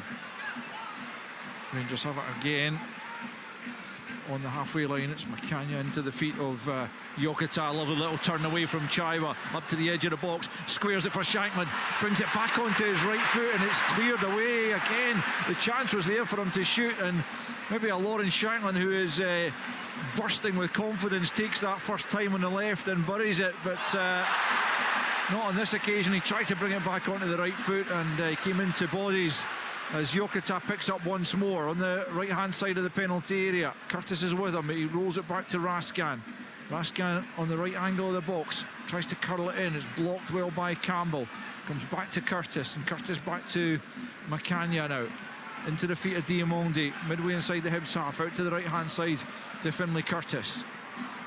Devlin available inside, just leaves it to Diamondi here, tries to thread it in here for Naderi, who couldn't gather it in. Derek McInnes on the edge of his technical area is cutting at an extremely frustrated figure at the moment. Yeah, you could see there when the ball comes out to Yokota, I think you can see McInnes on the sideline. He's barking at Finlay Curtis to get high and wide. It's obviously what he spoke about half-time, why he's put him in that position, is as soon as it goes wide, he's like another winger on that side who can attack from behind but also get forward and join in. So especially, especially when he takes his left foot inside the pitch, that then opens up the space for him to get down the sides. What I would say, just one of the attacks previous to that, the one that the crowd obviously get a bit annoyed that Shankland doesn't get the shot away, but what I really like about Yokota, he drifts in the middle of the park, picks up a lovely position, and yes, he's dribbling at that pace, but he's still lifting his head and picking someone out, and I've been impressed with him today. Yeah, he's certainly got a bit of composure about him, hasn't he, as well as that good balance and skill, as Devlin sails Fernandes a little bit short, but Fernandes manages to keep possession. Doesn't provide Romans with a great pass either, but Romans directs it back to the goalkeeper, and now it's out to Macania. Macania slides it forward for Raskan here, 10 yards inside the Hibs half. Then Jokita takes over out to the left for Romans. Romans in an advanced area, deep cross has gone straight behind, and he's disappointed with himself. I'm sure his teammates and manager are disappointed as well. I mean, Rangers are applying pressure to Hibs. Hibs are being forced into a couple of slack passes themselves at the back, and David Gray is in a bit of conversation with his coaching staff, and I wonder if they're thinking about changing things, because you don't want to be, defending for the entirety of the second half, because ultimately you would imagine Rangers eventually will find at least an equaliser. Yeah, I think from That's getting boomed on. Yeah, Devlin sends it long. Shanklin picks up inside the penalty area eventually. Left-hand side, tries to get it across goal. Albita with his head to it. There's Jokota, tries the volley. It's going to break out to Devlin, and now Diamondi helps it on for Raskin, who'll try and curl it, but it's over the top from the Belgian, and it remains after 55 minutes. Rangers nil, Hibernian 1.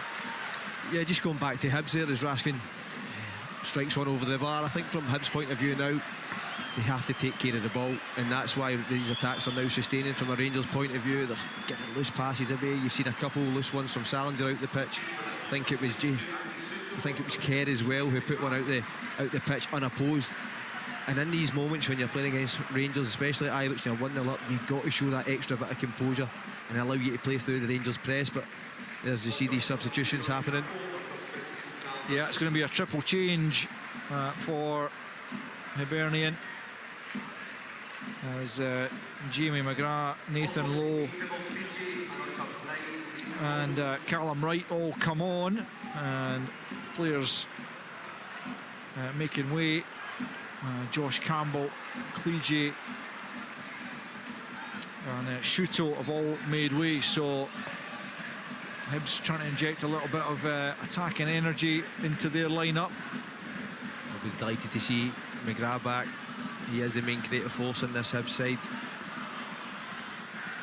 Yeah, terrific player over the years in Scottish football for Hibernian and Aberdeen most recently. St Mirren for years as well, as Raskin and Chaiwa contest the ball forward, and Raskin penalised just outside the Hibs box. It's the kind of challenge which in the World Cup we certainly saw that it wasn't necessarily being penalised. I think Raskin ultimately has inadvertently stood on Chaiwa's arm in the aftermath, but Hibs allowed to take a free kick when the referee was still coming over to look at the situation, but Hibernian get a free kick, and the Rangers fans are absolutely incensed by some of the decisions. I have to say, I think most of the decisions have probably been fair enough. I just go back to that one outside the box with Raskin and Chaiwa. I think we're kind of looking for contact, not always to be necessarily penalised, but it was on that occasion. Yeah, I think, as you say, in the World Cup we've seen the ones been played on and chances were created from on. In this league over the years, anytime there's any sort of pressure on the back and the player goes over the ball, we see a foul given. A chance here for Hibs from the free kick. Yeah, right hand side. There's a chance it's going to be Mayer to flight it in back post. Kerr's round the back. Oh, it's cleared off the line by Fernandez. Well, the referee, I'm not sure what the referee's given there. Is it a free kick? Because it certainly looked like it should have been a corner, but the shot came in, and Fernandez able to divert it over the top of the crossbar, but I can only imagine that the referee had seen something amiss in the lead up to that, and it remains 1-0. That's a lovely ball from Shanklin to Raskin. Raskin away from Chaiwa on the left foot, takes a shot on, saved by the goalkeeper. Diamondi back to Raskin, left hand side, and then he can't get the ball back across goal. Well, that's the best opportunity for Rangers, certainly in this second half. First decent save, force from Salinger, but again you feel that Raskin's got to do better from that position. Yeah, he's got to do better, but I think the overall play you can see there, having Raskin high, Diomande higher, it's definitely asking more questions of the Hibs backline. But the ball comes into the middle for Shanklin. It was a lovely first time pass round the corner for Raskin to arrive onto. Obviously he breaks the line, gets through. Good strike, good save, but you do expect someone on Nico's quality to have a better end product there. But that is what you want to see, these sort of patterns of play. In, round the corner first time, runners beyond, that's what breaks a stuffy back five, and obviously the midfield, Hibs have got everybody behind the ball at times, so it has to be that sort of fluid interplay. Hibernian coming forward down the right hand side through McGrath. Out of play for a Hibernian throw in. Still 1-0 to the visitors. We've played an hour now at Ibrox. Hibs looking for another victory here, having won the last away match of the season on this very ground. As Obita picks up on the halfway line. Down the left-hand side it comes. And Wright just unable to keep it in play. First sighting for me of Callum Wright, signed in the summer, but he's been injured, missed the first couple of games certainly. As Shankland with another neat touch over the top, but O'Hara's there before Yokota. Lone then nods it down as Hibs try and come forward. Diamonde caught by Mayer, and it will be a Rangers free kick midway inside their own half. Josh Campbell's penalty still separating the teams here at Ibrox. Half an hour, just a little bit less of regulation time to play, as Romans fires it forward looking for Naderi. Takes a little bump, it's going to come to Shankland. Edge of the box, goes for goal, off the crossbar. Salinger gets something on it. He didn't really, I suppose it goes down as a save, but it kind of squirmed under his body and onto the crossbar somehow. Bounced up as Shankland came close to the equaliser, but somehow Hibs survive, and it remains Rangers 0, Hibs 1. Yeah, that just comes from Rangers being more direct once again. We touched on that once or twice in the first half, just being more direct, and obviously Naderi gets the flick onto Shankland. Great strike, but obviously good save. In comes a corner from the right hand side, up goes Fernandez, headed away. Again, Hibs doing everything they can as that penalty kick, as down goes Naderi. Referee had a look at it, hasn't given anything. The Rangers fans were howling for it once again, but the referee looked like he was in a good position. I must say, when I saw the challenge come in, I thought maybe he was going to point to the spot, but nothing given. Ryan Jack, your review of that one?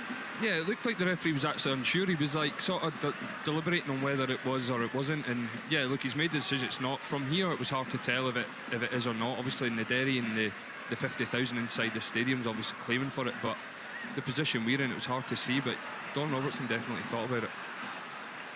Yeah, he pondered it, it looked like, but ultimately nothing given. But well, we saw a penalty given after a long delay in the first half. That's not impossible that the same could happen again. The ball's still not been out of play. Rangers still a goal down, looking more like it, you would say, in this second half. Shankland denied just a moment ago by the crossbar after the goalkeeper got something on it to divert it there. Ball played up to Naderi, tries to help it on first time. Yokota trying to get there. Obita just ushers the ball out of play before he can, and will be a Hibernian throw-in. It doesn't look like VAR are getting involved in this particular incident, the Naderi penalty claim. He did wave away quite early, didn't he? About 25 seconds after he had made the decision, as if he'd had in his ear that it wasn't going to be looked at. Did he? I didn't see that, but I'll take your word for it. 1-0 Hibernian then, 63.5 on the clock, as Fernandez has it at the back for Rangers. Hibs haven't really been seen as an attacking entity in this second half, but the ball played forward there for Lowe. Fernandez just knocks him off the ball and gets the ball back to his goalkeeper, who immediately plays it out to Macania. Now Curtis playing it right back into Raskan in the midfield, pokes it forward for Yokota. Little swivel away from Mulligan and then plays it out to Diamonde left hand side. Diamonde takes a touch, early ball into the box. Obita's there before Naderi. Little nudge there on Romans to prevent him getting on the end of it, as Telo Asgard and Jedi Gassama are stripped, ready to come on. As Curtis plays it into Naderi, back to Yokota at the edge of the box, left hand side, plays it out to Romans. Romans with the early ball in, swept away by O'Hara. Devlin will go and pick up here under pressure from Lowe, but steps away from the Australian, and then he's taken down. It'll be a free kick. Two Rangers quickly taken. Fernandez for Macania. And then back to Curtis. Curtis out to Yokota, right hand side, midway inside the Hibs half. Tries to get the better of Adam Mayer, who's stuck to his task pretty well this afternoon against the jinky winger. Now Diamonde picks up central area. Yokota looks like he's just maybe tiring or maybe taking a little bit of a knock, but Diamonde gets out to Romans on the far side. Now it's into Devlin, 10 yards inside the Hibs half. Macania out to Yokota right hand side, trying again to step away from his marker, curls the ball in. Naderi just can't stretch far enough to get on the end of it. The Rangers fans, I think, appreciating what they're seeing from their Japanese winger, but ultimately the delivery was just too far ahead of Naderi, and it remains Rangers 0, Hibernian 1, 65.5 on the clock. Yeah, anything creative looks like it's going to come through. Yokota, lovely balance, just what needs that half yard, and he flights a fantastic ball in there. I think Naderi's got to try and do more to go on the end of it, and it looks like he's cramping up a little bit, he's stretching his calves there. Seen him in a conversation with Derek McInnes. Rangers can't afford for him to go on, because any sort of creative threat looks like it's going to come through him. Here come Hibs down the right hand side, looking to further their advantage. Not on this occasion. It's gone out for a throw-in. 2 Rangers midway inside their own half. Double change is going to be made, but not just quite yet. Shankland plays that on. Looked like O'Hara had a hold of Naderi's jersey there to prevent him running onto that. Referee didn't spot it as Hibs launched the ball forward. It's up towards right in the angle of the box, looking to get away from Romans, who sticks the right boot in and knocks it away. Right then challenged by Devlin. Play allowed to continue as Hibs continue in possession. It's Mulligan wriggling away there from Diamond. He tries to squeeze it across goal for Mayer, and there was a body in the way, and out for a throw-in over on the far side to Hibernian. Approaching the midway point of this second half, and Rangers still trail as Mulligan plays a loose pass and Shankland just hoists it clear. Naderi flicks it on, but there's no Rangers players up with him, so it's easy for Chaiwa to gather in. Sent out to the right hand side for Megwa here. One touch and then sends the ball into the area. It's missed at the near post, and it'll come to Callum Wright on the edge of the box, looking for room for the shot. Beata's there to help, and so too is Mayer. Mayer gets to the byline, cuts it back, cut out by McCanya. Curtis back to McCanya, and then swept up, but Chaiwa quickly in to prevent Shankland turning that into the path of Raskan. And here's the double change coming with Asgar and Gassama, and Nico Raskan is going to be replaced by Asgar, and it's going to be Yokota replaced by Gassama. So Scott, you did say you can't afford to take him off, so they need a big shift here from Gassama, who had showed so much promise at the start of his Rangers career, but it really hasn't happened for him since. Yeah, I think, look, it's a big 30 minutes for Gassama and Ashgard. I think especially Gassama's been a lot of questions asked at the end of last season and the start of this season, so this is a great opportunity for him to come and show something and get his team right back and get the club right back in this game. Gassama's going to play on the left. That's his favoured position. We've had that discussion a few times. Yeah. Here he is in that left flank role. Asgard's over there as well. Cross is blocked by Megwa. He's had a good game at right wing back, not least when he stopped the Chermiti shot on the line to preserve his side's 1-goal advantage. Here's Gassama then, left hand side, away from one challenge into towards the penalty area. Has to cut back the way, gets it back to Asgard, left hand side. He curls it in towards the back post. Up went Mayer to get there ahead of Shankland. Shankland still battling away inside the penalty area. Comes to Diamondi, it's blocked. Again, not enough desire, perhaps not enough dig in the shot to find its way through to trouble the goalkeeper. But Rangers are knocking on the door here. 69 almost played.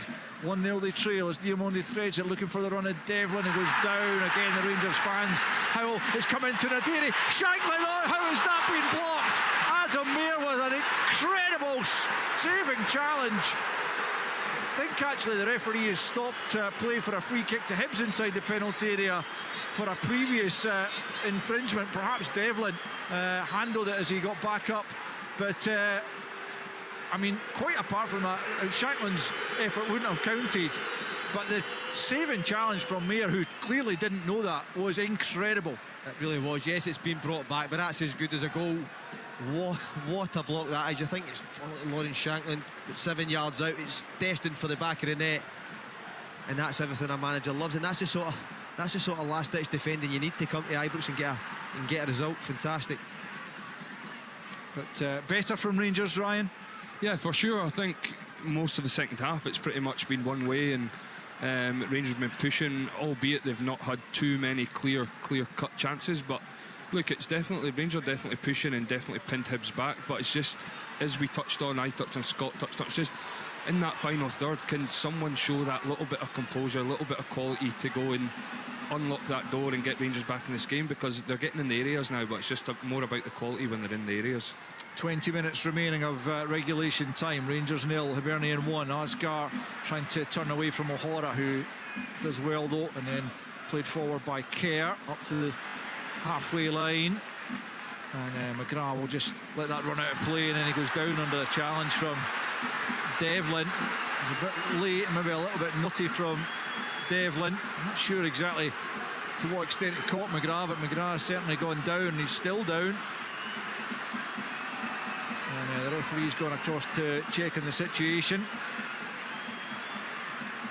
Again, difficult to tell from this distance what exactly Cammy Devlin did or how much impact he made on Jamie McGrath, but all this is just played into the hands of Hibernian, who continue to lead by a goal to 0. Take this thing out of the game a little bit. Rangers obviously with their tails up trying to get back into the game. It's like Hibs even at this point. A goal to 0, I still think they have to be brave at times. Just take that, make that extra pass. They're too guilty of just getting rid of it. Here's Callum Wright down the left hand side. McCann is with him, he's done well, he's won it back, and he's got the free kick for his side, which will be taken just a few yards from the Rangers goal line. Didn't win a single home league game under Russell Martin here. 2 draws and a defeat, and then a draw with Dundee United under Stevie Smith before they eventually beat Kilmarnock in Danny Rowell's first league game here. That was the 26th of October. Here's Gassama trying to make an impact this afternoon. Comes to Diamondi after Gassama had gone down. Still Diamondi up towards the edge of the penalty area. Asgar, who's been in good goal scoring form, at the edge of the box. Little step over out to the left hand side to Romans. Romans sends it in. Obita is there before Shanklin. Naderi can keep it alive. Obita again with a clearing header, and it will fall for Mayer. Lowe goes down off the ball, and the referee's seen that. It's Fernandez who's made contact with him, and the referee says that'll be a Hibernian free kick in the middle of their half. And again, as Scott said, it just like breaks up the game somewhat, and that is music to the ears of the Hibernian fans, who are certainly enjoying themselves over on the far side of Ibrox. Absolutely, they've seen their team obviously leading 1-0 at Ibrox. What they were really proud of is how they're defending their box at this moment in time. The amount of times a Hibs player manages to get a header, a block, as we've seen from Mayer previously, it just takes the sting out of Rangers attacks. They've defended as a team really, really well, Hibs, and you have to do that. Just as the game goes on, more balls are going to come into the box. You have to. We've seen them take the sting out, I think, with free kicks and fouls, but they have to do that with the ball. They have to try and get a bit of possession in this game. It's just going to be relentless from Rangers, trying to get down the sides and ask questions. And overall, the amount of volume of crosses, at some point someone's going to get free. Well, the law of averages would suggest that, but it doesn't always happen, does it? But 16 and a half to play, and it's still Rangers 0, Hibernian 1. Everyone inside the Hibernian half right now, except for Ivor Pandor, the Rangers goalkeeper, as Finlay Curtis has it. Knocks it back to McCann, just inside his own half now. He's going to have to go all the way back to his goalkeeper. Didn't have the angle to make the pass to Fernandez, at least he didn't think so. Didn't want to take a chance. Now it's Gassama left hand side, back to Devlin on the halfway line. Square here for McCann.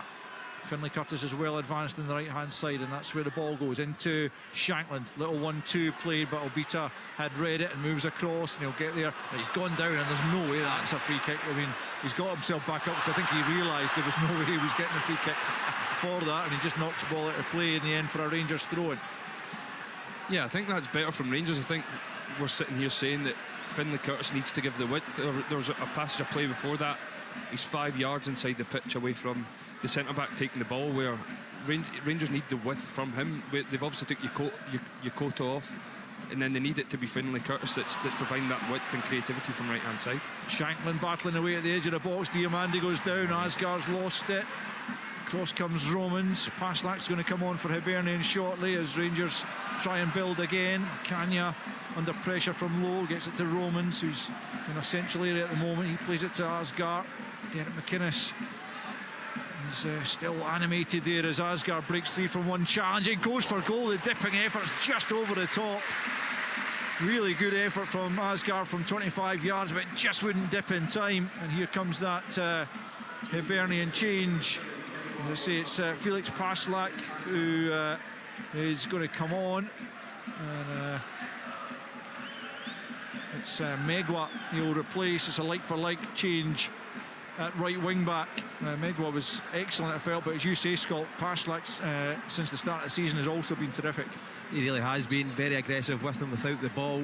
He's got that energy to get up and down the pitch, and he actually gives Hibs now a threat going forward when they're looking to counter-attack. But just going back to that point, speaking about the width from Finlay Curtis and why it's so important when you're playing against a back five, one of your wide players has to be basically on the touchline for me, because what it does is it moves that back five about. Do I go, do I not go?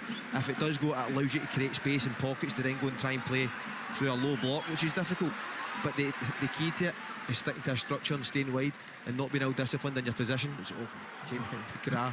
Yeah, Jamie McGrath, just a snapshot from the edge of the box, brought it down neatly with his first touch and then volleyed it goalwards, but it's wide of the near post, and Rangers have the goal kick. Under a quarter of an hour left of regulation time. Rangers 0, Hibernian 1 as Diamonde slides it into the feet of Nadiri, and now Curtis is in an advanced position once more on that right flank. Back to Diamonde it goes, midway inside the Hibs half. Back for Asgard and then Devlin into Fernandez. Devlin once more, just at the edge of the centre circle for Macania. Everyone joining in the attack now for Rangers as Macania tries a big diagonal in towards Gassama, who's late arriving in. That's a foul, yeah. A free kick to Hibernian inside their own penalty area for Gassama's challenge there inside the penalty area. Ross McCrory is about to come on, and wonder if that'll be for Curtis at right back. As Hibs prepared to take the goal, the free kick here. 13 minutes left to play. Rangers 0, Hibs 1. Earlier in the day, Celtic winning by 5 goals to 1 at Rugby Park. Hearts 4-0 at home to Dundee United, and Motherwell and Falkirk sharing a goalless draw. Devlin here, forward for Asgard on the half turn, away from Mulligan, out to Gassama left hand side. At the edge of the box on the left, fires it in low and it evades Shanklin and Nadiri, and Derek McInnes holds his head in his hands, and sometimes you just begin to feel it is not going to be your day. Rangers 0, Hibernian 1. Yeah, it's a lovely bit of play. I think Fernandez breaks a line to Devlin, beats the Hibs press. Devlin gets in the half turn, great ball through the midfield of Hibs into Asgard, and then he gets on the half turn, get wide, great ball in the box, and Nadiri should probably be in a position to get the end of it, but it's a great attack, and it's probably one of the first times we've seen from back to front where Rangers are breaking the lines to actually get in a position to create a chance. Goal kick to Hibernian, taken by Salinger over the halfway line. McCrory felt he was being nudged there by Lowe, but nothing given other than the throw in to Rangers. McCrory takes that shot to Devlin into Diamonde, quickly closed down by Mayer. Back to McCrory it goes, early ball forward looking for Shankland, but Gers in the way. Diamonde tries a little bit of juggling, but he can't get away from his marker. McGrath battling on the halfway line, steps away from Devlin, and now it's right inside the centre circle. Again, Devlin trying to get back at the Hibs midfielder, but Hibs continue. Now Asgard should be able to cut that out, just plays it forward. Shanklin chased it back to Devlin. Early ball forward looking for Nadiri. He's beaten in the jump by Kerr. Mulligan picks up. And then forward by Paslak. Lowe will go and chase that in the right channel for Hibernian. Hibs look to try and get other bodies forward. Up against Fernandez. Fernandez blocks the initial cross, but it comes back to Mulligan, who just tries to dink it to the back post, but it's too high and behind for a goal kick to Rangers. Just over 10 to play. And it's Rangers trailing by that Josh Campbell penalty to 0. It's a good opportunity for Hibs here. Just looking at Mulligan, finds himself in a great position. I don't think he has to be in a rush to just float that ball out for a goal kick. I think if he stays in the ball, attracts a bit of Rangers pressure. Maybe look for a ball round about the box. McGrath throw the ball forward there and easily cut out by Obita, and then McGrath finds Lowe, and Lowe's just too quick again to try and find Chaiwa, and allows McCania to cut it out, but Hibs could have been in there with a little bit more composure on the ball on the counter as Diamondi picks up on the halfway line. 10 to play. Rangers 0, Hibernian 1. Here's Asgard, left hand side, across goes right to close him down. Short ball into Gassama, back to Diamondi, looking for options. One of them is Romans. He plays it back to Asgard, midway inside the Hibs half, left of centre. He rolls it square to Macania. Everyone back in the Hibs defensive third, barring Pandur. Here's McCrory cut in from the right hand side, ball in, comes back to Asgard, lovely little touch. Asgard can't quite get away. Gassama tries to curl it near post and is blocked behind for another Rangers corner. Well, the pressure continues to mount, but Hibs continue to hold firm. Yeah, Ross McCrory cuts in on his left foot, good ball into the box, and Derry just uses his body well.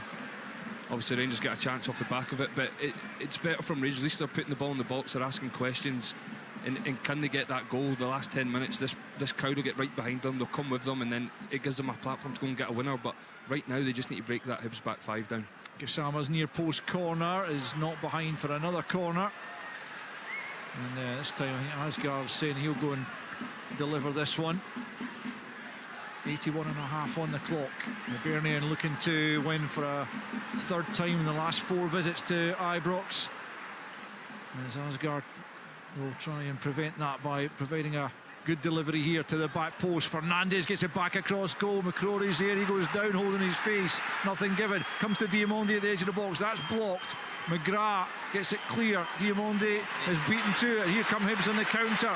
It's Adam Mayer leading it. Back goes Devlin. Good sliding challenge. Plays it off Mayer. That should be a Rangers throw in. Indeed it is. And Ross McCrory's still down inside the penalty area as the referee signals he's going to have to go and check to see what happened there. He's going to have to check at least to see if McCrory's okay. And again, Rangers, Alan McGregor's out there, part of the coaching staff now, and he has added his voice to the claims that there was perhaps a penalty claim there, but again, so many bodies in the box, isn't there? It's hard for us to tell, but it was a great break from Hibs, wasn't it? Adam Mayer gets there before Macania, and you've got to give credit to Cammy Devlin doing what he does best, recovers really well and wins his team a throw in and gets them back on the front foot. It's a big end to the game for both clubs here. Hibs have to try and hold on. I think they've defended their box fantastic. You've even seen that there. They're just getting their head, but it's a knee clearances at the right time, and Rangers just trying to find a way back into this game. It's once again though, Scott, it's Rangers have put themselves in a position again at home where they've not done enough up to this point, and then it gets to the last 10 minutes of a game, you're throwing everything at it. Derek's making changes, they're putting more bodies in the box, and then you're open to counter-attacks, and if you just probably more the first 60-70 minutes of the game, then you're probably not in this position. I think that comes though from how they're set up at times, though. They're not really set up to have real control throughout the course of a game, and anything that you can kind of see that looks deliberate to get your best players into areas to go and create chances. It's all, a lot of it is off the cuff. I think you could certainly see that. You're looking at Yokota in the first half, it was all down to him 1v1, can he get a half yard and then find a teammate. He's done that, but nothing consistently.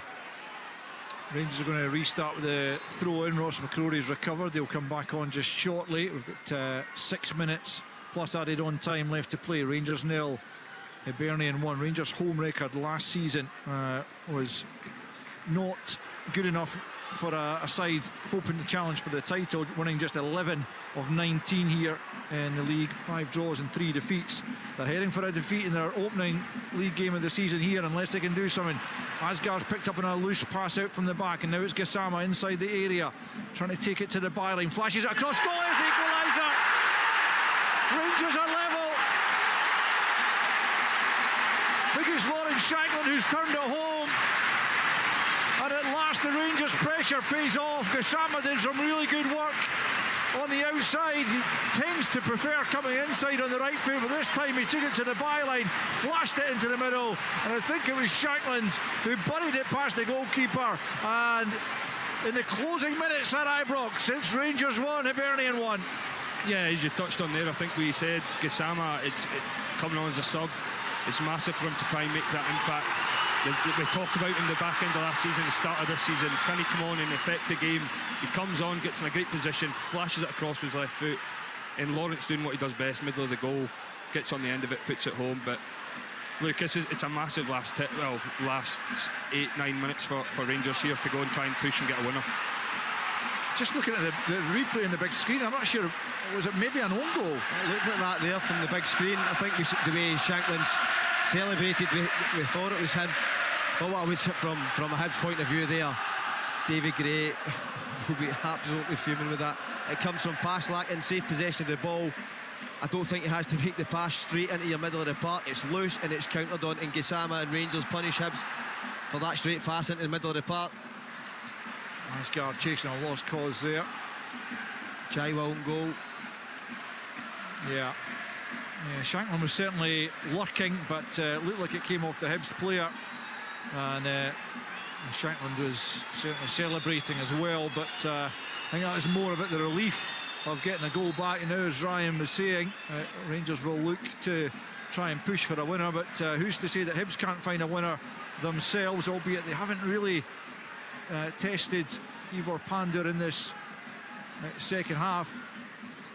And to be fair to Rangers, they haven't really, beyond the penalty that was given against them, Hibs haven't really created an awful lot, but they were within minutes of finding another victory here, and they might yet. But here's Gassama, left-hand side, who has made a difference, in fairness to him. Maybe the gauntlet has been laid down. He's won a free kick. He might feel that his Rangers career is on the line unless he can show something to Derek McInnes in these opportunities. And he certainly set up the equaliser, and now he's won his side a free kick which has been taken. It's Diamondi for Devlin, out to Gassama. Gassama forwards for Romans. Romans will get that into the area. There's Shankland with that downward header. Salinger saves. McCrory back across goal, but it's too deep, and no Rangers player can get there. Salinger making the save. I wonder if he maybe made a bit more of a meal of it than was necessary, rather than just gathering it in. But you can hear the Rangers crowd now getting behind their side, looking for a victory here in their opening home league game of the season.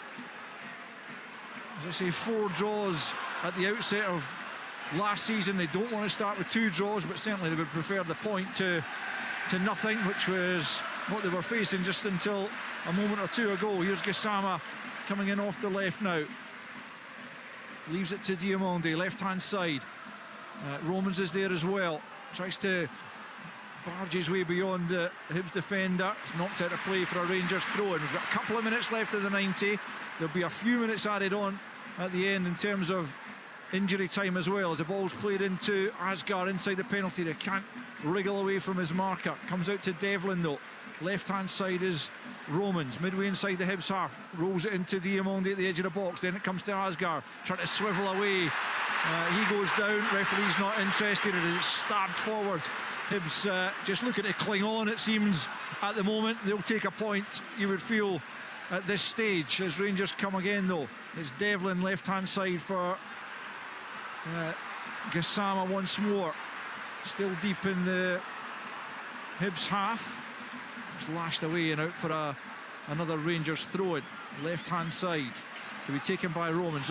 Owen Elding's going to come on for the closing stages here, and he will replace Mayer. Well, certainly he's been playing left wing back. Elding will just be, I think, asked to try and preserve this point for the visitors, who have played well certainly, but it's Rangers who are pressing for the winner. We've got less than a minute of the 90 to play. Rangers 1, Hibernian 1. Rangers trailed for so long, but back level as The long throw in comes into the Rangers, to the Hibernian box, away by Chaiwa, returned by Romans. Now Derry gets his head to it. Shankland at the edge of the box. Now Derry's still there, battling away, but O'Hara gets the better of him, and Paslak gets it further clear. Lowe nods it down, and now Elding will pick up, and he'll come across the halfway line. Rangers trying to get bodies back. McCrory's there, and he does well. Gets enough on it, and now Diomande takes over. Diomande up towards the halfway line to Asgar, closely marshalled by Mulligan. Out to Gassama on the left flank once more. Comes in Fields, gets it to Devlin. 4 to be added on at the end here. We're into that now. It's McCanya out to the right hand side to McCrory. McCrory sends it into the area. It's beyond Shankland and Naderi, and he'll go all the way out for a throw-in over on the far side to Hibernian, deep in their own territory, and it remains in injury time. Rangers 1, Hibs 1. Yeah, I think you can see there, as soon as Rangers score, the stadium gets a lift. I think you can see more energy coming to the team on the pitch. You see balls getting put wide, the tempo of the passing's quicker. But yeah, I think on the course, I don't think Rangers have done enough to win the game. I honestly don't. I think they've got in good areas at times, but probably just not had that quality in the final third, or not had that sort of creation around the box. But as soon as they get the goal here, you see the tempo in the full stadium just completely changes. Yeah, although they were not happy with McCrory going back the way they are when he might have gone forward. Gassama's little flick on the left-hand side for Asgar. Do they have the invention to create a winner? And it comes to Diomande, midway inside the Hibs half. Diamonde's ball in. Naderi's up there. McCrory nods it back across the penalty area. Asgar tried to lay it off for Devlin. Here's McCanya picking up, right-hand side of the box. Tries to play it into the area. It comes off Chaiwa for a Rangers corner. This Rangers crowd continue to urge their side on. A few have made their way to the exits, but not as many as you often see heading for the underground or their way home early, as Asgar prepares to take the corner from the right-hand side. Tello Asgar, Norwegian international, right-footed into the 6-yard box, comes out to Devlin at the edge, takes a touch, thinks about sending it back to Asgard. Instead he goes short to Romans. Left-hand side is Gassama onto the right foot. He's going to go for goal. It's blocked at the edge of the 6-yard box. Gassama really got hold of that. Low effort, but didn't find its way through. And Hibs survive once more, trying to dig the ball out from the back here. And they found Chaiwa, left-hand side. The man who's inadvertently got the equaliser. But Hibs have got bodies forward here, and they might yet win it. There's a chance to engineer something here. They've gone for goal. Oh, they found it! Oh, my goodness, it's Felix Paslak that somehow sent the ball beyond the goalkeeper, who looked to go down, looked to take an age to go down and try and reach it, and he couldn't do so. And Hibernian have somehow found a winning goal at Ibrox just when it looked like they were clinging on. It is Rangers 1, Hibernian 2. And it's an incredible response from this Hibernian team, and Paslak especially was the guy capable for giving the ball away for the Rangers equaliser. But Owen Eldon and all that, he shows that bit of composure, manages to work the ball wide, and then Hibs just counter. Rangers defensively not set up properly because they're trying to find the winner. Paslak cuts inside in his left foot and just finds that corner. It didn't go in with any real pace, but the counter and the speed that Hibs broke at, what an ending to the game. But Owen Eldon in there, in amongst all that, he showed that bit of composure, works the ball out wide, and it's a great counter-attack. And what an effort Hibs as a team have put into it. The amount of crosses they've had to defend in that box. David Gray will be absolutely delighted with that. What an ending to this game. It's incredible. We're back underway. Ball's played back to Pandur, who did not cover himself in glory at that goal at all. Won by Fernandes up to the edge of the box. Paslak gets it clear. McCrory tries to return it. Rangers looking for a second equaliser. It comes to Shankland. Blocked his effort. Eldon gets it further clear. Picked up by Romans. Now it's Diomande. Right hand side is McCrory. Rangers need to get it into the box, and it comes from McCrory. Comes all the way to the back post. Shankland working his way out of the box. Was he bundled down there? Referee says no. Romans has won it back though at the edge. Out to McCrory, right hand side. He's going to work hard to keep that in. McGrath comes and knocks it out of play. Rangers throwing in the closing seconds here. There were 4 minutes added on. We're going beyond the 4 minutes now as McCrory takes what looked like a foul throw. Cross comes Elding. McCrory's kept it off him. Rangers need to work it into the box. McCrory, that's going to be hacked away by Wright. It's Romans into Fernandes at the edge of the area. Can he find the pass? It's Gassama, just lifts it high. Back across goal from Shankland. Up goes Naderi, but Salinger will save that on his line. And it looks now as though Rangers are heading for defeat, and Hibernian are going to claim the 3 points once again at Ibrox for the third time in their last 4 visits. The referee telling Raphael Salinger to get on with it. He thumps it high over the halfway line. Oh, Hibernian, what an effort in the closing minutes to get themselves back in front, and not only to get themselves back in front, but to claim all 3 points. The Rangers fans sound the boos once more, but the jubilation in the corner of the stand across from us, and the Hibernian supporters once again as they claim the victory at Ibrox once more. It's just an incredible turn of events here at Ibrox, because it looked like Rangers had clinched at least a point and were going for the victory after Josh Campbell's early strike from the penalty spot had put Hibernian in front.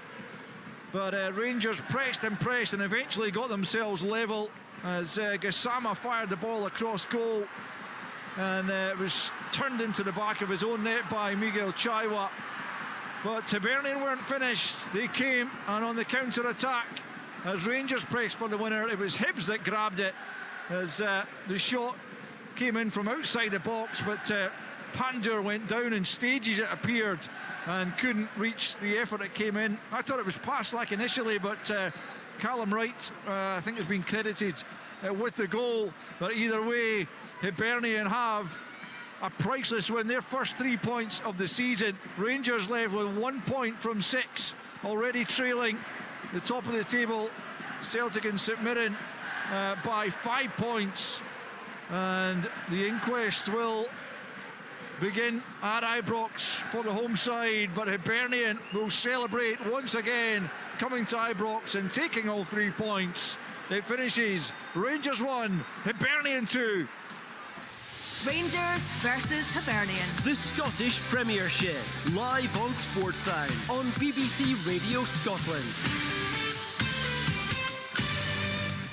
Players, put on your blindfolds on BBC iPlayer. You don't see this in Beverly Hills. There's something not right here. Okay, this is big time twisty. You ready to play my game? Alan! Who could be the secret traitor? Shady, shady, shady. Everyone's lying to your face. The Traders US. Players, the floor is yours. Watch on BBC iPlayer. Well, that is definitely an absolutely worth... incredible ending at Ibrox. An absolutely incredible. Not quite sure what's happening, but that, yeah, I can assure you, the US Traders definitely worth watching. This has certainly been worth listening to. What an afternoon we have brought you here on Sunday Sports. And Celtic with a 5-1 win against Kilmarnock. Hearts rampant 4-0 against Dundee United. It was Motherwell 0, Falkirk 0.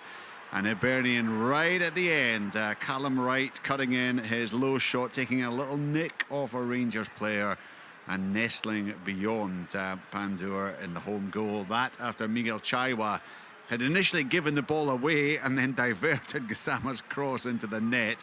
A horror show for him, but that will soon be forgotten, because Hibernian have done what they've done in each of the last 2 seasons. They've gone to Govan and they have beaten Rangers on home turf. Rangers 1, Hibernian 2. Scott Allen, the celebrations will continue deep into the night. The Hibernian players across there just savouring the moments with those fans who are clearly and understandably absolutely elated.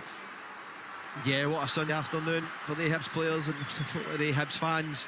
They put so much into the game.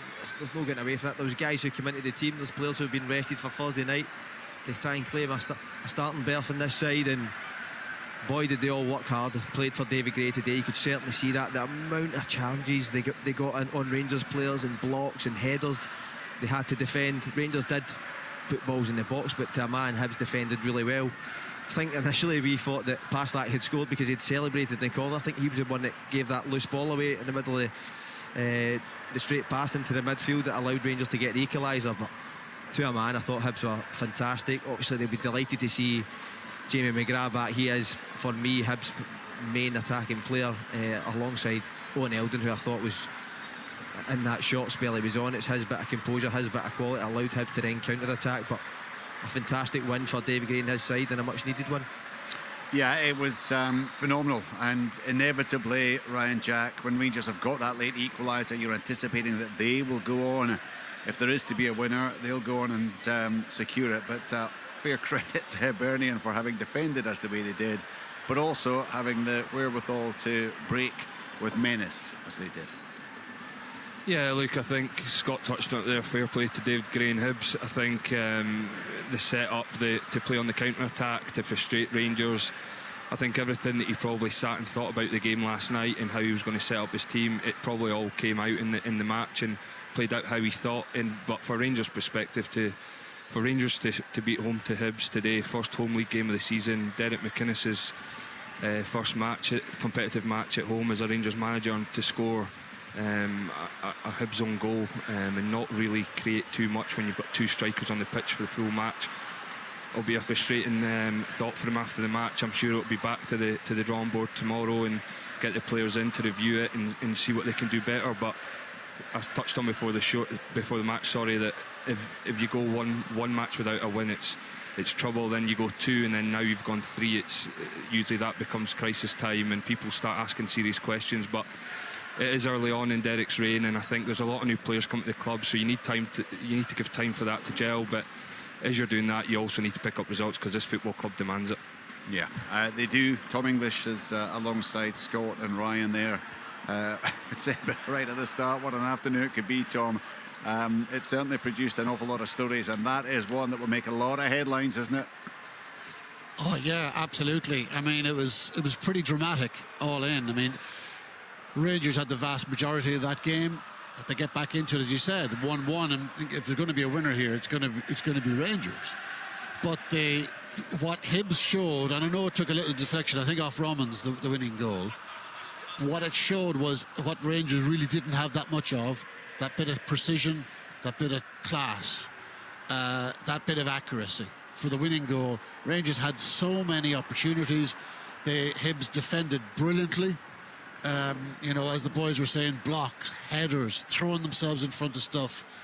Rangers just didn't have that quality, and anytime Hibs maybe did show a bit of lack of concentration, that somebody arrived to get them out of trouble. And I thought they were defensively heroic. I didn't think they were going to hang on, to be honest. I thought 1-1, I was backing Rangers to win this game, but then they break away. And the quality, the composure, the lads were talking about constantly, the two words that they were using constantly, and they were dead right. The Rangers were desperate and they lacked composure. Well, in the winning of this game, Hibs had all the composure. They had all the clarity. They knew exactly what they wanted to do, and the accuracy, and then a little bit of a nick off Romans. But that counter-attack was outstanding, and I think Rangers are stunned. I think Derek McInnes is stunned.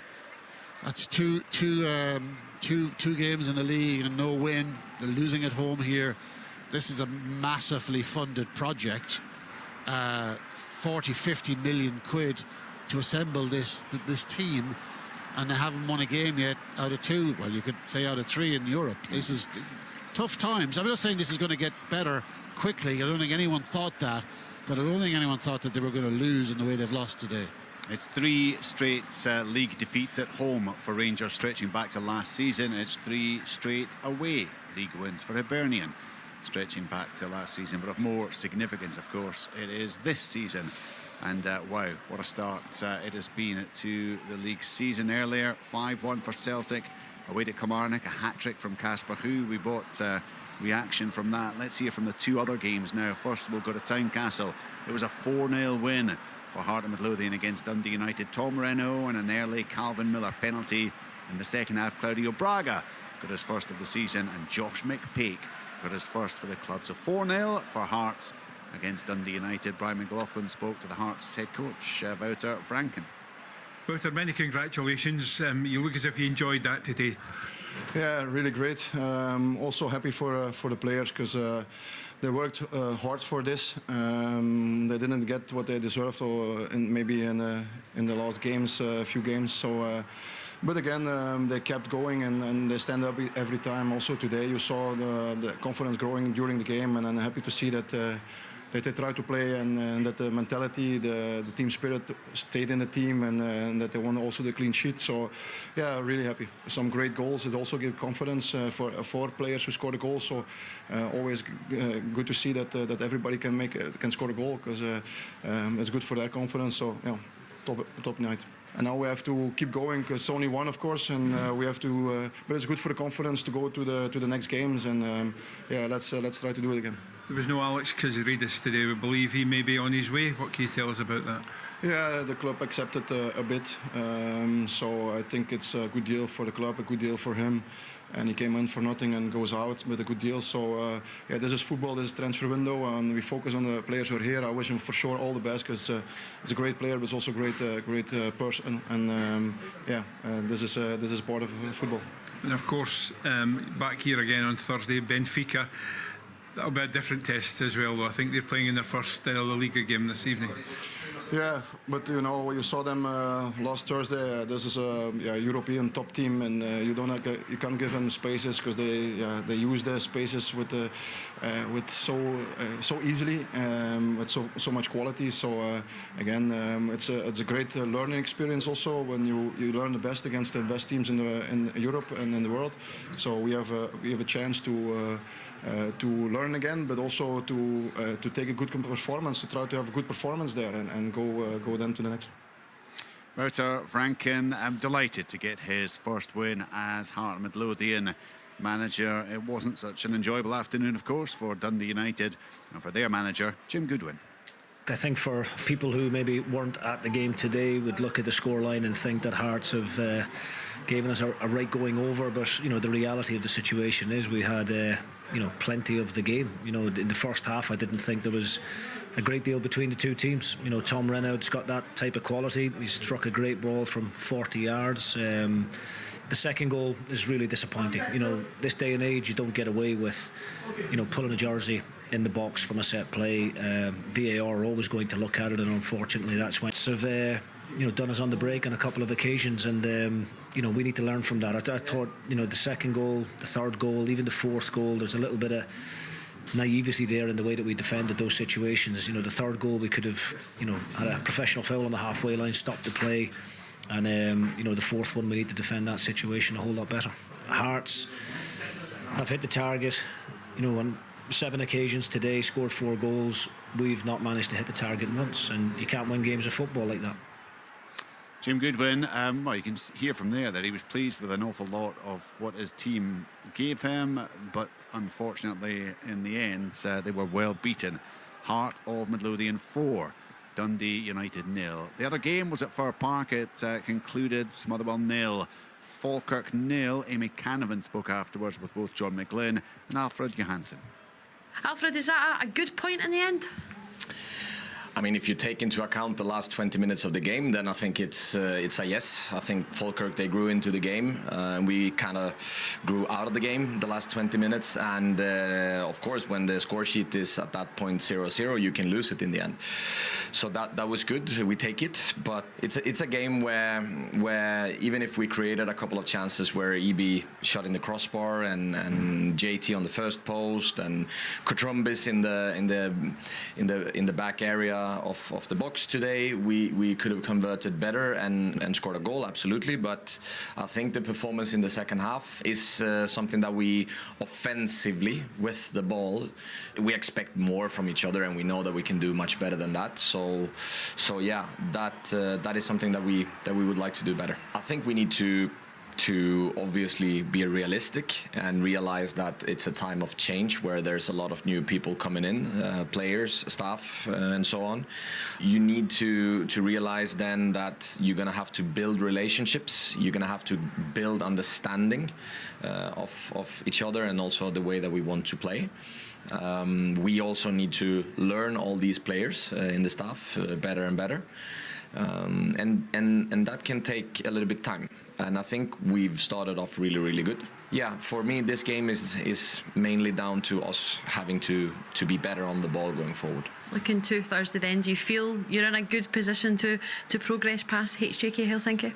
we're in a good position, definitely. We now will have an extra day in between games, and then we have all the chances in the world. I think we played a good away game there. I think we played good games at home here, except for the second half today, and we have many good chances to play well on Thursday. John, a good point in the end? Very good point in the end, yeah.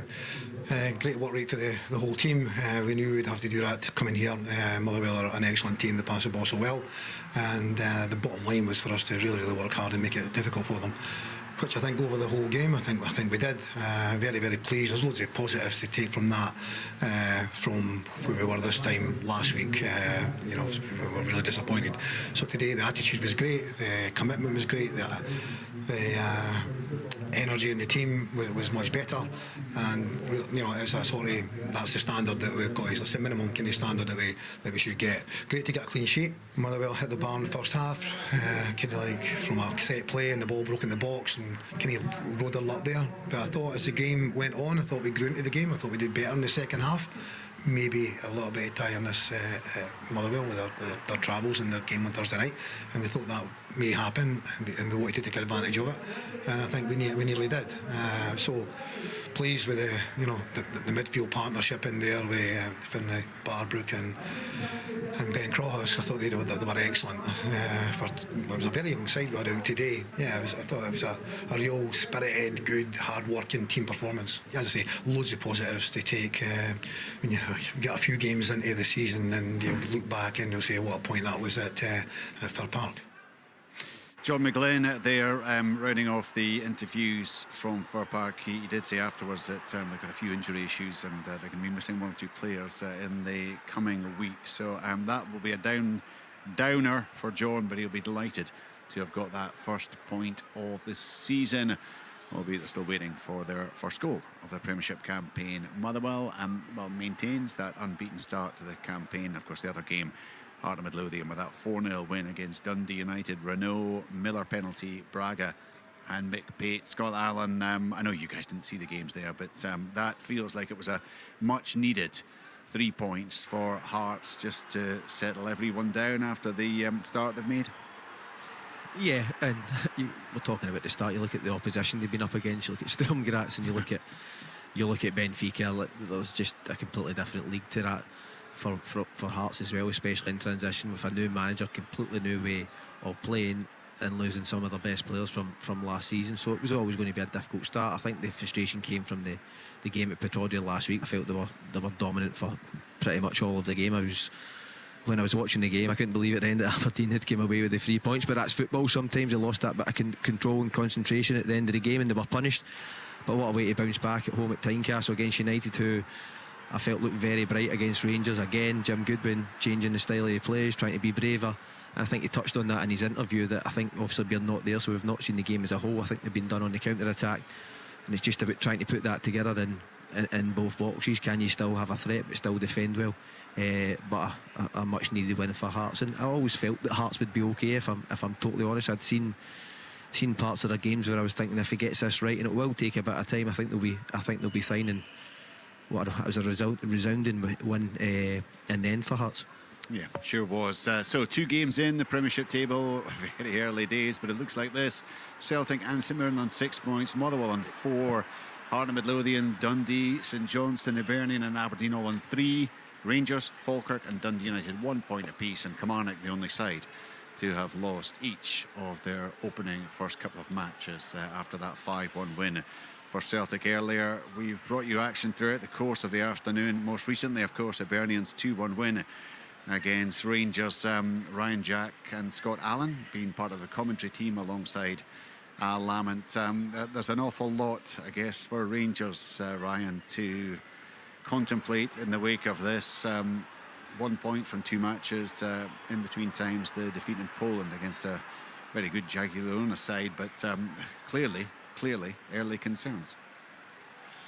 Yeah, clearly. I think, as you touched on there, it's early concerns. I think to not get the 3 points away at Tannadice last Friday, obviously I touched on before, if you don't win that match, everyone looks at the next match, which was a European game, to say, okay, can we get a reaction in Europe? We want to get off to a good start in Europe. Then you lose that match as well with similar basic errors. I think too stretched at times, open to counter-attacks. We've seen that numerous times today. Even the goal that they lose at the end, Rangers are pushing, they're attacking, and then Hibs show a bit of composure, get a counter-attack, score 2-1, and then you come into today, you lose this, and then Derek, I'm sure tomorrow will be having a lot of thoughts, a lot to think about. But I touched on before, if you don't win 3 games in a week at Rangers, then it's always scrutinised, it's always a big problem. We touched on when we were watching the game, we touched on composure, quality around the box, combination play. I think at times we've just seen Rangers sort of throwing the ball in the box, being hopeful, playing off the cuff, not really having that spark of creativity. So is it right? Like, forget like the points in that at this moment. The performances aren't there. I think that's equally as damaging. You can't really see what this Rangers team looks like. We're already into the start of the season. We're looking at the shape. We're looking at the amount of times you have to change personnel to try and get a jolt out of this side, I think. So as much as you can have signs of what you're going to look like and lose games, and you can take positives away, but when you're looking at it over the last 3 games, the performance just hasn't been in there, and that's in both boxes. Don't look they're going to create a lot. They don't look like they're going to sustain attacks in the opposition half. And then, as Ryan, as he says there, any time they turn the ball over, there is space for the opposition to play, and it'll be the same on Thursday with Jagiellonia. They'll look at what Hibs done today, they'll look at the threats that they caused Rangers on Thursday night on the counter-attack. It'll be no different, and that will be the challenge again come Thursday. I touched on that before. I said Hibs have probably watched the game on Thursday night, and David Gray's probably analysed it and thought Rangers are open to counter-attacks, so we're playing at home, first home game of the season. Can we frustrate them? Can we frustrate the crowd? Can we play on counter-attack? They've obviously watched the game on Thursday night. That's exactly what Jagiellonia done. And then, to be honest, it's a flip again. Jagiellonia will probably watch that and think Rangers at home, frustrate them, get the crowd on top of them. They've not won the last 2 games. And then it'll be another case of you've maybe got a lot of the possession, but again, you're defending counter-attacks and you need to be set up better behind the ball. It all comes from out of possession, and when you've not got the ball, how you're set up. And today, I think at times again, they just look so stretched when they're attacking. They turn the ball over, and then it's like they're defending a chance, or Hibs have got a great opportunity to go and attack, and then there's no like counter press, there's not second press, it's just lackadaisical. And then so as I touched on there, it's another frustrating day for Rangers, but I think Derek's got a lot of work to do coming the next 3 days before they play on Thursday night again.